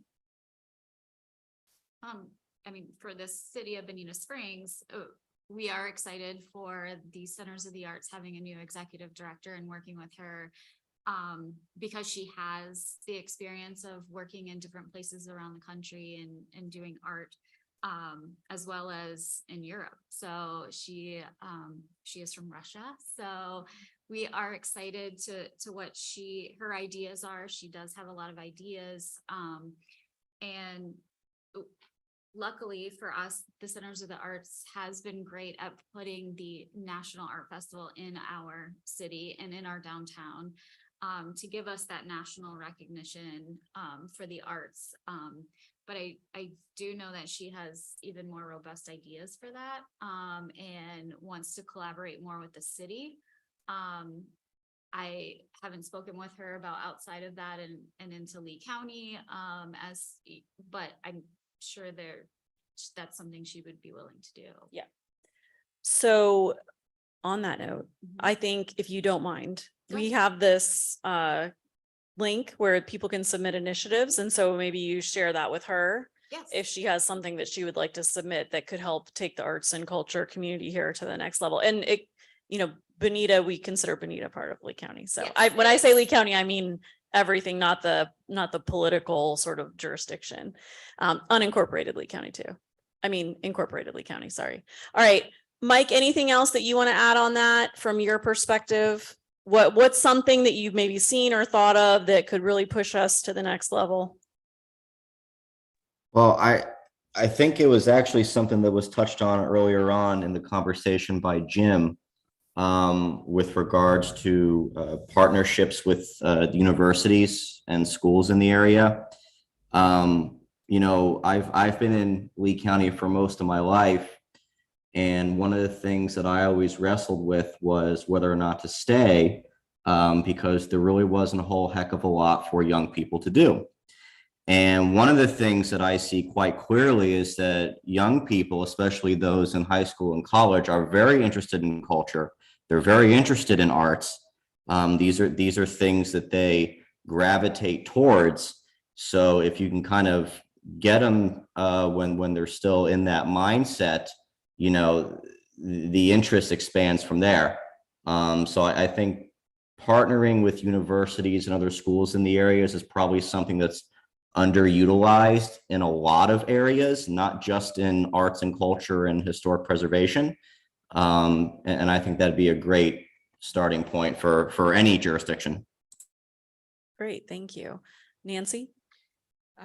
So I think again, back to all of these arts councils, you know, we promote Lee County, but we rely on the communities to deliver, right? So getting all of them together, and what's the next big idea, right? I think back to some of the more memorable ones that did gain us national attention. The time we sunk a Coast Guard cutter and then put artwork on it, and it hung there for 3 months. Not only did it bring in scuba divers, but then we pulled the artwork up and it moved around the region in galleries. And it just blew me away, the exposure that got. Art of the Olympians, some of you may remember that. It wasn't sustainable, but when it started, and the whole idea of retired Olympic athletes who now are artists hanging their artwork in that gallery, it brought us a lot of exposure. So what's sustainable, what's going to stick around for a while? We don't have exhibit space big enough to host things like a Starry Night. We had somebody that wanted to bring that exhibit in, had to have space for 3 months, in certain size, right? So perhaps, you know, whatever they're going to do with the Civic Center, perhaps there could be a component where there could be gallery space for bringing in these bigger exhibits. You know, some of us went to the International Folk Art Market years ago to explore the possibility of bringing something of that magnitude in every once in a while. And I think that there's potential, but we need, again, a group of experts that are doing this on a daily basis, even the performing arts group, to collaborate and come up with that next big idea. And it could be a facility that could host things like this. We love the working artist studio type experience. I think immersive experiences are what we've identified as things that need to be developed for people to come. You know, we've got loyal followers to Lee County. They love to come to Lee County. Beaches is the #1 reason most of them come. However, I know that there's things happening that we can turn into experiences that Airbnb would love to promote for us.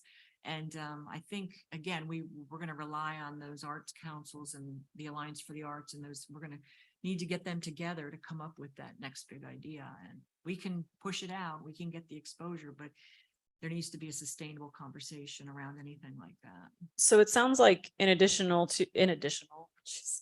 I'm gonna lose my words, okay? So this is gonna happen now. This is gonna be the new trend. I'm just gonna make words up. In addition to a sustained programming, we need a sustained commitment. Like there has to be an intentional commitment, it sounds like, to prioritizing arts and culture. We can market all day long, but we have to have things to market. And there has to be time enough for the uptake on those things. And so maybe if we pursue sort of that inventory around where we could put the residence programs or whatever, we should also maybe be thinking about how can we find space or repurpose space that could help us capture some of these opportunities that we're missing because we haven't necessarily made this a priority. So I think that that's sort of what I'm hearing under the conversation here. So Gordon, are you still there? Yes, I'm here. Okay, so have you ever been to Southwest Florida? Yeah, I was down in there for the Edison Prize, Edison Award, not too long ago in Fantastic. April. All right, so What do you think is something that we should be prioritizing beyond what you've already told us? Do you have any other ideas of what could take us to the next level? Well, yes, I think that if there's a real commitment to make this happen, I mean, the idea of having even seasonal locations for performing arts groups to be able to rehearse and perform and present, because performing arts groups really need a space to work, and then they need time to be able to develop their work. So I could imagine assembling a set of facilities that would be ideal for sort of pre-Broadway or Twin Cities performances, or opportunities for workshopping popular performance arts programs where you can actually provide the facilities for 15 or 20 people to be working together over a 6-week period, with a stage that can also include the public at certain moments. Things like that, becoming an engine and accelerator and a workshop for the creative output, is an excellent way to get yourself known within the arts world. And when the artists are talking about locations as key places, as key support locations for the creative process, you suddenly create a buzz that is sort of unsuppressible. And if you add to that the potential for new housing, for sort of welcoming artists in to become part of the community, and that there is a little bit of a center of gravity, those two things and that sort of movement, I think you'd be surprised how quickly it becomes a destination for artists and creatives. And frankly, the entire movement towards the creative class, the whole group of people who are actually thinking in terms of video games, in terms of virtual realities, even some of the far-fetched and wonderful marketing programming that's coming out now. All of that creative practice is something that can be supported by a community when the community invests in artists on a sort of sustainable long-term level. So I honestly think we could sit down and look at the opportunities facing Lee County right now and come up with a plan of 3 or 4 different significant moves that would set the county up to be the next new incubator for arts for the country. Do you have plans to come back again? I would be happy to come back. Yeah, I will certainly be there next April, but because I'm involved with the Latimer Fellows program at the Edison Awards. But yeah, I'd be happy to come back and think about it, because I think it's a really exciting moment, and I think reorganizing urban and smaller cities in this country as arts and creative practice centers is probably the greatest opportunity for a true sort of renaissance of those regions. I'd love to experiment with that. Fantastic. Thanks, Gordon. Harrison, we have a question in the chat. Yes, we do. So do any of the panel members have recommendations or examples for saving historical and cultural buildings before and after the storm? How can we rally for restoration instead of demolition? We are facing this in Cape Coral, surrounding the Cape Coral Yacht Club Ballroom, one of the only mid-century historical buildings in the Cape. The physical building holding the heart of cultural and civic activities built to bring folks to Cape Coral, currently being proposed for demolition due to cost to repair, restore as a result of the FEMA rule. I think that's a hard question.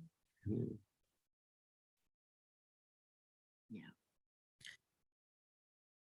I'm not sure we have an answer to that. No, but I might raise the historical preservation piece just to maybe lean on Mike's experience on whether there's.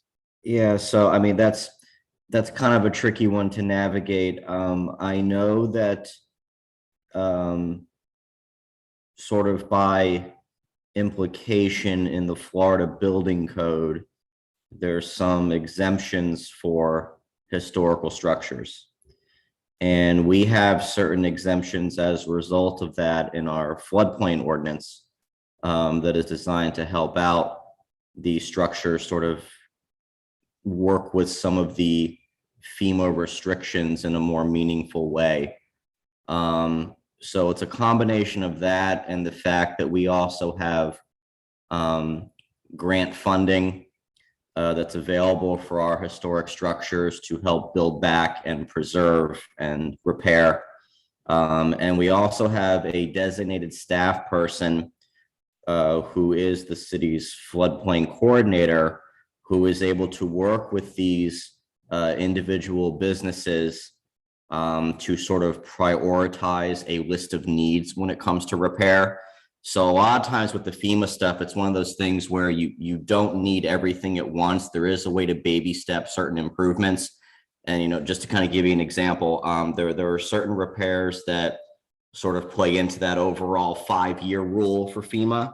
But there are also certain repairs that come off the books after a year or 2 years, like roofs, windows, doors, things like that.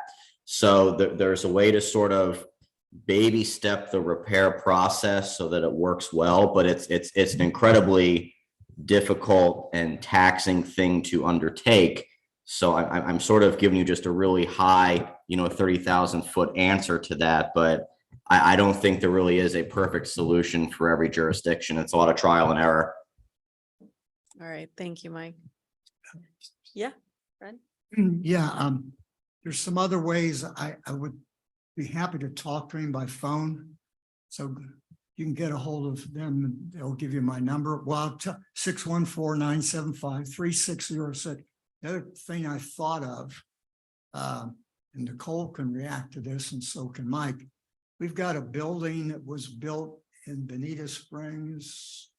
It opened 2016. The big theater on the corner, nightclub theater, and it went belly up. It's probably been closed at least 6 years anyway, maybe 7. So that means that whoever's got the mortgage on it, you could make a dealing, but it's got stage, good acoustics. It's got some inside bars and beverage places and food places and all that. That would be one of these places that you could Repurpose. develop something for the emerging artists to Yeah. come in and practice and then have performances, Great, great. Okay, any questions? Thank you for that. Any questions from the branch members? No? Any questions from the public? Oh, okay, so I want to, sorry, I need the QR code. Thank you. All right, so if you have suggestions for initiatives based on this conversation today or otherwise, you can visit the link at this QR code and you can submit your initiative for us to consider around arts and culture. And we are, excited to receive those. So if you have experience elsewhere or you want to share that with folks that you think might have some ideas, we'd be happy to hear them. And so since we have no public comment and no other questions, I'm going to thank our panel, thank our panel on Zoom. We can give them a round of applause. We really appreciate you and everything you're doing. We're grateful for you. And thanks to our panelists who are visiting from elsewhere via Zoom. We're very, very grateful for your outside expertise. And I hope everybody has a great afternoon. Thank you. Thank you. Hope for more. All the best. Thank you.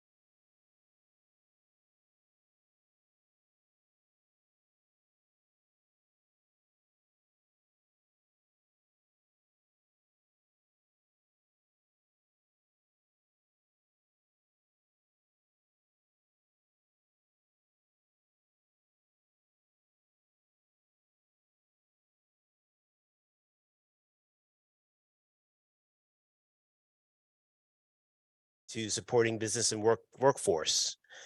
This session 4 is around growth sectors. So we're really happy to have you here for this conversation. It's a very important part of what the Resilient Lee effort is focused on.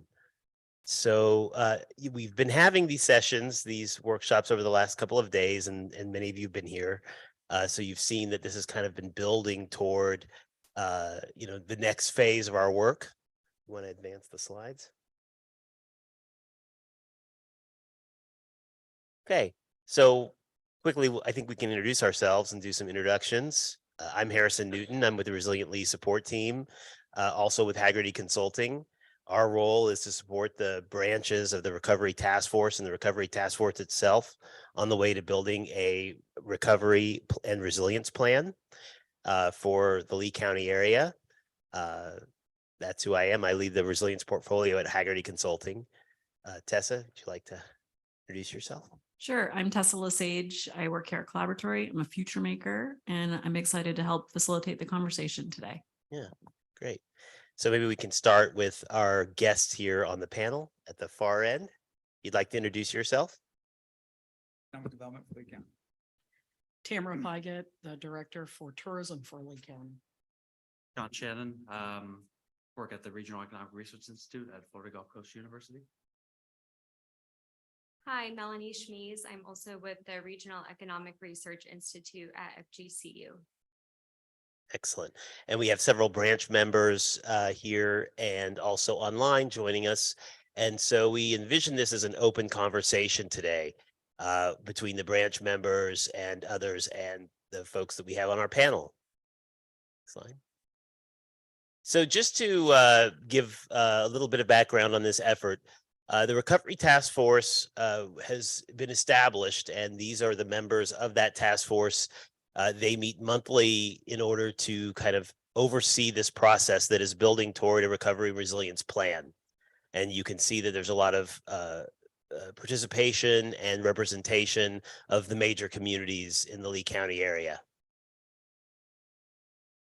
And supporting that executive level task force are 8 branches that are looking at specific areas that were impacted by Hurricane Ian, but also are key to the region's resilience.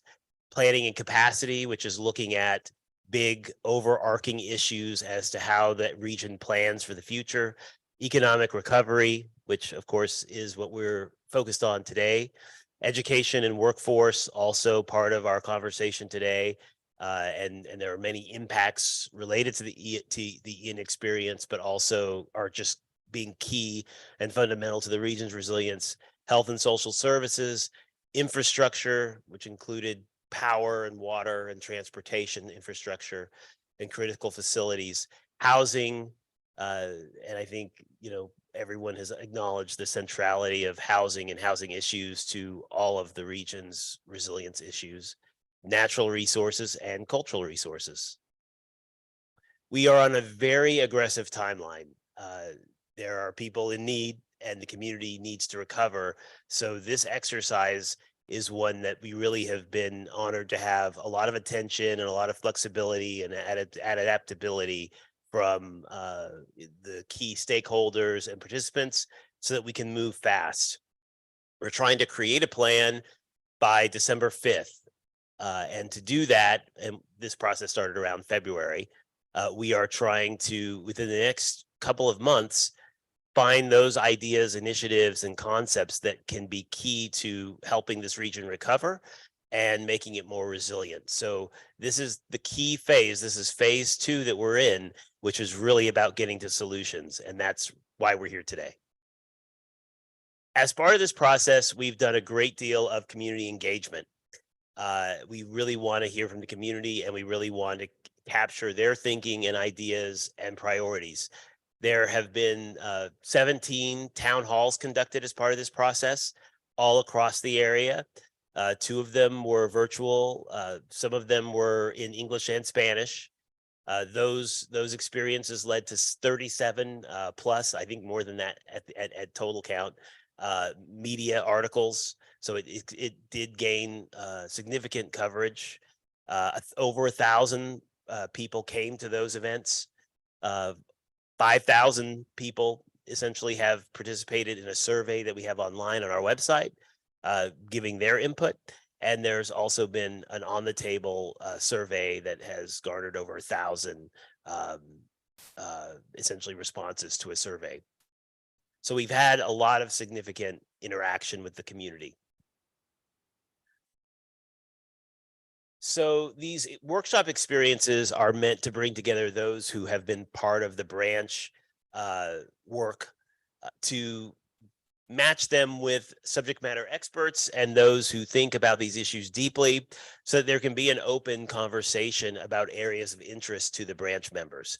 As we get closer to solutions, we want to make sure that we're able to kind of delve deeper into detail about what those solutions should look like, how they should be framed, what the opportunities are, and what really the needs are to execute ideas. The workshops are going to give branch members a space to ask those questions and interact with you. To that end, branch members can always speak up and ask questions anytime throughout this effort or event. And that goes for those who are online as well. Please just put your question in the chat and we will read it out and you'll be part of the conversation. We really want to focus again on solutions. So we've talked a lot about the storm and the experience of it. It's okay to talk about it a little bit today, but we also want to put it in the frame of what now should we do? What will be the thing that we should do? A lot of you have ideas, and this is the great moment to be able to put those forward, because that's what the plan is about. Next. And now I'm going to turn it over to Tessa to take us through the conversation today.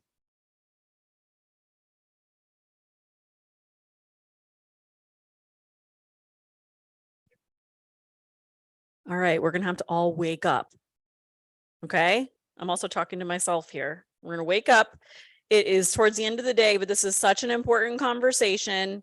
It's so critical for the long-term resilience of this community. And it's something that was a problem that we needed to solve before Hurricane Ian, and Hurricane Ian has just amplified it for us.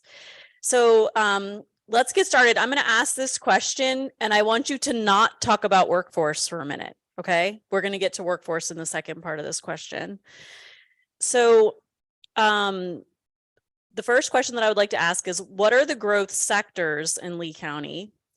And what is needed for them to be successful in part of a more diverse and resilient economy, except for workforce? We'll get to that. Okay, so John, would you like to start? Sure. I'm gonna put this right here. As of today, we have 9 million square feet under construction of industrial and commercial space, mostly along the interstate, Alico Core Corridor, Luckett Road, and elsewhere. We have 12 million square feet in the pipeline.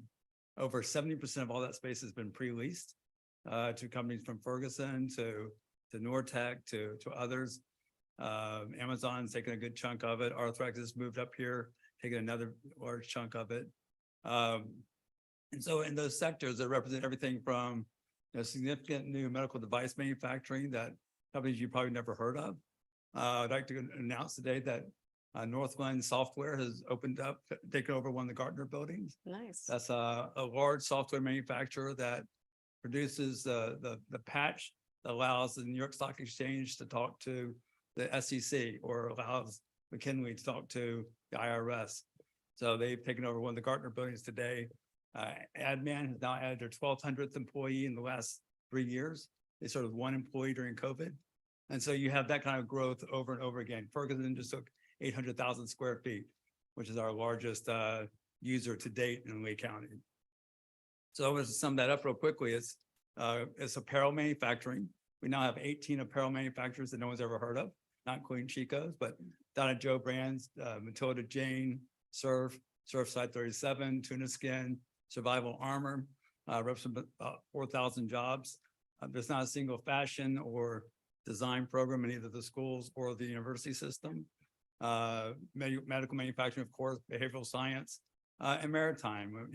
Nortec's just the tip of the boat, ironically. Golden Marine, Robert Schatz. There's about 18 boat manufacturers here as well. So manufacturing is alive and well. And if you don't look at it by NAICS code, but look at it by programmatic function, they probably represent about 35,000 jobs. Wow. So space is something we need to be We thinking have, about. we have less than a 1% industrial vacancy rate. Okay. So there's an opportunity there as we think about how that sector is obviously rapidly growing and where are we going to continue? How do we continue to support that growth? Tam, from your perspective, what is needed to have a more diverse and resilient economy and including the tourism industry? For us, it starts and ends with air service. So the airport itself, they're out of gates. For us to grow as a community, we're going to have a bigger airport. And, I think we outgrew that airport in about half the time that it was planned for. I think the next round, we need to plan for double whatever we think we need, because this area, it not only does it bring us visitors, but it brings business people here, it brings international people here. It diversifies our economy in a lot of ways. And, without good air service, your community is going to stagnate. And we're really blessed for the size community we are to have the airport we have. Obviously, sharing it with Naples, with Collier County makes big difference. But, there's nowhere to put another plane. Even if we could get additional air service, there's nowhere to put another plane. Yeah. So how do we do that? So for me, it's airport growth. Yeah. Yeah. Great. John? For me, I'd probably say it's one of two things. The first would probably be construction. I feel like these days when I drive around, I can't, I couldn't throw a rock 10 feet without hitting a piece of heavy machinery somewhere, right? There's construction everywhere. And I think that's going to be, continue to be important moving forward. But also infrastructure, which would be related, expanding on the infrastructure in the area. Whenever we do our business climate surveys, quarterly surveys, it always seems like 2 or 3 comments in every survey. It's always talking about the infrastructure in the area, and it's always on the minds of business owners. So I think that's also another area that could be addressed. So you mean like transportation? Yeah. And I assume maybe broadband? Yeah. Anything else? I was thinking more in the ways of transportation, but also broadband is going to be Okay. very important too, especially now as everything is moving more towards remote working. Yeah. And that's going to be important moving forward. Great. Melanie, do you have something to add?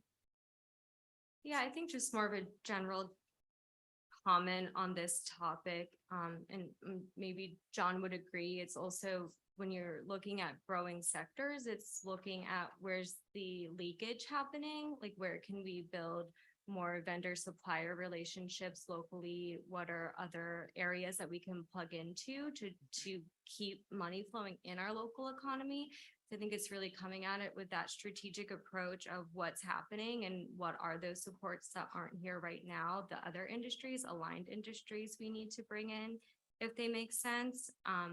And then also looking at things, well, I know this discussion is focused on Lee County.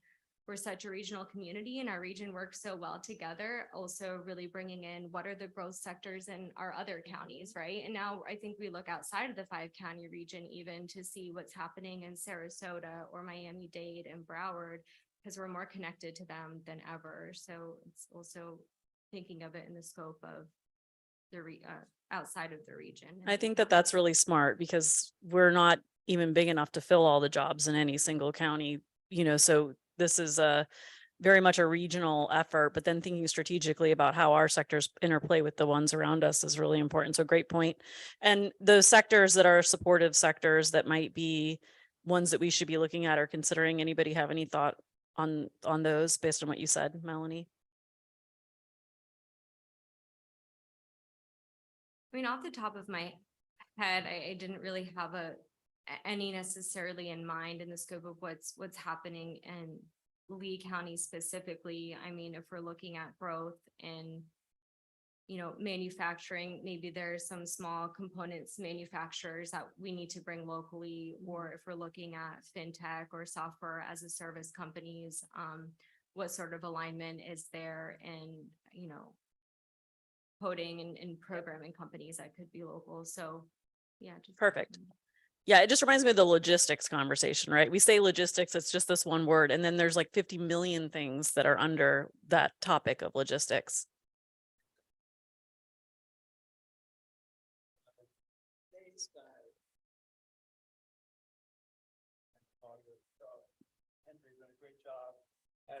the roadway infrastructure.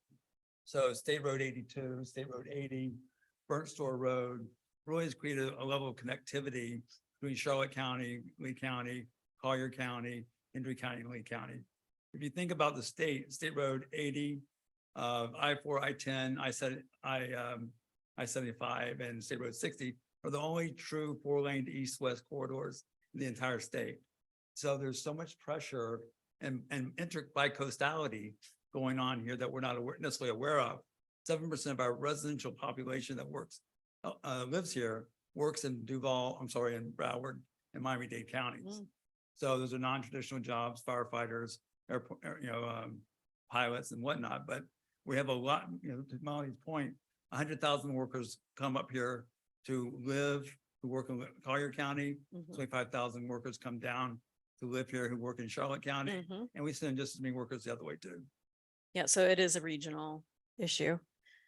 Okay, so now we'll talk about workforce, because I know that we know that one's an issue. So how can Lee County ensure that these growth sectors have access to the employees that they need to be successful? And I want us to be thinking in terms of, if we had access to resources, what are some things that we might want to either expand that we're already doing, or new things that we might want to bring in to put into place that could help us really capture this opportunity with the growth sectors? Would you like to start, John? I mean, the obvious one is building on the success of what we're doing right now. So the EDA opportunity, the ARPA grant that we were able to provide, just jumpstart micro-credentialing has really changed the narrative for how universities and are responding to credentialing. But I also think there's a whole, a lot of need to educate the business community on, the value of the credentials and how stacking the credentials works. And, it's not just a degree. So I think there's more of that to come. And I know, so the second phase of what the EDA grant will do will help us identify areas of logistics and warehousing and whatnot. I also think we still have a disconnect between what the business, because so much of the business HR decisions are made somewhere else, not here. And so we can talk to the local HR person all we want, but for AIP or for Centrex, the decisions being made in Connecticut. And so Gardner, they don't know what the job titles are of the future that they will be hiring here, because it's a chess game. They're going to move sales to Houston, move HR from Connecticut to here, et cetera. So I think we need to find, the right decision makers, understand the sectors. I mean, we need to inherently understand them, like Rob Harris is doing with manufacturing, and Wendy Fowler is doing with technology. And then use that to build a body of work. We need to drill down the numbers. We're going to have a career source meeting just with Mike Wookich and drilling down in career in terms of labor, because the nursing numbers don't add up with what we say our demand is, and the number of seats that we're training for. Yeah. So we need to understand those numbers better. Great. Okay. So a better understanding of what our actual needs are. And that's probably going to involve getting to know the decision makers and some of the things that are coming our way from other entities outside of the area. So data is critically important to this. Looking ahead is critically important to this. You mentioned that we have to have the employers buy-in on micro-credentialing or these competency-based credentials that are being developed that could help a person get into a job. Given what you do for a living, do you have any suggestions of what we could start to implement to have employers more readily accepting of these credentials as a valid way of developing core competencies among employees? And I think it's critical to get to their associations and start with the National Roofing Association would like to start a certificate program. There's in infancy. We have the ability to help steer that conversation right now. But that's where these decisions are often made. SHRM needs to be at the table. Association of HR Directors, et cetera. But I also think that what is defined as a credential and a requisite number of hours needs to be more flexible, so that work time. There needs to be space in the workplace for classroom opportunities. We need to find ways to provide certificate training in Spanish. Yes. It's a big problem for Pravada. Their entire line is Spanish speaking. they can't hire, shop stewards to manage the lines. Mm. So there's a disconnect there. So I think we need to find different ways to do that. We also need to find ways that certificates are more applicable to the disabled and to people with, Formerly incarcerated. Mhm. formerly incarcerated, and expand the universe of what our potential workforce is, and then find ways to meet their demands. Yeah. Tessa, Yeah. I do a follow-up question just for all of you kind of is, to me, education is kind of a baseline intro into next steps of life, right? ARPA funding that gets people an initial baseline application, licensing, those type of things for small businesses. I know my education, I know what I'm supposed to do, but I actually don't know how to use it, right? So the application. So in my head, I'm curious what you guys think could be the next round of kind of technical assistant and application. Like, I know how to do it. Now, how do I go make money in it? Or how do I apply it into a small business? Or what other people do I need around me to finish the story? Like, I'm a writer, or I'm a engineer, or I'm a whatever that is, or I'm a small business. Like, what are the things that the next step, what do they need? What do the businesses need or the people need? I mean, I think when you take the risk off the table. So I think, to the extent we have ARPA dollars, or we may have CDBG dollars, that we have to have robust stipend programs that the business doesn't have to pay for, that government can subsidize, till they find that job candidate's a good match. We wanted to do that with ARPA, we weren't able to do it. But I think you've got to find those opportunities to de-risk the proposition. And you've got to find ways to talk this. Listen, our business community is a small business community.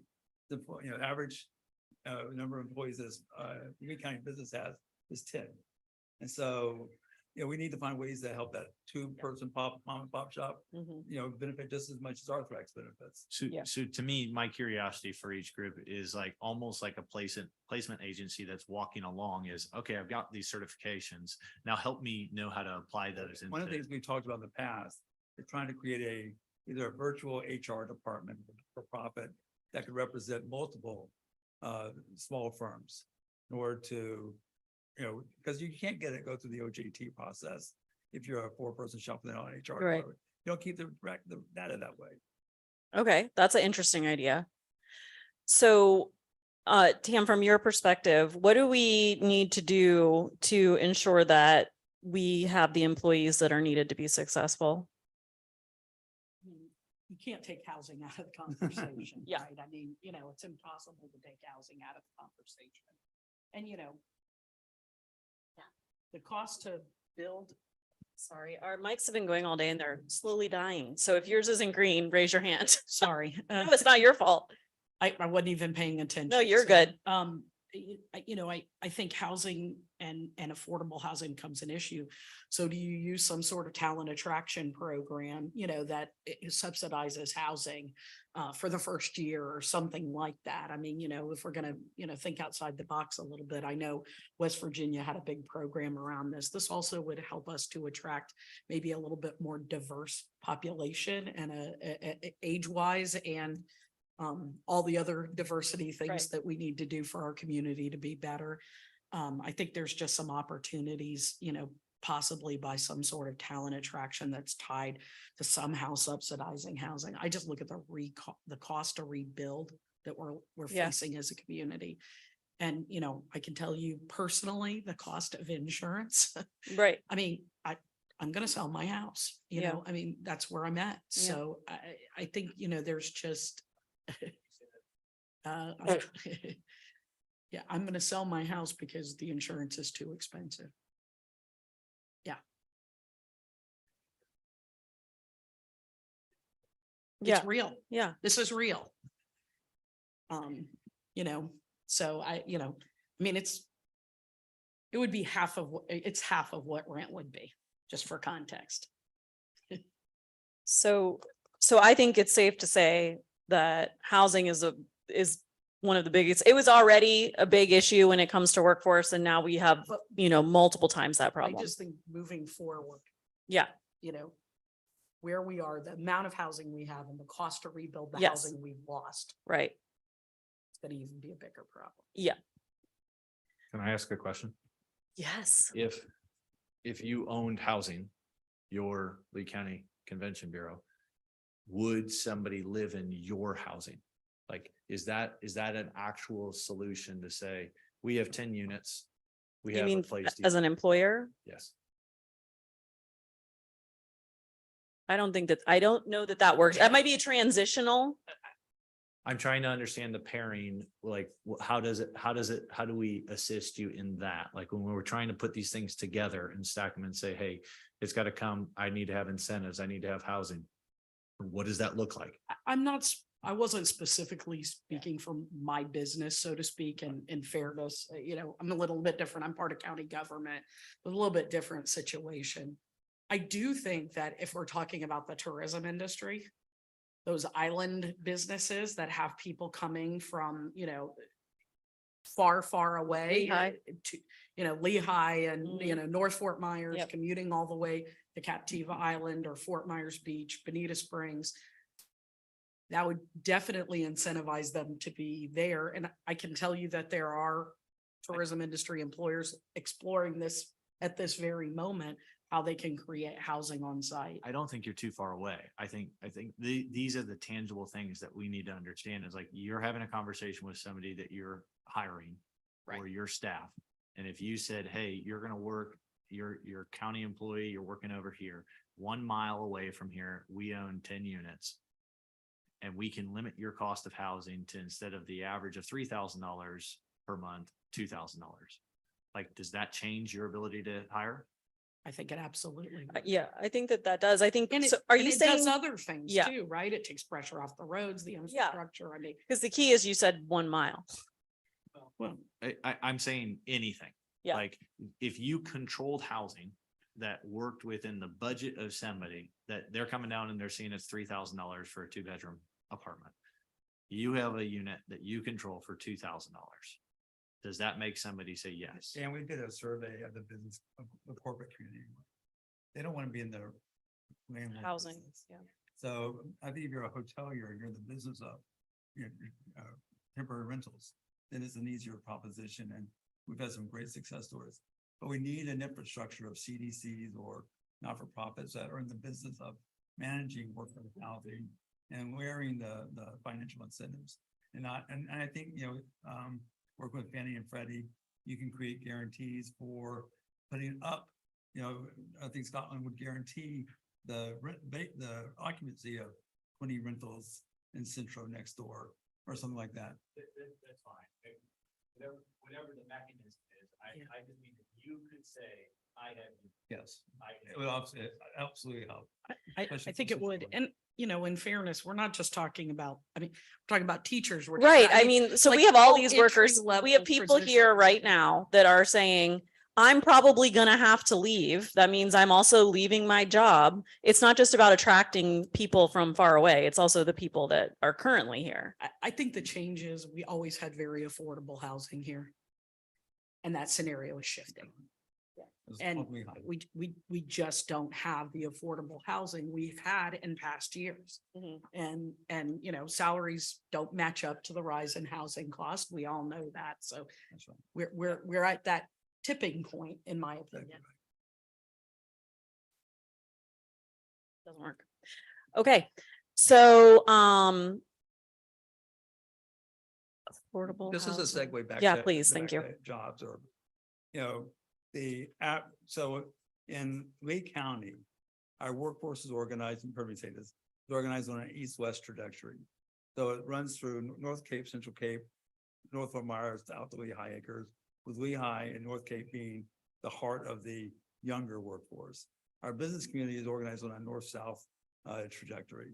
So the average commute for someone that's leaving from Lehigh or Cape Coral to go to work is 45 minutes each way. We have the longest distance commute of any county in the state of Florida.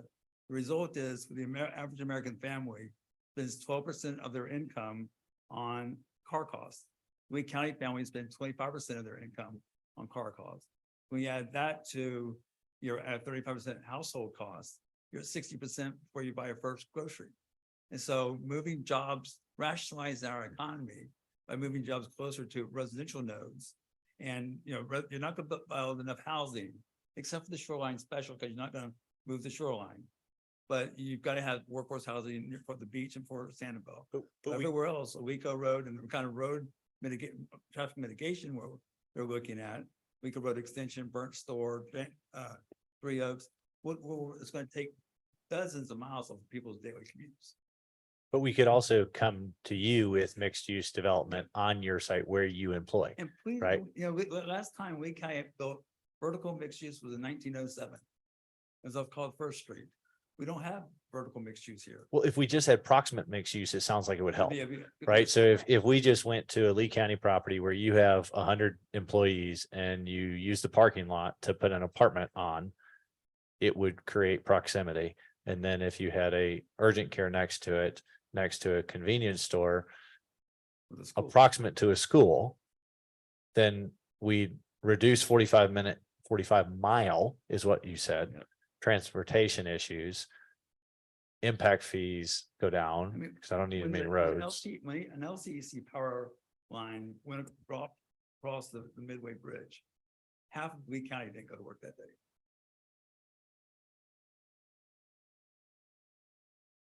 They couldn't get across the bridge.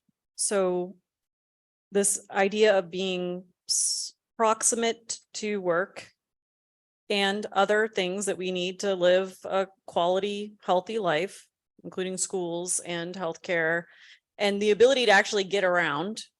Bedroom communities without the type of business engine are challenges to making all of this work.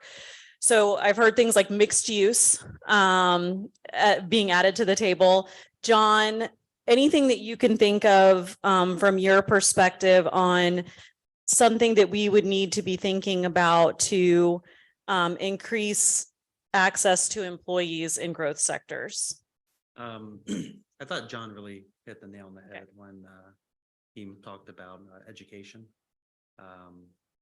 And I thought it was actually something I had to consider, but it makes complete sense, is actually having, it's one thing to have these micro credentials and getting those out there to prospective students, but also having those educations to employers to know what those micro credentials are. What they mean. Understand what they mean. Yeah. I think that's a really good point.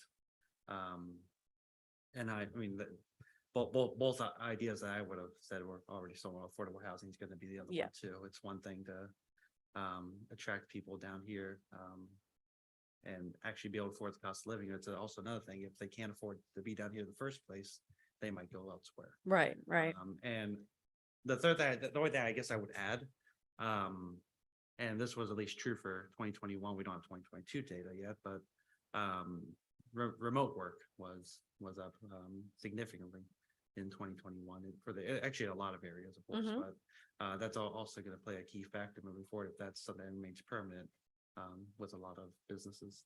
Yeah, great.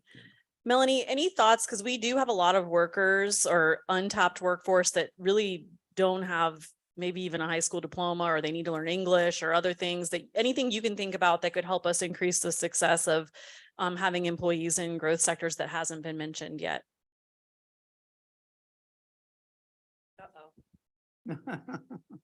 Oh, thanks. Sharing, just caring. I'll share with John. No, I don't think, no additional comments, nothing that really hasn't been mentioned yet. I agree with what everyone has said. And I think when we talk access, is it upskilling the current base we have of workers? Do we have enough workers where even if they were upskilled, they could fill upskilled and or going into entry level jobs with, maybe even underemployed? Would we have the amount of individuals we need to fill the jobs, or is there also a net gain we need to fill the demand in our growing economy? So I think there's different components to access.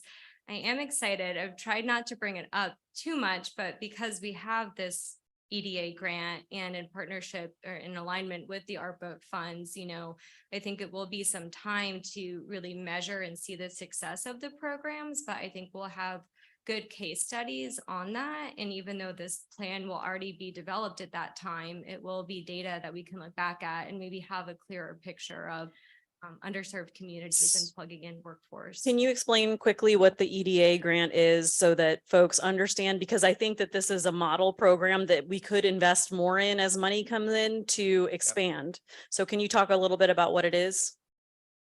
Sure. So Florida Gulf Coast University received $22.9 million through the Economic Development Administration's Good Jobs Challenge in partnership with Future Makers Coalition at Collaboratory. The grant really looks to upskill and reskill individuals specifically that are underemployed and from underserved communities, but the grant will serve anyone. So it's really identifying what skills our workforce needs to fill the demand of to fill the jobs that our employers are demanding right now.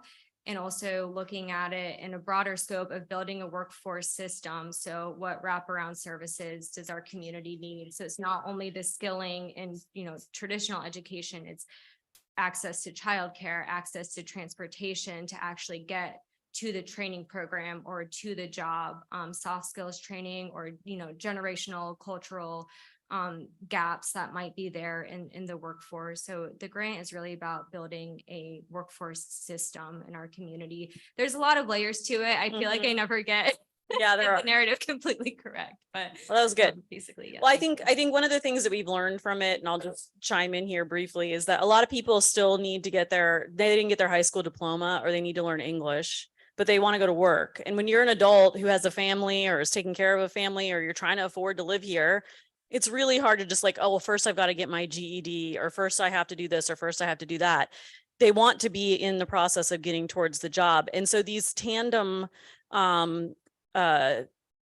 programs where you can get your GED and get your certified nursing assistant simultaneously. How can we pair these things so that we are much more rapidly upskilling our workforce? Because 20% of our nearly 60% of working age adults that don't have a credential beyond high school right now have some college but no degree. The rest, it's a big portion and many of those don't even have a high school diploma, and many of them need to learn English. And so this idea of like, how do we get people that minimum standard, but also have them working towards a career pathway in these in-demand industries?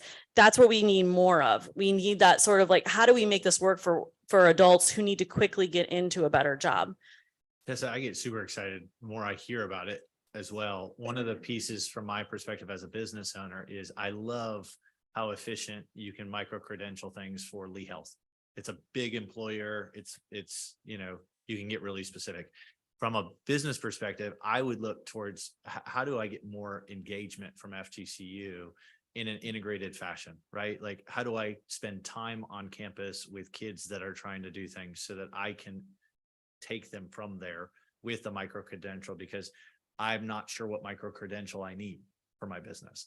And to the best of my knowledge, the largest employer in Southwest Florida isn't one business, it's all the small businesses. And so trying to get access in from a sophistication level of business owners, they're not all educated, right? And so it's intimidating to some degree, but they need educated and credentialed individuals. So I think a big ask from the workforce to say, hey, can you guys work on some concepts that provide greater access to these individuals that are getting micro-credentialed, so that there is more collaboration to know, oh, I need that credential. I want to rub shoulders, and I want them to hear me. So you're not on the panel, but I'm going to ask you a question because you've been talking a lot today. And so I want to know, because I feel like maybe you have an idea, Dan. What do you sort of think would make that possible for small businesses? Like, what do we need to put in place? Yeah, I get excited about some sort of concept that is an integrated office building of sorts, where you're doing education and training and business people can come to work and interact with you. So from just a space and an environment that creates the culture of mutual learning to benefit long-term placements. For example, you can get a micro-credential and property management, get a micro-credential on the side, get a micro-credential in cybersecurity, or in these are short, free certificates available at any weekend. But it's much like empathy, John, right? Like if I don't rub shoulders to know that. Yeah.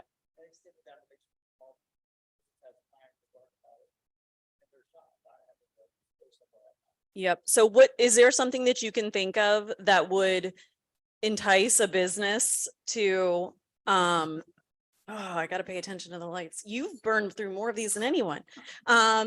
Is there something that you can think of that would entice businesses to come to a shared location like that? Co-working space. So we're, take the idea of co-working space and expand on it to have training programs in there so that you can be exposed to your potential workforce pipeline.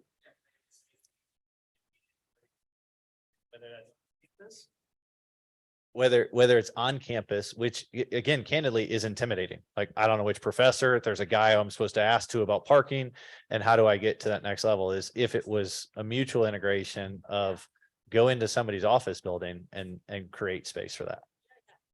Okay, this is a really interesting concept. That kind of leads, sorry, No, let's see if it's not gonna work. Well, that even leads me to think about like our guest first program, our customer service training, because there's a huge need for soft skills, right? And we have a free customer service training program. You know, if your business has a space that you're willing to let us come in and teach our class, we'd welcome your employees in our class. So how do we make all these nodes of connection between those things? So just a thought. It's a great thought. And I think this morning we were talking about business education partnerships. And I think when people think about that, they're just like, okay, but this is what happens when we have business education partnerships, right? So like Lee Health is at the front of the table all the time because they have a different model and setup than a small business does. But I think that this idea of how do we make that accessible for everybody, that is business education partnerships, but it has to be so easy because for a small business that doesn't have someone focused completely on HR and hiring, it's much more difficult for them to take the time to do something like that. So we have to think creatively and innovatively about how do we solve this problem, because this is a problem. We're even finding it right now with the EDA grant with our navigators. We need more businesses to engage so that they can be looking at the talent that we're bringing through the pipeline now. We have to have them at the beginning when we're first engaging with a person before they've got their training. Lee Health is piloting this with a earn and learn program where they're hiring the nurses before they even go into the training program, coupled with the navigator. And that actually, there's research nationwide that shows that when you invest in an employee like that, you're much more likely to retain them. And so this idea of like, how do we start to shift how we think about recruiting and looking at the talent pipeline? I think it's something we're toying around with, but we need to be real intentional and innovative going forward on how we do that.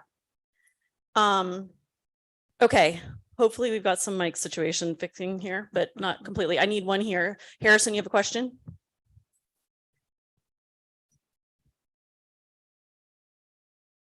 So we have branch members online and one poses the question. Supporting business and workforce in growth encompasses retention. I have met a handful of people who relocated here and did not want to stay for the cost of housing, lack of connectivity other than car, and challenges related to quality of life, arts, culture, diversity that seem to only be found in urban centers. What are some ideas to incentivize quality of life from the business and housing development perspective that are tangible in a development process?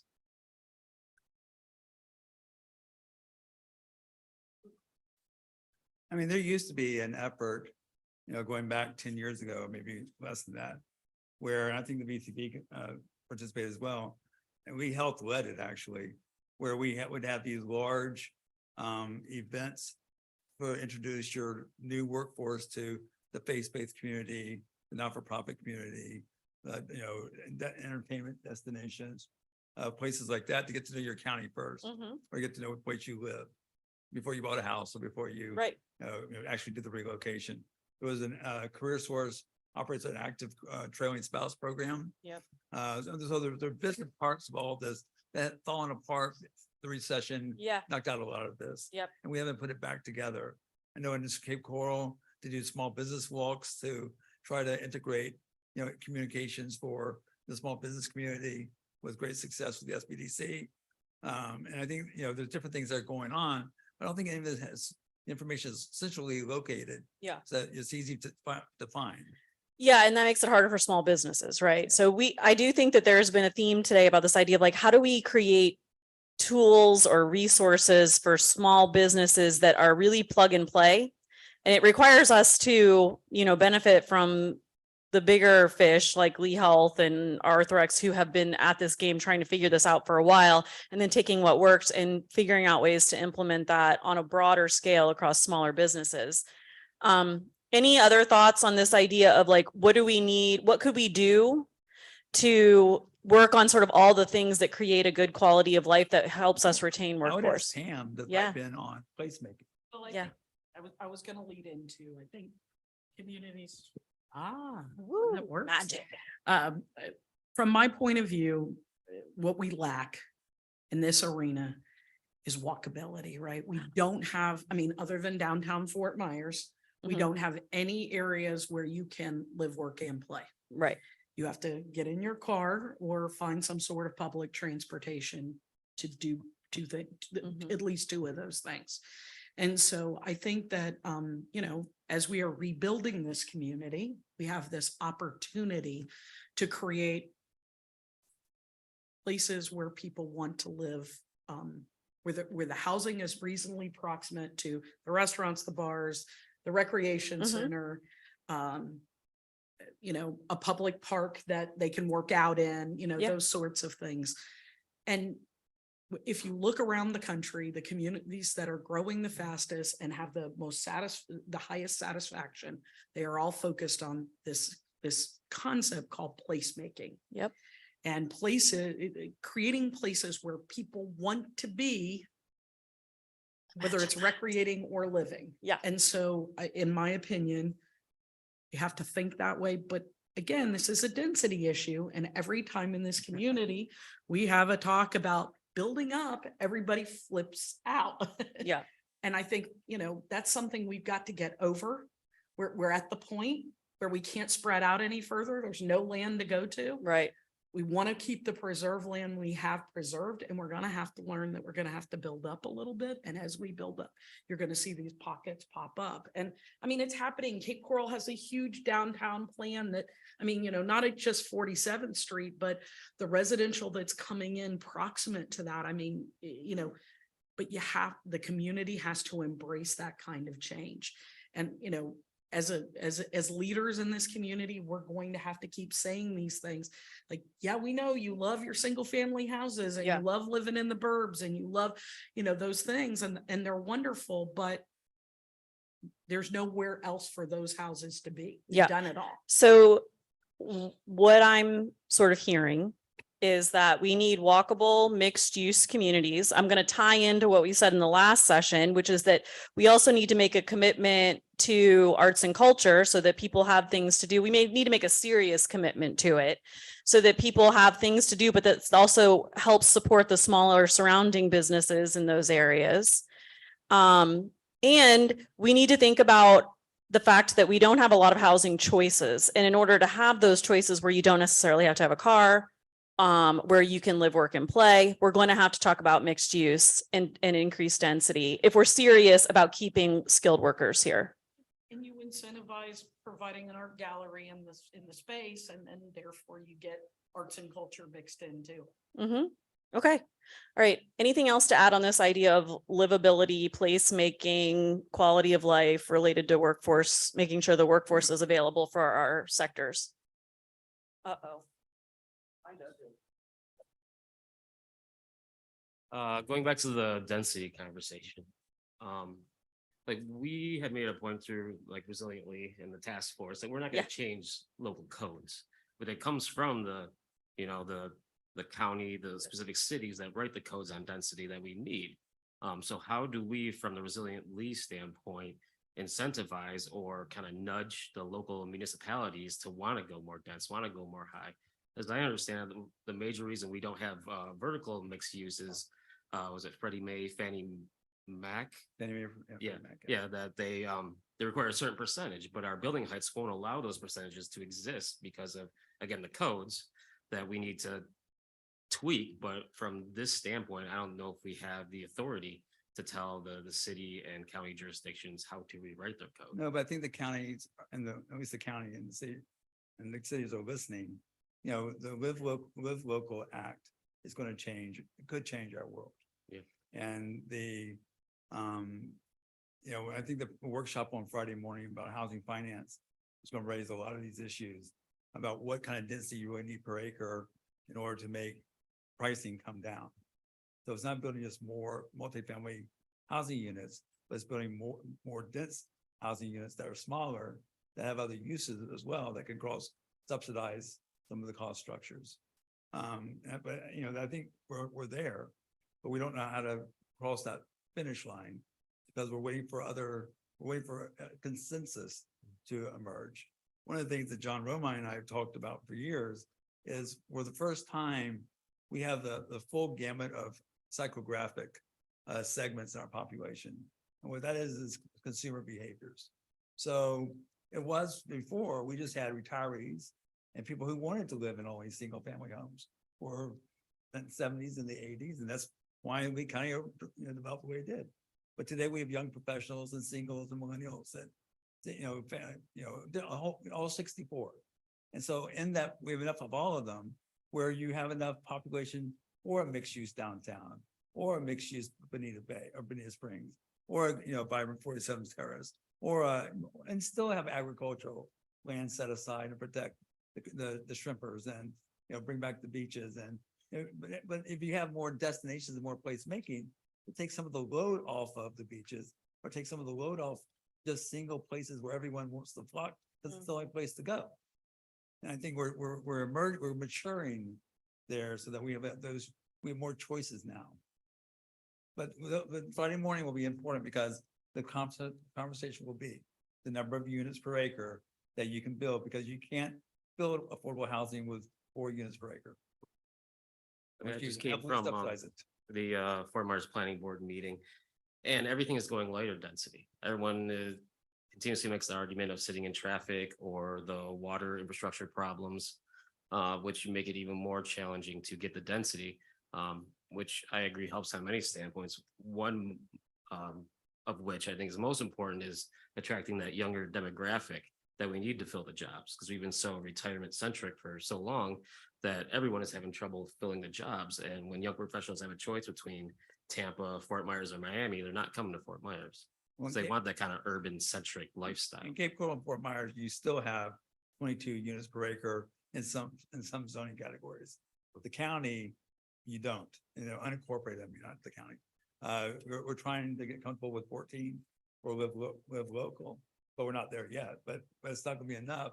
And I think when we're sort of replacing the mobile home parks, you better talk about density, because you're talking about you can't talk about replacing 800 mobile homes with 300 units.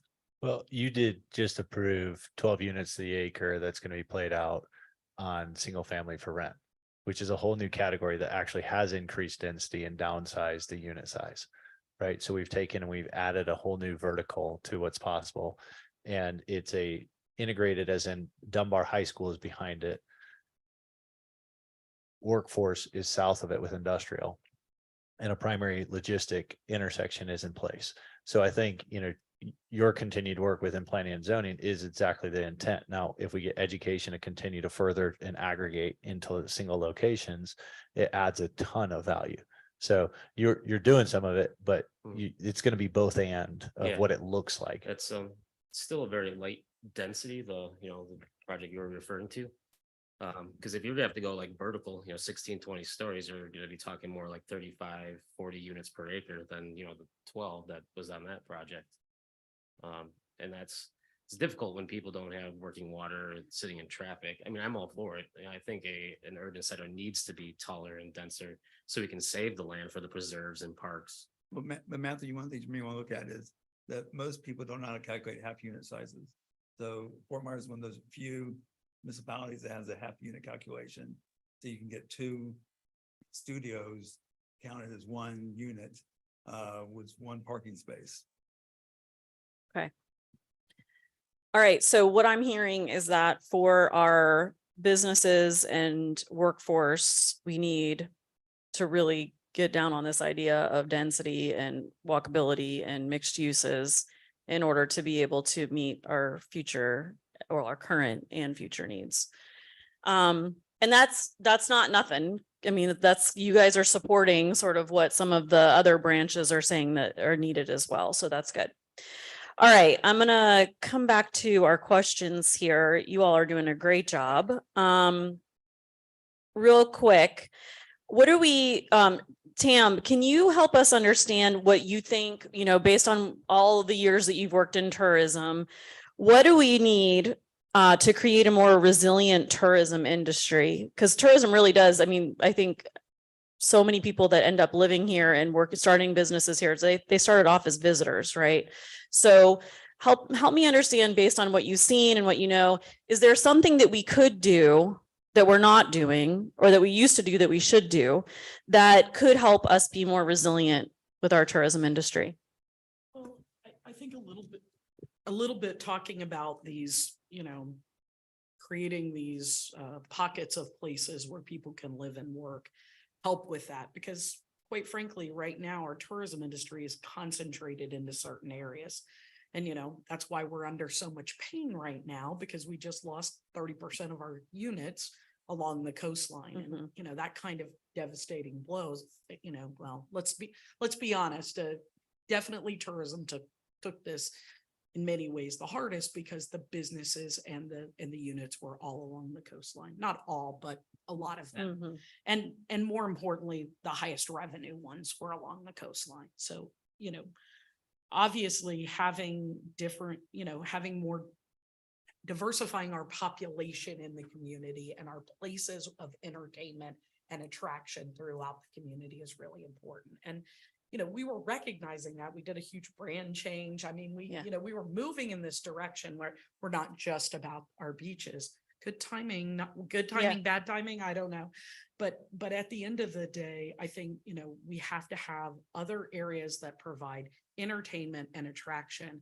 And so as 47th Terrace becomes part of that conversation, people are like, hey, where else can we go and what else can we do? Well, it's downtown Bonita, it's 47th Terrace and Cape Coral, it's downtown Fort Myers. And I mean, you're seeing more and more visitors in these places, not just residents, but visitors. So having more areas like that and thinking about that joint, not only housing, you know, and in our case, housing means hotel rooms or accommodations, but also entertainment. And again, walkability is a huge plus to those things.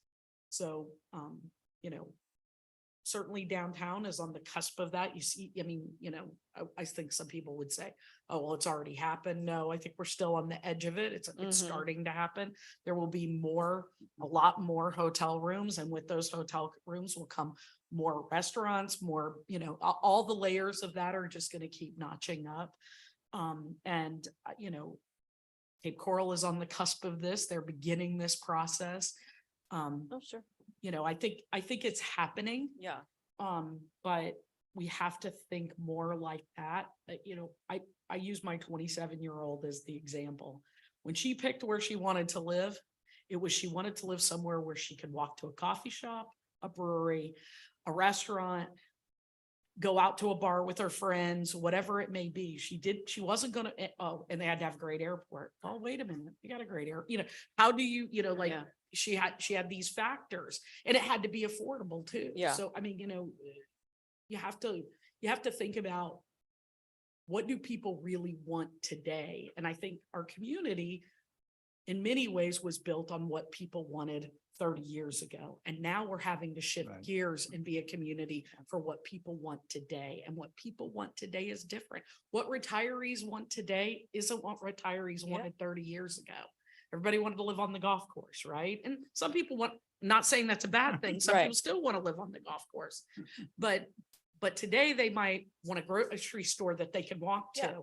They might want to live on the first floor because, you know, they have challenges getting up and down, or a really good elevator in the building. I mean, like, there's certain things they want: pickleball, not tennis and golf, right? These are things we have to, as a community, and as you're developing your community, and here we are on this opportunity to redevelop our community, rethink it at a time.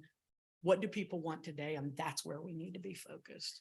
Yep. Sorry that I took so much time sharing. No, no, no. I appreciate Cape Coral being talked up a bit. So I think it is, an opportunity that we've got in the pipeline in terms of different projects that are happening.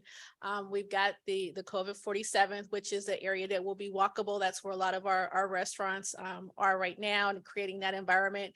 Bimini Basin with Lee Health, they'll have some housing there and restaurants, and it's on the water. Both through vertical mixed use. Yeah, yeah, that's correct. And some that are a little further in terms of the time frame, but are in the work. So 7 Islands is a big deal, once we can get that going, and that incorporates a lot of what we're talking about, as well as Cape Coral Town Center. So I think we're, a little bit behind in terms of talking about this type of environment, but we have started to go down that road. We're also developing a lot of incentives in Cape Coral to try to encourage mixed use in providing sort of a TIF. It's kind of a synthetic TIF is what we call it, but we've targeted different projects that do incorporate mixed use, and that they include, professional services and offices and things like that. We're putting our money where our mouth is in terms of saying that's what we want to see, and incentives are there to try to get it to happen. All right, so potentially we have some good lessons learned here from Cape Coral that we could maybe think about how they are doing this, that could be then scaled or replicated across Lee County. So Cape Coral provides us with a good example. So back to workforce, which I guess we were still on workforce, but back to this idea of sort of what does our workforce need to kind of look like? Thinking about automation. Oh, Harrison, do you want to ask first? Okay.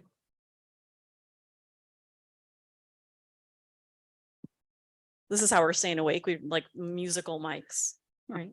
With respect to tools, our 27,000 small businesses need, large companies like Gardner and Lee Health leverage online course libraries for employee skill development as one of their tools for on-demand, just-in-time training.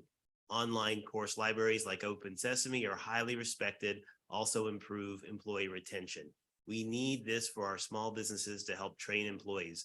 It involves a learning management system and online course library with up to 20,000 courses for business. This is from Dr. Guido Manaya. Yep. Okay, Dr. Manaya, please go to the initiative form on the website, which I bet you've already done. And please submit that idea, because I saw some heads nodding in agreement here about that as a really good opportunity. I always use, when you're thinking about things and being really creative, how you get out of the box. City of Sanibel, every single one of their residents is on a mailing list. Sure. Why can't we have a mailing list with every single small business in Lee County? Why can't we? How do we create that situation where it's available? If you don't want to read that email today, you don't have time. And I know most of our small business people have a lot less time than they, to read email than they. Mhm. But if we had a way to distribute information Yeah. at the drop of a hat, and What if we could text them? We text them, then they'll at least read the okay, beginning. Fine, then it's a text database, whatever it is, but we have to find a way It's to create a listen, database because for we're always communication. talking about it. We're always talking like, how could we talk to the small businesses? We've got ARPA funds. How do we get in touch with the businesses? You give them a license. So Yeah. if you give them a license, you get something and you have some sort of communication tool that connects with them. I mean, we have about 70% of all businesses email addresses, but you're right, it's a bear to manage. You need a manual. Yep. Yeah, there's gotta be something there. solution, There's yeah. a solution. Yep. Okay. That was great. Thank you, Dr. Manaya. So thinking about automation, maybe the next big crisis for workforce here. What do you think we need to be prepared for? Any thoughts around automation? I mean, the thing that comes to mind the quickest is the ability to retrain workers. So we as a ecosystem have got to find ways to be nimble and be close to the business community where we know where AI is being, advanced. I mean, we see it at every portion of our business community, whether it's, Clever Tech is a Italian firm that just opened here. All they do is create AI for the pickers for distribution centers. Their goal is to reduce the job density from, right now it's about 17 workers per, 17 workers per acre to, down to below 10 by having better AI. Chat, is another example, but and I think it's not a bad thing. It's certainly going to help health and, it's healthcare delivery, but we need to be nimble so that workers can be retrained or what that stat credential can be applied to more than one setting. And, there's a system of those that apply to more setting, but Yeah. I think it's an important question. Okay, so a couple things. Number one, transferable skills. We need to have a good understanding of transferable skills, but because if you have those credentials, it may be able to be applied in another sector. But then secondly, this idea of creating and sustaining opportunities to do lifelong learning, because as automation happens, I was reading the other day that writers are, losing their jobs to automation. These are highly educated people that never thought that they would be automated, and now they are.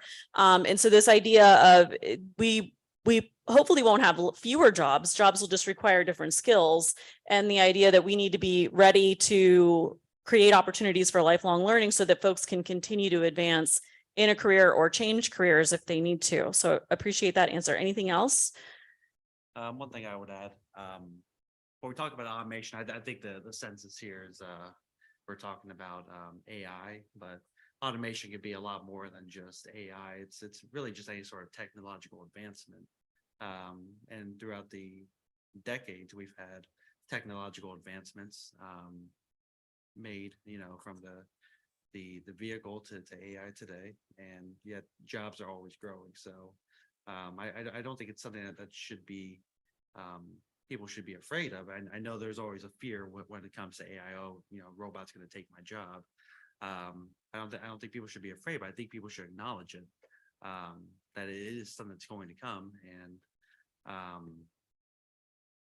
I personally, I think AI, as great as I love ChatGPT, I'm messing with it all the time, but I still think that technology still has a way to go, so we still have time to adapt.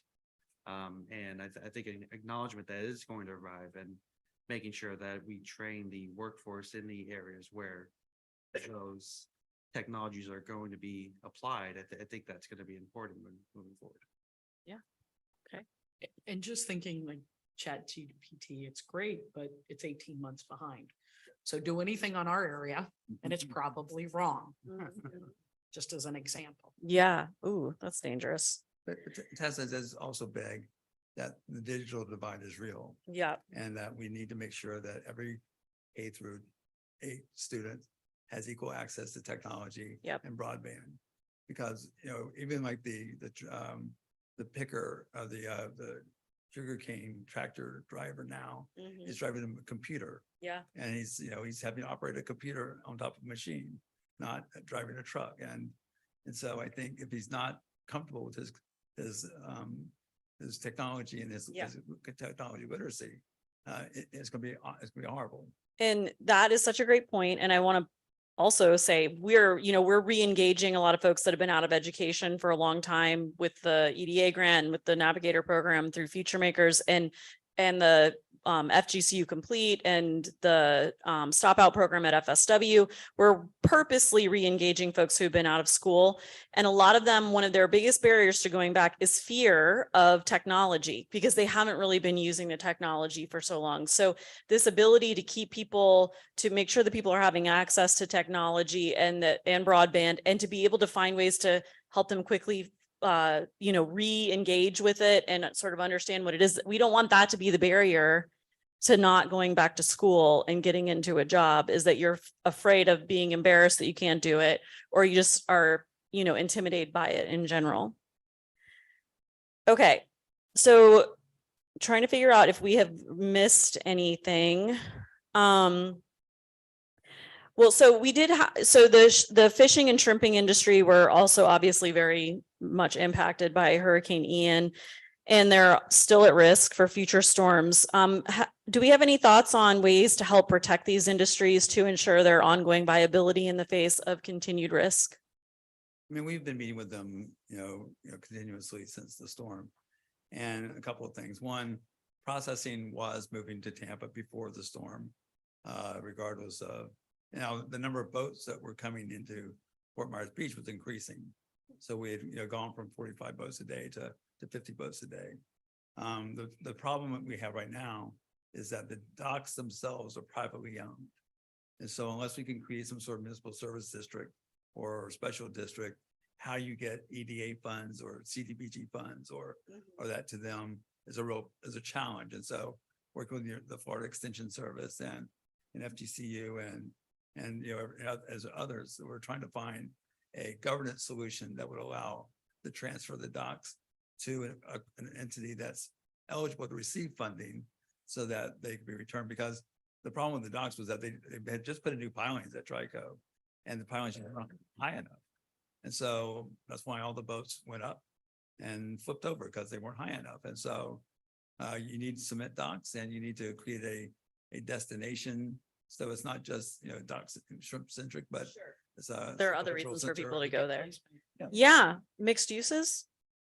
Is that what I'm hearing? Again? It's been the theme for the day. Workforce housing. Okay. Anything that the panel wanted to say that they did not get a chance to say? Something we missed, something that you, I didn't hear a lot about transportation. oh, please. More transportation. Turn your mic on. We need to make sure I people mean, hear just this. From my point of view, more transportation paths, more ways to get cars off the road. Yeah. Again, I do believe the mixed use will solve some of these Yeah. problems because if you're living there and you don't have to get your car to go do some things, that's gonna save some of it, but it's more than that. I mean, the popularity of the trolley that, we use tourist tax dollars to run up and down Fort Myers Beach is enough to tell you there's huge demand for that kind of service. I live off McGregor. If there was a trolley that ran along McGregor to downtown, I Yeah. wouldn't drive my car to work. I Yeah. would walk down and hop on the Yeah. trolley. How do we think differently Yeah. about transportation? Yeah, it's such a great point. AAA says it costs more than $9,000 a year to own and operate a car. Given housing costs, given wages, I think that we have to think real strategically about not only housing choices, but also transportation choices. And we need to make them viable because no employer is going to want to hire someone who doesn't have a car if there's an hour headway in order for them to just get on the bus. And the signals aren't timed right, so that if an ambulance goes through, now the bus is off schedule, right? And hear me, visitors want this too. This Yeah. isn't- I mean, especially our international visitors, they cannot understand why there isn't a way for them to get from the airport to Fort Myers Beach Yeah. or Sanibel and not need a car. Right. I mean, renting a car is another expense that we're asking tourists to pay when they come here, right? So if you can Uber to where you're going and then walk around, that's a different story. But if you have to have, yeah, Public transit in those. I cases. agree. So, okay. So anything else that we missed? I just want to accentuate one point that Tam had made, that, is how integrated our economy is. So we do have a large visitor community, and some percent of that visitor community makes us the largest seasonal community in the United States. And some portion of that seasonal community become full-time residents here, and some portion of them move their businesses here. Mhm. And that cycle is our lifeline. Yeah. And we have to support every part of that cycle with healthcare and education and housing and transportation in order to make it work. Yep. And then as we get closer to 1 million people, the more challenging that becomes Mhm. because every difficulty gets magnified. Yeah. Yeah. So we have to come up with new solutions, right? We can't do things the way we've always done them. All right. I appreciate this. This is like, everything is connected. So all of this is an ecosystem. Workforce development is part of the ecosystem, economic development, housing, transportation, arts and culture, our beaches, our environment, managing water, right? Being mindful of the fact that water has to go somewhere. I think we know that more now than ever. And access to water. And access to water. And clean. And it should be clean. just a few things. It's all interconnected, right? This has been a great conversation with the panel. Any other questions from the branch members? Okay. Oh, you need a mic. See, this is why you all were so quiet. No one had a mic. Tam, I'm so glad that you mentioned transportation because I had the opportunity day one to experience the Miami train station for the Brightline.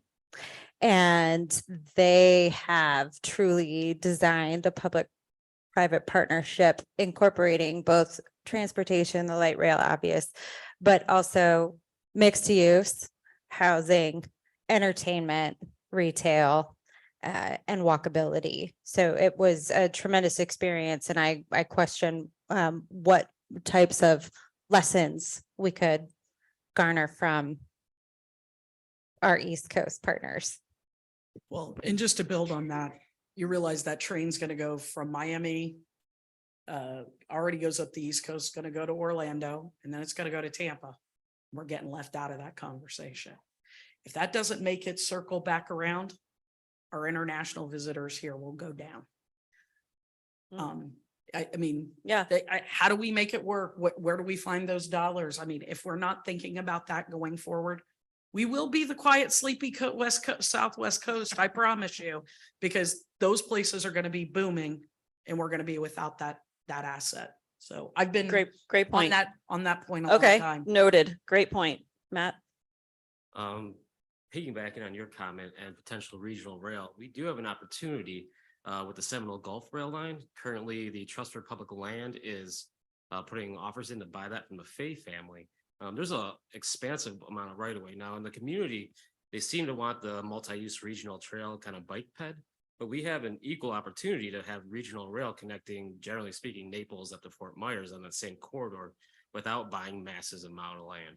But that needs to be part of the conversation now upon buying it until they buy it and put rules in place that don't allow that regional rail. Okay, great info. Good point. Initiatives. Please submit your, we're taking notes, but also if you have an initiative that you would like to submit, you can use this QR code to find the website to do that. We really want you to do that. So thank you for that. Are we done here? Are we good? Everybody, workforce and business talked out. I can keep going. It's my jam. I'm lying. I cannot keep going. Okay. So I'm going to close the conversation here and open up to public comment. Does anybody have any comments from the public?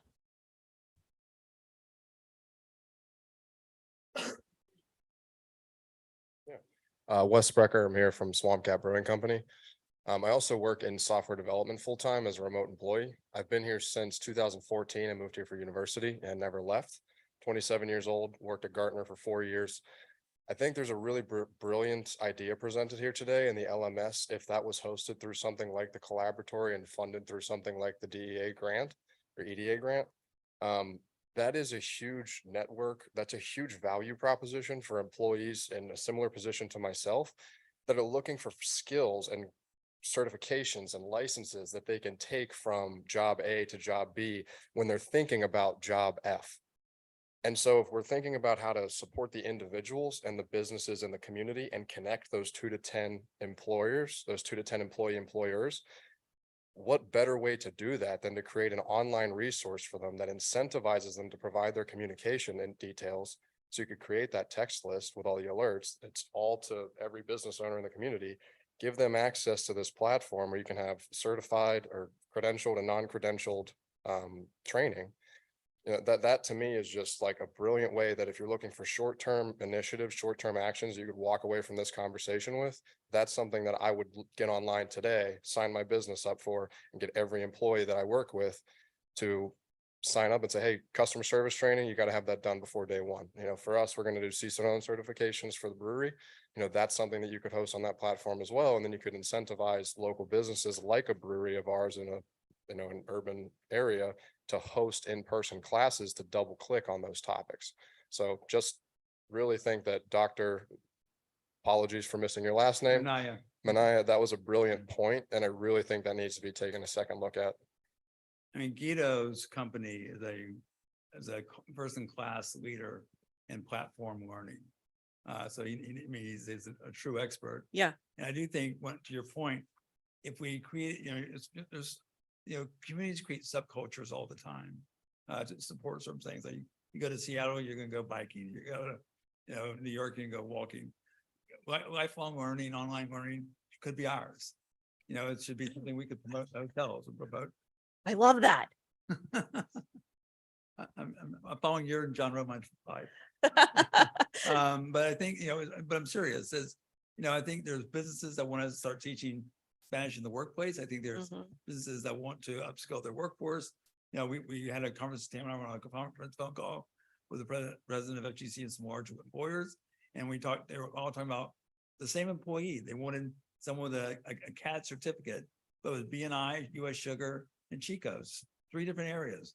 And that's something that can be gotten, through FGCU and FSW on as a certificate.